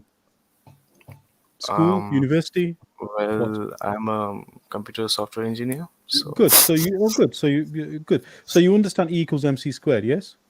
Yes, I do. So energy. So you're saying matter and energy relation. You're saying exactly. Right? So energy and matter are related, which means at the end of the chain, everything is energy. But then the question is, where does E come from? You see, in the equation E equals MC squared, where does E come from? That's what we're asking. Yeah, we call that E as the end point of our perceptual awareness, and we have therefore named it as Satchitananda. That is. I agree. Look, my answer. I agree with you. There is an end point to all of existence. But the question is where did it come from? How did it start? And you've agreed it came from a source, the source. And No, you agreed this source must exist. When you say how did it come, how did it appear? So you're actually assuming that there is a frame of reference here. It has appeared inside a box. It has appeared inside a room. It has appeared. You're understanding my example? Like there has to be something present to have something appeared in it. Okay. Is what you're saying. But I am trying to explain it to you is like, see, what Vedanta is just human understanding. No devotion. At least, no. At least let me explain my point, like logically. How we discuss philosophically, Rajashi. I mean, you see, I cannot come into a discussion and give you Islamic descriptions of everything. You wouldn't accept it. You would say that's your Islam. Of course, right? But exactly. So you cannot come into this discussion and tell me, Vedanta says this, Vedanta says that, because I don't accept Vedanta. But I do accept. What I do accept is reason and logic to get me to some conclusions. So that deductive process, I do agree with, because everybody agrees to that. Because we assume as human beings that we are rational, right? So I assume you are rational, so you can understand me, and you assume I am rational because you respond to me likewise. And I don't need devotion to do that. So what I'm asking logically, and we'll make this the last one because we've got a queue of a few people waiting for us. Yeah. If you need to have these kinds of discussions, you need to start with not assuming devotion. You see, if you come into the discussion only with devotional explanations, then it doesn't explain anything. It explains nothing actually. Well, because the question always has to be is where does it come from? I think where did it come from? Where did it come from? If all matter is dependent, then what we are saying is that the source of that has to be immaterial and independent. Do you understand? It's simple as that, basically. Yeah. Yeah, It cannot be material and it cannot be dependent. Those are the two minimum attributes this source must have. Yeah.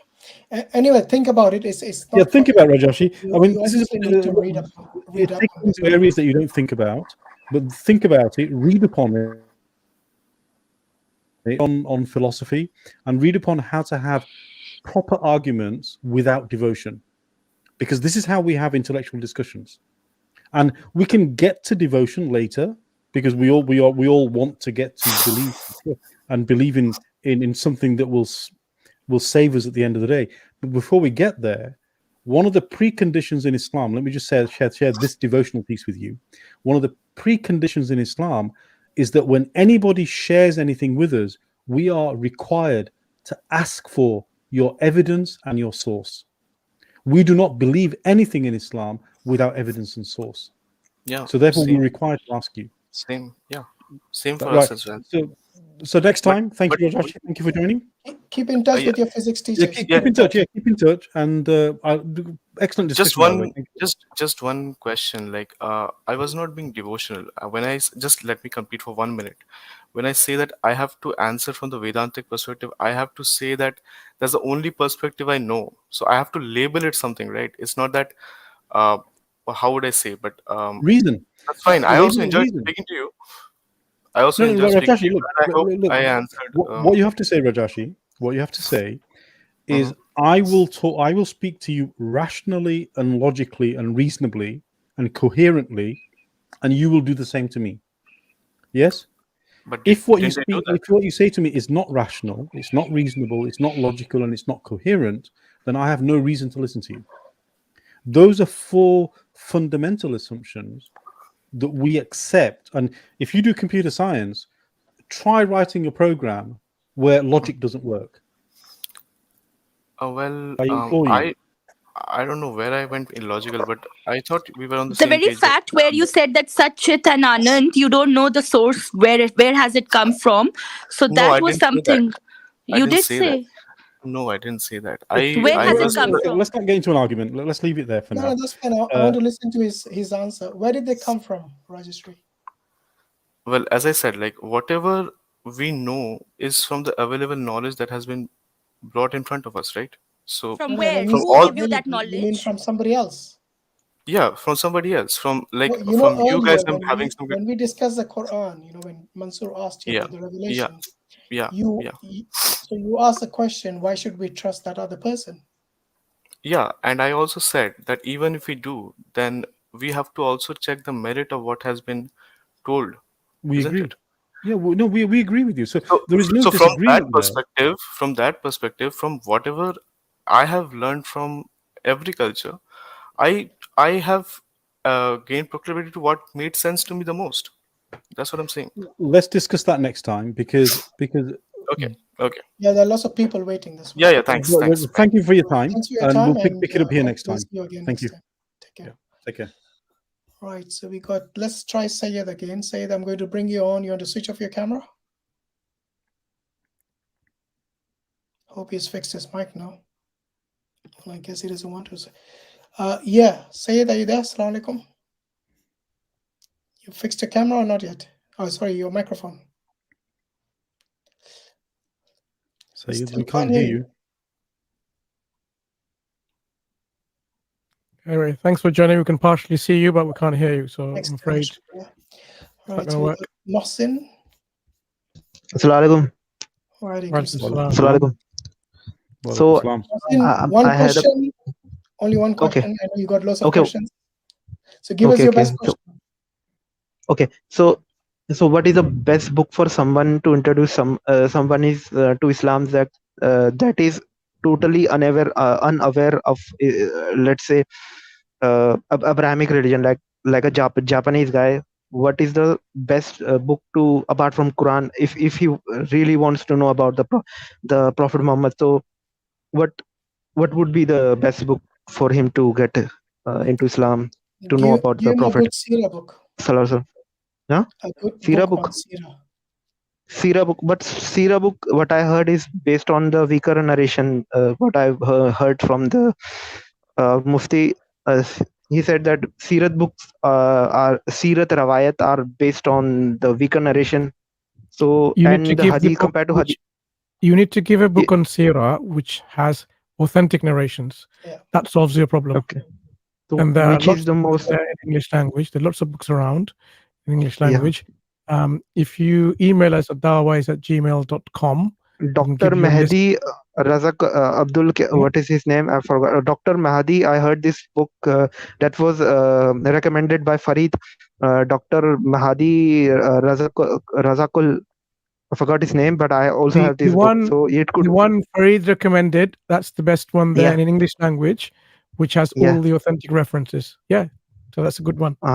So what about the Hadith? So what can One he question, read brother. the okay, so okay, I so would, I would also want to. Brother Mohsin, I would personally ask them to start with the Quran and start just understanding concept of God. Okay. As described in the Quran, get one which has like an index and find the ayat and start from there, and see how people their thought processes, then they take them forward. Okay. Start not from with the there. Hadith. What about Bukhari and Sahih Muslim? If you really want someone a Bukhari book and Muslim, doesn't know, he's not even a Muslim yet. anyone who doesn't know anything about Islam, just give them the Quran and ask them about their opinion, and then start a conversation, and you will see then what their needs are. If they want to know a bit more about who Allah is, you can give specific books on Allah and who Allah is. If you want to know who Prophet Muhammad is, then you can give more. So direct your conversation from there. Okay. Okay, and I also want to say about this. One question for you, Brother Mohsin. Okay, I'm not questioning. I'm just I want to say about this occult practices, which is very prevalent among the new the diaspora Muslim. I also see manifesting all those Eastern religion, yoga, meditation, which is like a gateway to get into those kind of occult practices. And if you see if you go into deep into dive, if you read the original text, so we don't need translation. I can read the original, let's say, Buddhist text. So all the yoga stuff rooted in occult practices. It is about clairvoyance, getting magical power, speaking to dead people, opening your third eye, all those practices. But the West is giving you very rosy picture. Kulandali, and we have people confessing who practices Kulandali yoga. So Kulandali yoga, if you don't know, is like a magical vital force that reside inside your very back of your butt. So they channel this sexual energy into their head, and we have people Christian confessing that they practice this and this experience sleep paralysis. They also see hallucinations like entities, demonic entities. So it is rooted in occult practices, and also they don't have primary source. That so they the West is giving you very rosy picture of those occult practice, but if you read the original text, it doesn't mention. So if you see the mindfulness, which is famous as Zen Buddhism, original text, it doesn't mention any mindfulness. The original Buddhist text, it is based on mistranslation of done by our European, especially in that period of Enlightenment. So we have history of white people mistranslating most of the original Buddhist or the Hindu text, and they don't have an actual manuscript. So we have this problem.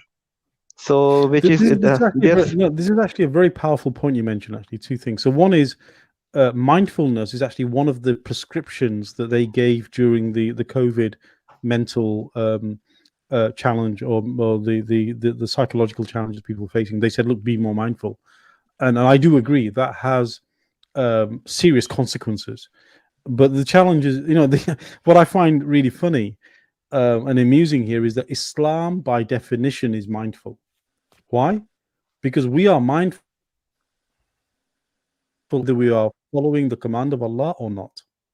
Every action we do, everything we look at, everything we see, we are mindful of anybody we behave with. We are mindful whether this is in accordance with the command of Allah or not with the command of Allah. So the ultimate mindfulness is Islam, and everything else is a weak comparison. That's the first thing.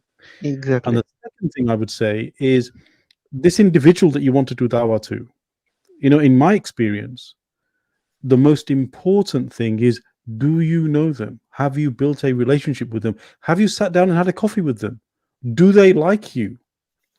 Before you start giving people things, the first thing that Islam really is focused on is our akhlaq, our behavior.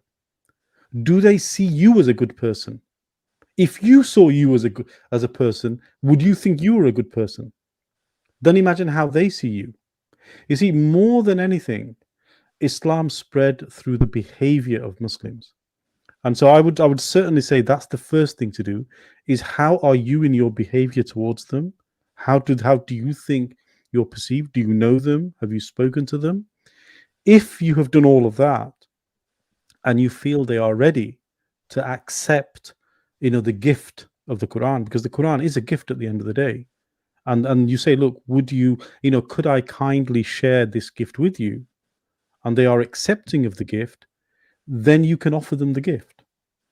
But if they don't see me, I'll say this for myself, if they don't see me behaving as a good Muslim, they don't see my behavior towards them as being good, why would they accept anything from me? That would be one of the first things I would say is it's all about emotional intelligence and just being Islamically mindful that before they see anything you give them, they see you. And if what they see in you is not Islam, then they won't care about Islam.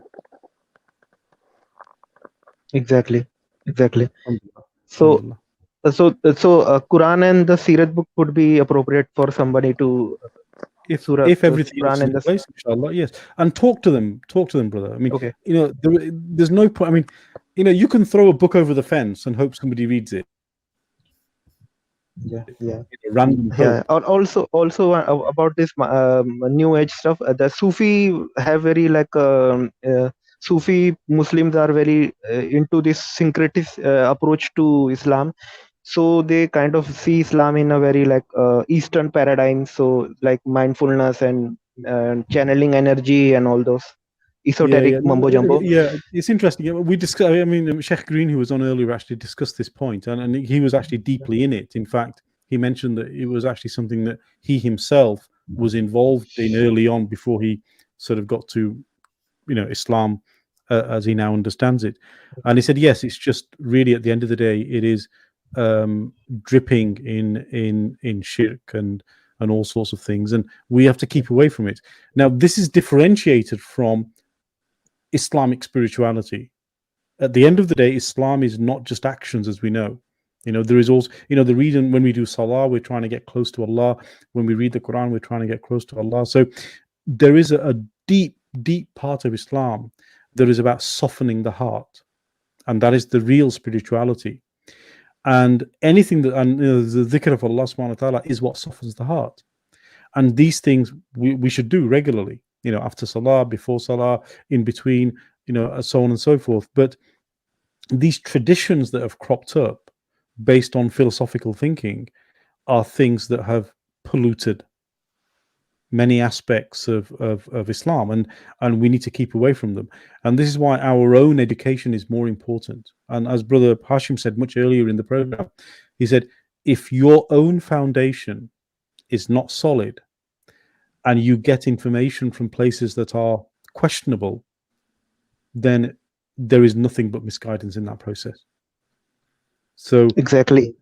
Yeah, alhamdulillah. And again, this is all of us, I mean, me included, advice, which is we seek advice from the best places, and we try and do what is right by Allah and His Messenger in everything that we say and do. Yeah. So, Brother Martin, you might want to take note of these websites where you can actually introduce your friends. They specialize in giving da'wah. So you can introduce them to these websites. If you don't have the time or the energy or even the knowledge, then just ask them to visit this website where they can ask questions about Islam.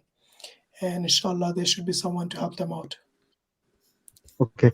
So last thing that I want to say about our sister Abida, that be safe, because if you know about what is happening in the Desi or Desi Indo-Pak apologetic YouTube drama, if you are aware of that, so be safe, because they try to dox sister Helena.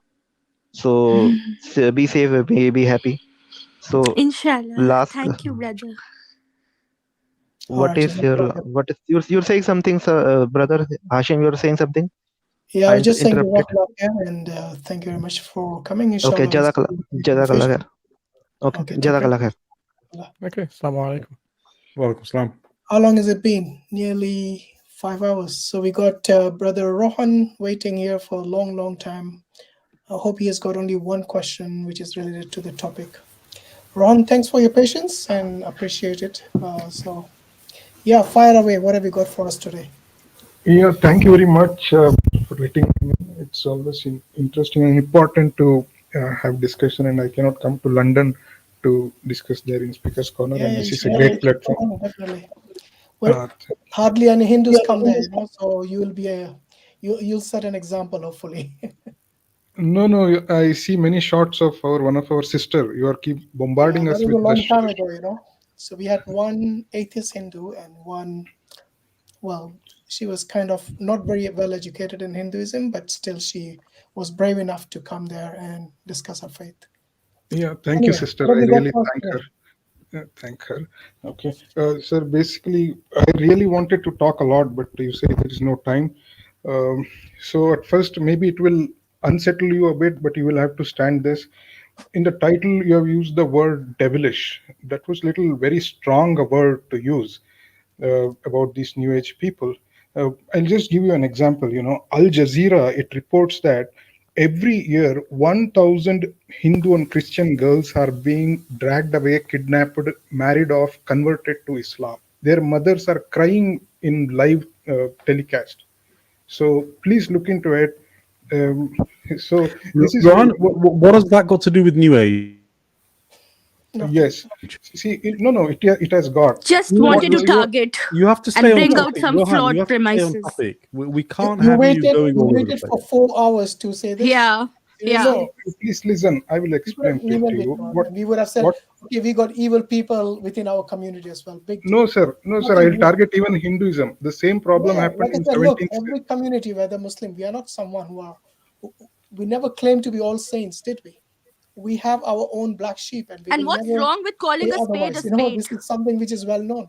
The Muslims will be the first ones to denounce them if they are doing anything un-Islamic. It doesn't matter who they are. Even if they are the biggest scholar and they do something un-Islamic, we will tell them off. We will criticize them.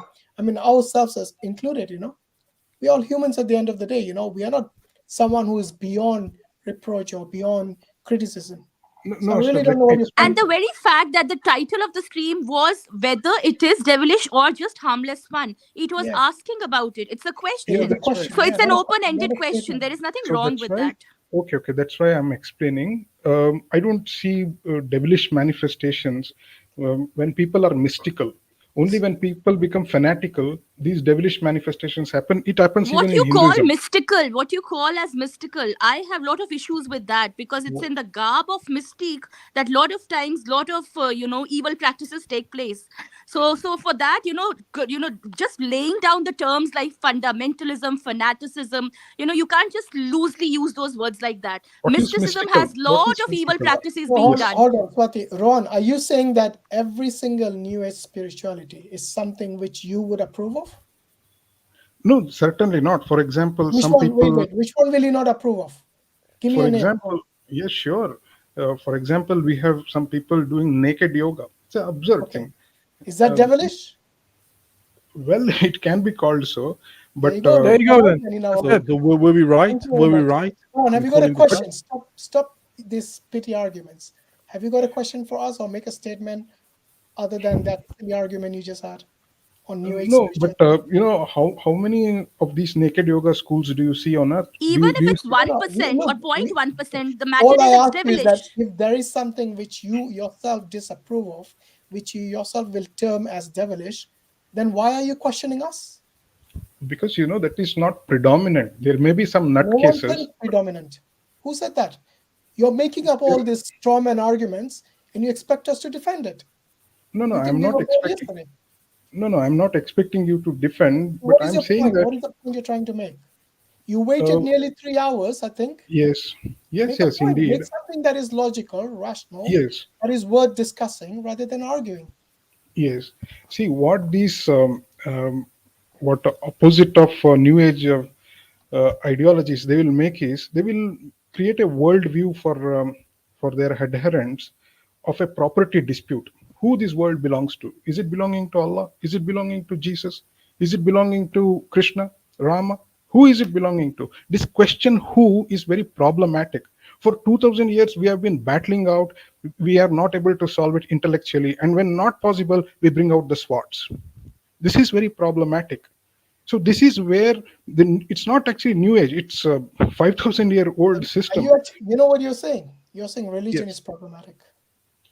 No, not religion. If it is entirely based on historicity, somebody has seen something 10,000 years ago. Now you need to believe it. A new baby is born, and that new baby, you will have to infuse it with, look, these are the worst teachers. These are the enemies. No, the purpose of baby is not to be a soldier on the battlefield to settle this property dispute. The purpose of the baby is to blossom. And this is what New Age philosophy. Arjuna, wait. Krishna will disagree with that because he said it was Arjuna's dharma. Yeah, to have waged the war and to have done the duty of Kshatriya Varna. No, certainly not. See, I'll give you an example. Krishna himself said this, this is in your what do you say, in your scriptures, which are considered what Krishna, what Krishna, what Krishna. Okay, can I reply? Yes, what Krishna is asking to fight for is objective truths. Somebody, has promised. That is his dharma. Yes, dharma. What else? What is dharma? Purpose. Come on, that's his sole purpose. What is dharma? Dharma is righteousness. Somebody has to pay you 6,000 killing euros. Is righteousness for Arjuna. It is. It's not killing. Killing whom? Killing whom? If somebody is going his enemies, his cousins. Who are the enemies? Why are they enemies? His cousins. I told you. Why are they enemies? Why? Now I think now you're changing the goalpost. Yeah, exactly. I think You're the I one can who see. said a First child is born you to said blossom, not to fight. But Krishna exactly. is saying his dharma is to fight. Yes, now we are coming to the point. Is it objective truth that Krishna is asking to fight, or something subjective? For example, something. According to him, that's his dharma. Do you agree or disagree? Dharma for objective truths, not for subjective stuff. Well, regardless, that's your perspective. If someone's dharma, if someone's dharma is to fight, for example, he's a Kshatriya, his dharma is to fight. Yes? Do you agree or disagree? If somebody becomes an army officer, will his dharma or his duty not be to protect the country? But you had said New Age is saying that the baby needs to blossom. Yeah, exactly. What happened to that blossomness now? Yes, that baby goes out the window when it comes to something that some guy has experienced 7,000 years ago. The baby is figuring it out through its senses. The senses. So why did Krishna not allow baby Arjuna to figure it out for himself? Why did he say that it's his duty to wage the war and be from the Kshatriya Varna? No. Why did he not allow the baby to fight? Remember, it was his cousins. Yeah. But Krishna insisted, this is your dharma, so you have to fight. Okay, I'll answer that. If your cousin were to, do some criminal activity, you're not asking why. You're just telling you what he said. I'm not. Yes. I'm not why did he say that? It or saying it is something which he shouldn't do. All I'm saying please, is that one at a time. Please, one at a time. That's all I'm saying. And yes, even if you're saying why, even if Brother Rohan, you're saying why, then can he not be? Can the cousins not be transformed, reformed? Changed, brought in certain kind of transformation blossomed. Blossomed, so that you don't need to wage the war to bring out the end to the problem. Why wouldn't other tactics be used by God coming down on earth? Oh, was it not employed? It was all employed. So that means the God is helpless. God could not cure the situation then. In any case, Brother Rohan, the stream is about New Ageism. So you were saying that the baby needs to blossom. That's where you started from. So now, make the point further ahead. What else would you like to say about that? Yes. For example, somebody says that 1,300 years ago, some revelation has happened. The baby says, no, I don't know. I haven't seen, I haven't witnessed it. So why should I believe in it? So the baby is free. The baby is not having that baggage of some 1,300-year-old reading.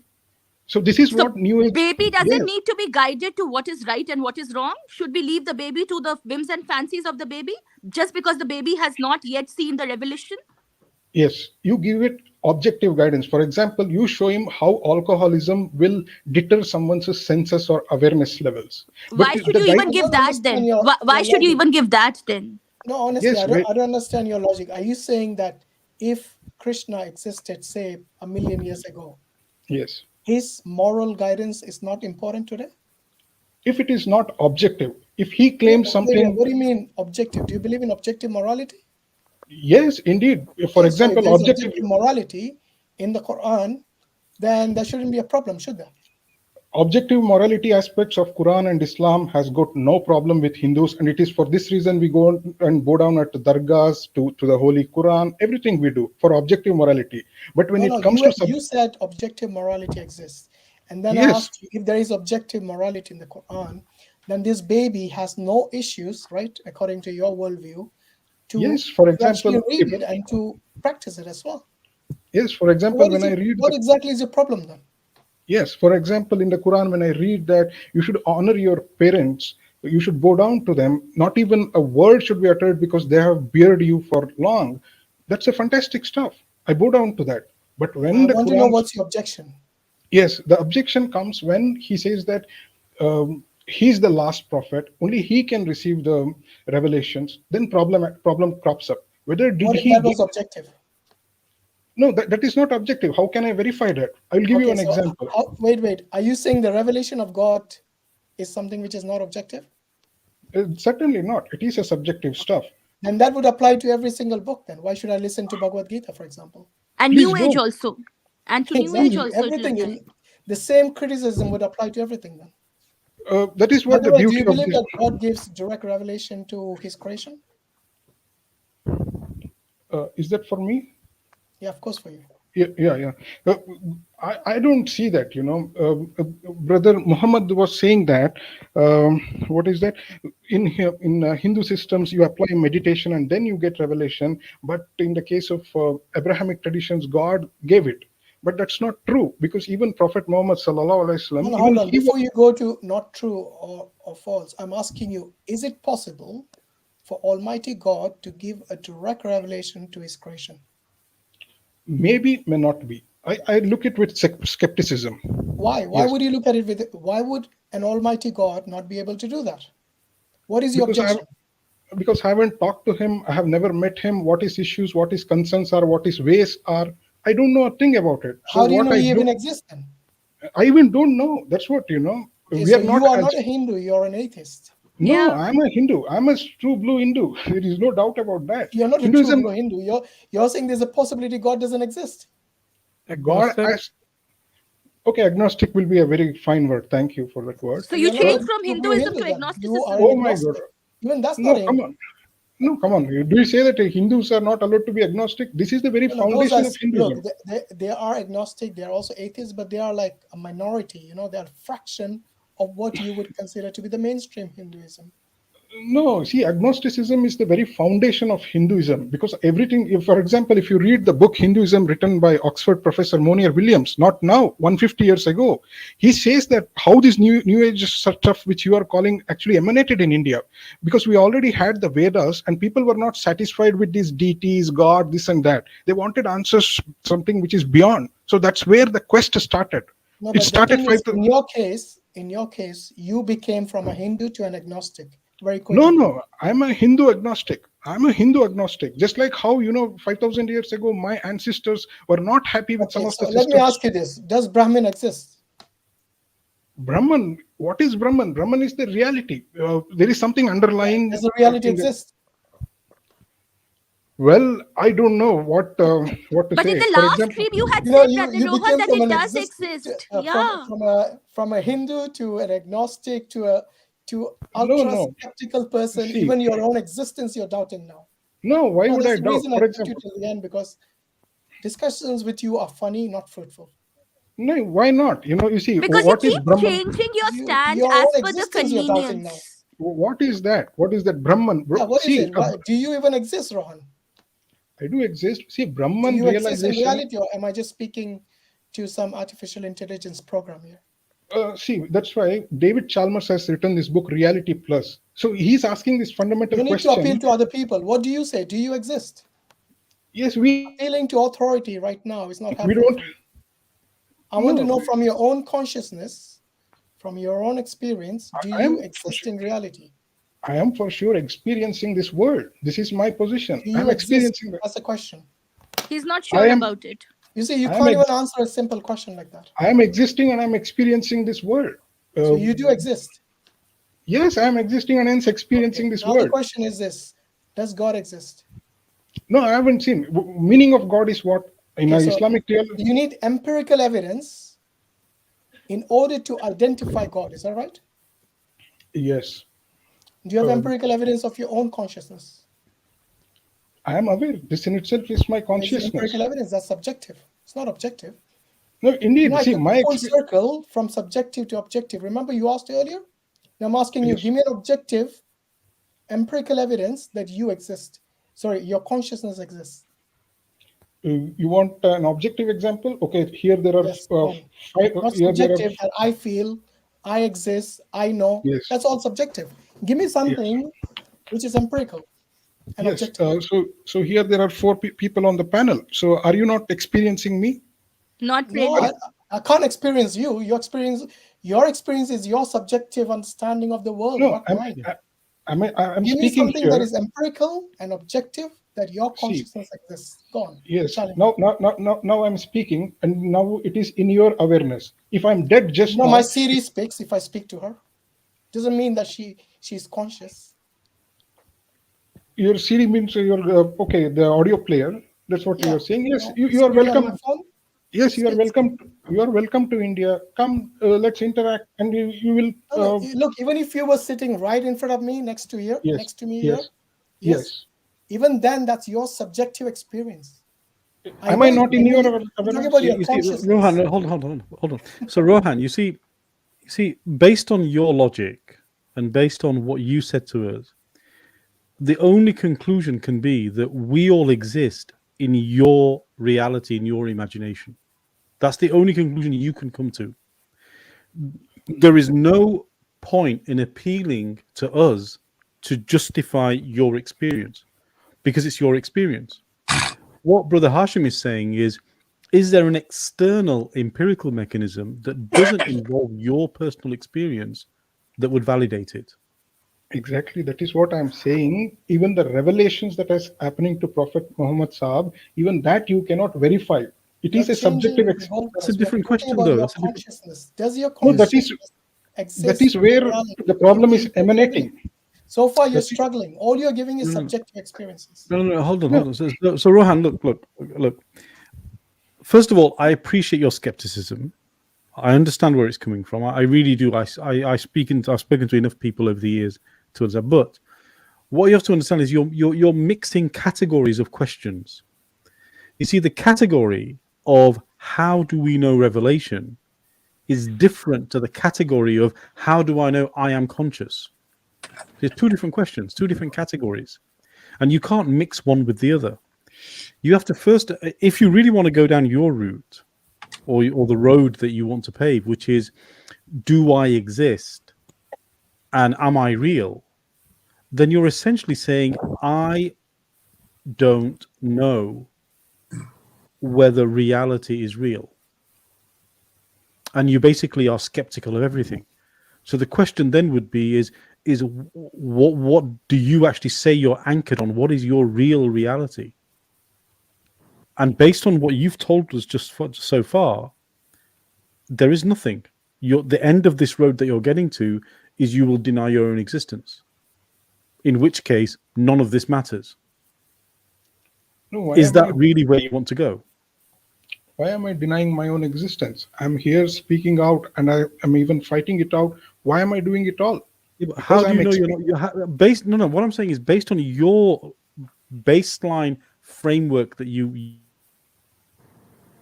How do you know you're not just talking to yourself? That's what, we have these manifested senses. The brain is the processor. The brain has learned over the ages, over the years, how to process and what to accept based on the data points. Based on those data points, I am arriving at some conclusions. Good. And now so this is a very Cartesian outlook of the world. Descartes did exactly the same thing. And so do you believe your senses are the only way to arrive at truth? Certainly not. That is what neuroscientists are saying, that we can even develop more sensory organs.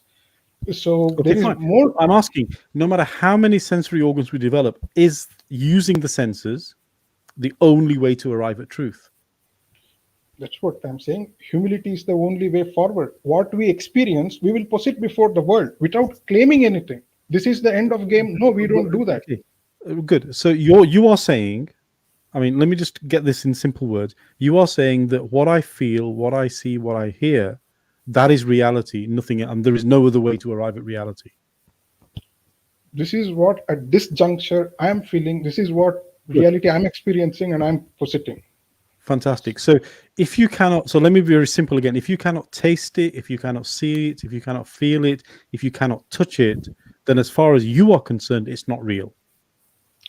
It is not real in my experience. Maybe for others. Good. Well, that's fine. That's okay. I mean, I'm talking about you. Did he not I'm not say talking about earlier me. that he wasn't even certain about his own existence? Why are you certain about your senses all of a sudden? No, why am I not aware of my senses? I'm existing. Earlier, you said you were not sure whether you existed.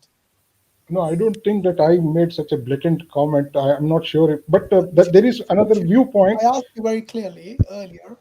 And you had asked proof from us for your existence. You said 4 of you are here. You give me the objective, proof whether you existed or not.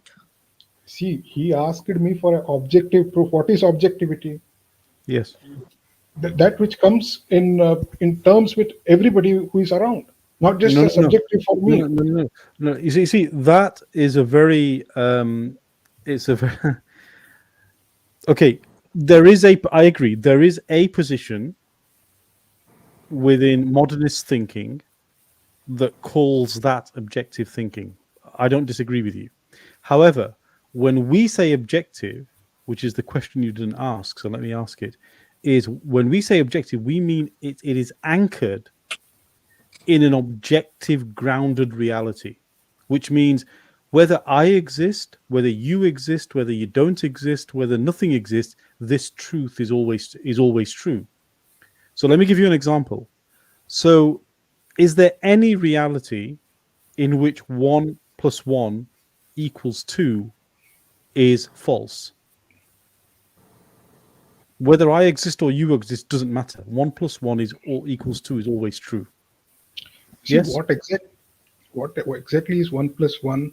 It is a modeling mechanism. We are modeling something. If somebody is in some outer space and they've brought in two objects and they collide and they coalesce together and they become one, will that modeling mechanism work? Okay, let me ask you a different question. I mean, you want to be skeptical, fine. Do thoughts exist? I'm experiencing it, indeed. Okay, okay. So how do you know your thought exists? What is the empirical mechanism for testing and measuring your thought? Yes, see, that's what the beauty that these neurophysiologists are doing. No, they're measuring. No. Neurophysiology is about neuro and physiology, which is it's about the cells and the mechanisms. So all they're doing is looking at electrical pulses within cells. That doesn't tell you the thought. So what is a thought? Thought is a force. Good. So let me give you another example. I give you a bar of chocolate. Do you like chocolate? Have you eaten chocolate? I mean, you've eaten chocolate, obviously, clearly. Can you tell me what it's like for you to eat that chocolate? Will I ever understand it? Yes, you will never be able to correlate with it because it depends on my taste buds, my sensory systems. Good. There you go. So that is an example of an experience that is subjective to you and it's not objective. Yes. Or even in emotions, for example, if I were to ask you, whom do you love more, your pet or your parents? So did I ever say that emotions are all objective? At least, I'm drawing. That's what we're trying to make you understand. When you talk about your consciousness, when you talk about your emotions, your feelings, your tastes, stuff like that, which only you can know, all these things are all these things are subjective, including your consciousness, because all of this are based off your consciousness. Exactly. And when we say objective, we mean something that is outside of you. Whether I exist or don't exist, mathematical laws are always going to be true.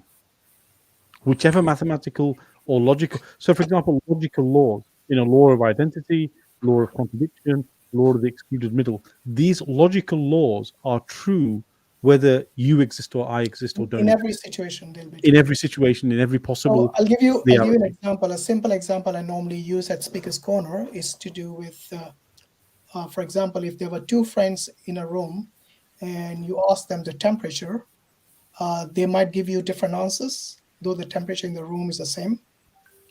Because they subjectively feel their body, obviously, it's different, and they might feel the temperature in a different way.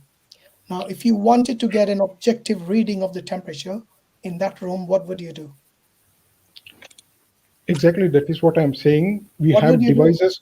Yes, we have devices which can transcend this subjectivity, right? No.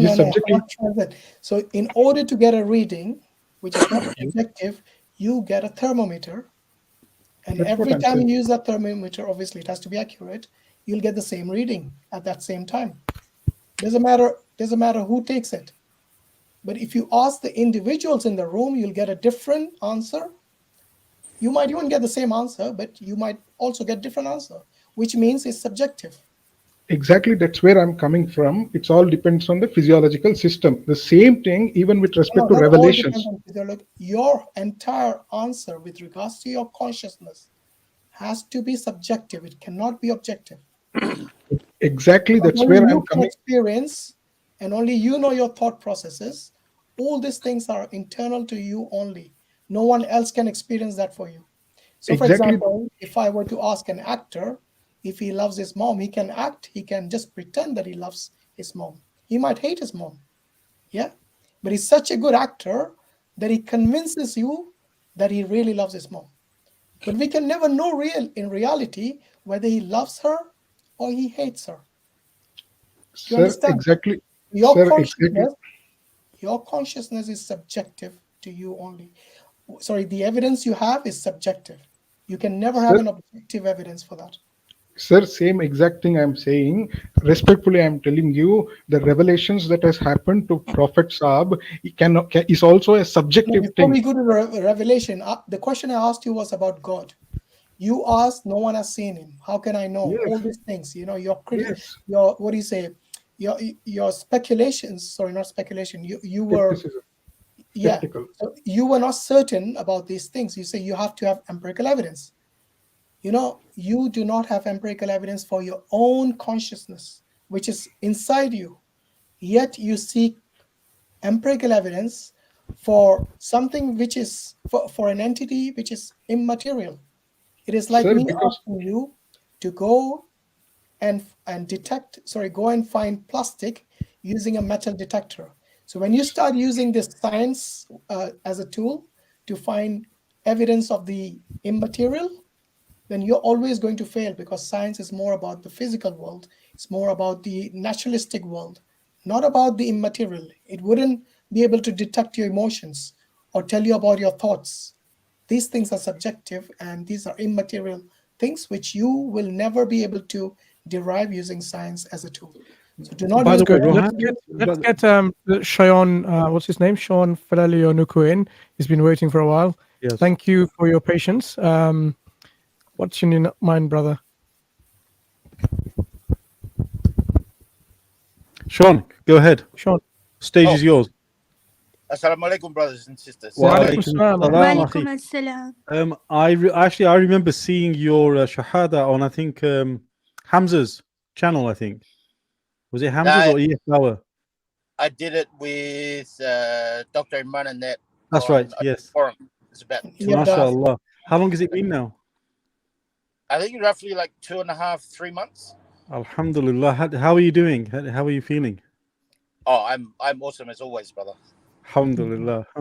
Although I should say now, I'm actually doing way better now that Islam's in my life. So, MashaAllah. MashaAllah.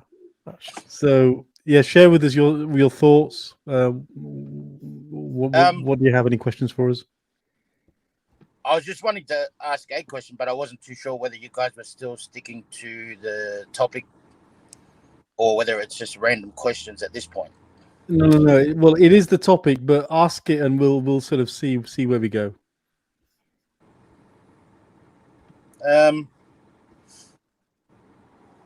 I've completely lost what I was going to ask.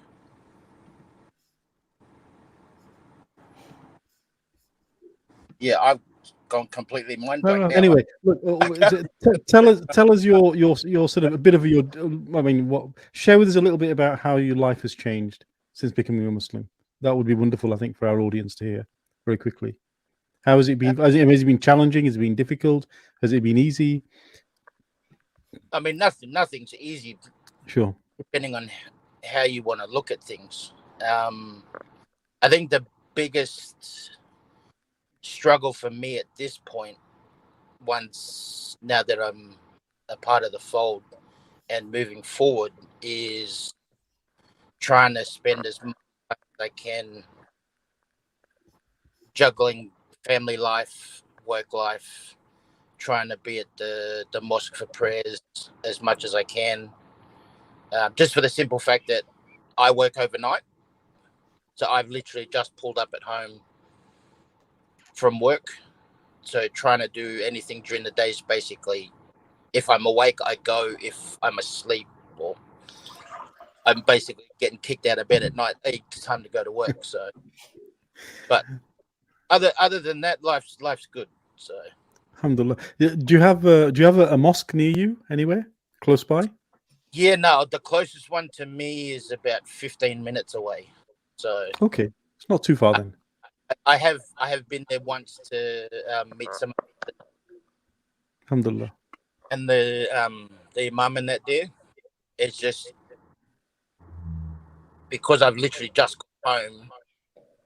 Once school goes back in and the kids are off to school, it should ease up a bit. But now that the kids are home, because I very rarely see them, I try and spend as much time with them as I can.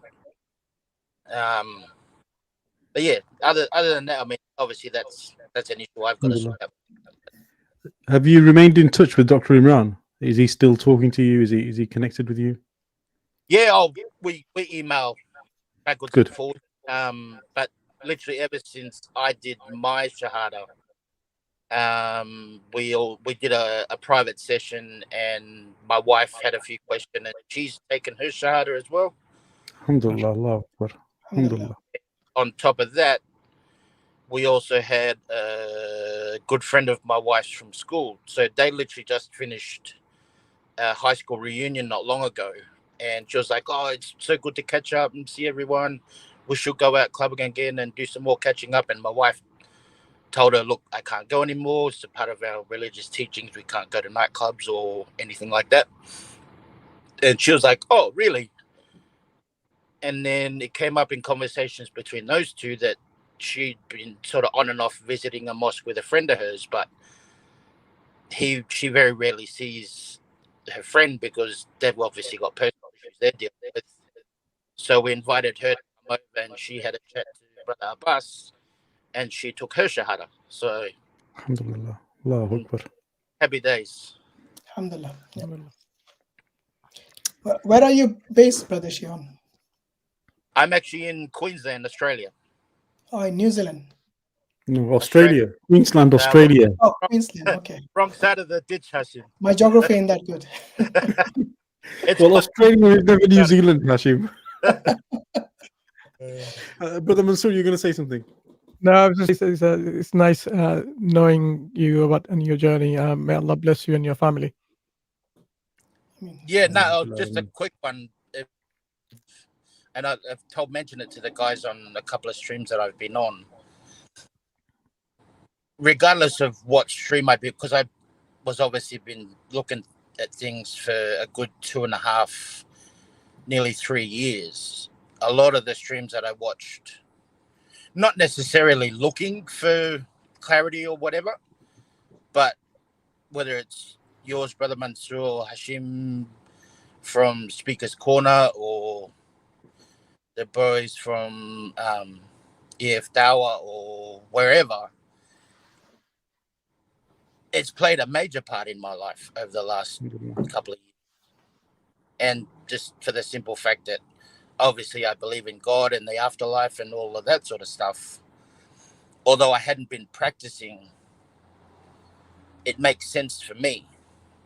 So yeah, why not join the Brotherhood and move forward? So I'm just glad at this point in my life I'm not as skeptical as a lot of people, coming up with all sorts of weird ideas of, do I exist, and is this real? Is it a simulation?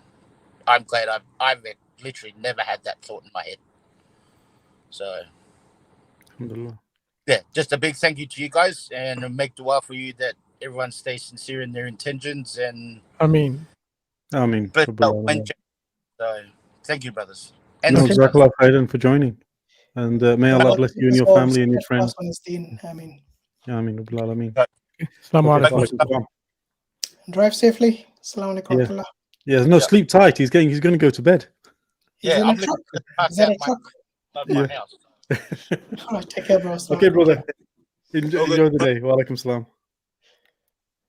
Right. So, Rohan, we are going to wrap up. Hopefully, I'm sure you'll pop up in our next stream. It's been not next stream. Over 5 hours, so we really want to wrap up now. Yeah, I know you're off from your work also. You had a work day. Yeah, Thank you very thanks much. for your time once again and your dedication. I give you full points for your dedication. He's been No, sir. We are all one. We are all one. I bow down to. That's what New Age says. We are all one, and then coming and targeting a particular religion. So we are not all one, but we are all human beings. We do agree with that. We are all human beings, and as human beings, we should respect each other as human beings, at least. We are all one That is family. important. Family Yeah. we are. So Yeah, Exactly. we are a human family. Yeah, you're right. We all Yeah, Bani Adam, absolutely as we right. say, Absolutely. So, alhamdulillah. Exactly. Thank you. So Rohan, thank you so much for joining, and we'll look forward to speaking to you again on another stream. Take care. Yeah, take care. Take care. Thanks. Bye-bye. All right, brothers. I think we wrap up now. It's been over 5 hours. Jazakallah khair. I don't have anything to add. I'm exhausted. So I'll leave it to you, brothers. Swati, do you have anything to add? Just maybe you can quickly summarize for those who joined late on this stream, what is exactly New Age spirituality and what we discussed so far, and the next points for people to take from there. Basically, I mean, Muslims, how they should react to, and non-Muslims, how they should appreciate what's going on with that New Age spirituality. I hope that question is not for Swati, because we'll be here for another hour. Swati, 2 minutes. No, not at all. Not at all. 2 minutes, max. 2 minutes max, maybe. I'll try, inshallah. Okay, I'm timing you now. Yeah, so basically I would just say that, the very idea of this entire thing, because already Brother Imran, Brother Green had, very well explained their experiences and shared the, entire philosophy which has been there. I would just add to it saying that, the very idea of rejecting the absolute truth, which we had seen with, people coming from Hindu religion also. So, rejecting that idea of absolute truth, therefore not having any particular source of authority as such. This is something which what New Age philosophy, goes ahead with. Relativism and, the subjective experience, and truth for one person may not be the truth for the other person. Just simply saying that, okay, if you have different opinion, that's fine. If you believe so, that's your reality. Good enough. Again, the very impersonal, which that, previous brother Rajshri had come. So Vedanta philosophy, that very impersonal life force, consciousness, energy, that monistic, pantheistic idea of one essence is God. So that's what I would say, that these have come from those battle religions. So New Age in that sense is not so new, quote unquote. It has taken from all of these and just amalgamated it into a new version of a spirituality for the people, so that they could attract, because people now already are understanding there is problem with these battle religions, so that they should not go towards the haqq. Therefore, they are attracted towards this New Age philosophy. And the irony is, or the very sad truth is, that many of these New Age beliefs, they have already made way into the curriculum of the schools, colleges, and often it has done so in disguise of very neutral, academic, psychological, scientific sounding terminologies. So all this, transpersonal psychology, guided meditation, visualization, your inner guidance, all of these sound very innocent. And and lot of time the unconventional, educators, parents, they just very blindly, endorse to these kinds of disciplines. They try to then even help their, the children, the ward, the students, to be able to, or society to be able to learn, this entire very trending thing of yoga, meditation, visualization, improving your creativity through being mindful, these kinds of new flashy terms which have come. I would just say that you need to see and understand where would it actually lead you towards, because these are just those very fluffy, flowery kind of terminologies which are used to astray you from that path.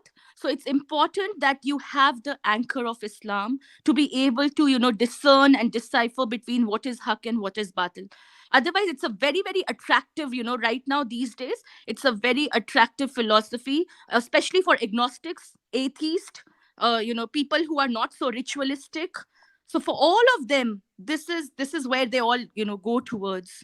So alhamdulillah, that's why this stream I thought was initially, when Brother Hashim had asked about it, that's why I thought that this is important, because there's something which is sort of underplayed. People don't realize the significance of this, but many people in garb of being spiritualists are following this and, are straying away from what is the haqq. So I hope I've covered it within 2 minutes, Brother Hashim. Jazakallah khairan, Jazakallah khairan. Okay, Mohammed. I think we haven't touched upon. Yeah, so my only comment. Go ahead. Yeah, I was just saying we haven't touched upon a lot of things still. This is probably take a lot more time in reality, because I think most important thing we haven't really discusses about the yoga and the, like Sister Swati says, the Batil elements within that. So I think that is maybe an important aspect we might, because a lot this of Muslim sounds like countries, a new stream for us. It looks like maybe a new yeah, series a of lot of streams Muslims actually following Yes. this trend without realizing the shirky elements within it. So inshallah, maybe next time, yeah. So I think the only comments I would add is, it is really true that there is nothing ever truly new that can come to human thought that hasn't already been thought about already.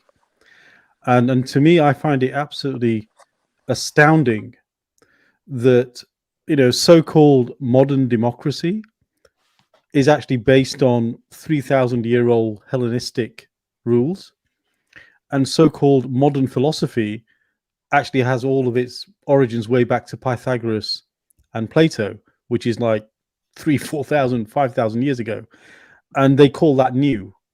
And in fact, a lot of the topics that they talk about are actually from that thinking back there. And in fact, some of the newer thought, especially Cartesian thought and Kant and some of these newer philosophers, they're actually being dropped now. This is quite fascinating. I'm seeing amongst a lot of the philosophical thinking, they're actually saying, Cartesian logic is actually broken. Cartesian deontology, Kantian ethics doesn't work. Absolutely. We need to go back to another foundation.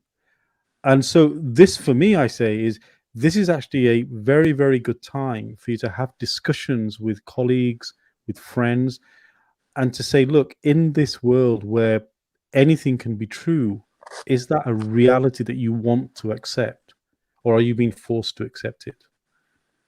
Because we have a choice, and the choice is we either use our intellect and use it to arrive at truth, or we don't use it and just go with the flow. And you know what happens when you drop stuff into a river that flows? It just goes to wherever the river goes. If you want to actually stop and do something, you have to use force. Islam is like that. If you want to actually succeed in Islam, you can't just go with the flow. You have to stop, you have to think, you have to navigate. So, and solid ground is the teachings that Allah gave us. And what New Age is showing you is just get on that flow. Don't care where it goes, just get on it, do whatever you want to do. And maybe there's a waterfall at the end of it. Who cares? They just want you to go there. And actually, most of the time, it does end up in quite a lot of disaster. So I'll just say that's it. Brother Mansur, over to you. Yeah, that's fine. It's been a nice stream. This is something that's been, quite something that should have had a long time ago. But I think it's appropriate now that we've started this stream, this understanding of exactly this is about, so that people can benefit, inshallah, and stay away from the evils of this, the appeal that it has in terms of driving people to accept this particular ideology, which is actually a disguise, an ideology that will eventually drive you away from the real Islam, an ideology that conflicts in many ways with Islamic core teachings. A lot of shirk, a lot of things which are kufr, which may be actually embedded within its philosophy. So unless one unpacks this from several angles, exactly what this is all about, you might think this is all about improvement, development.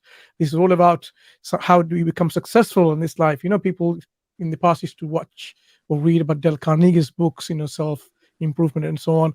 People don't realize that many of these things are not based on solid philosophical foundation, which is acceptable. You see, not all philosophy is bad. Philosophy is all about working out things, with your own mind and thoughts. But we have to really give priority to revelation, wahy.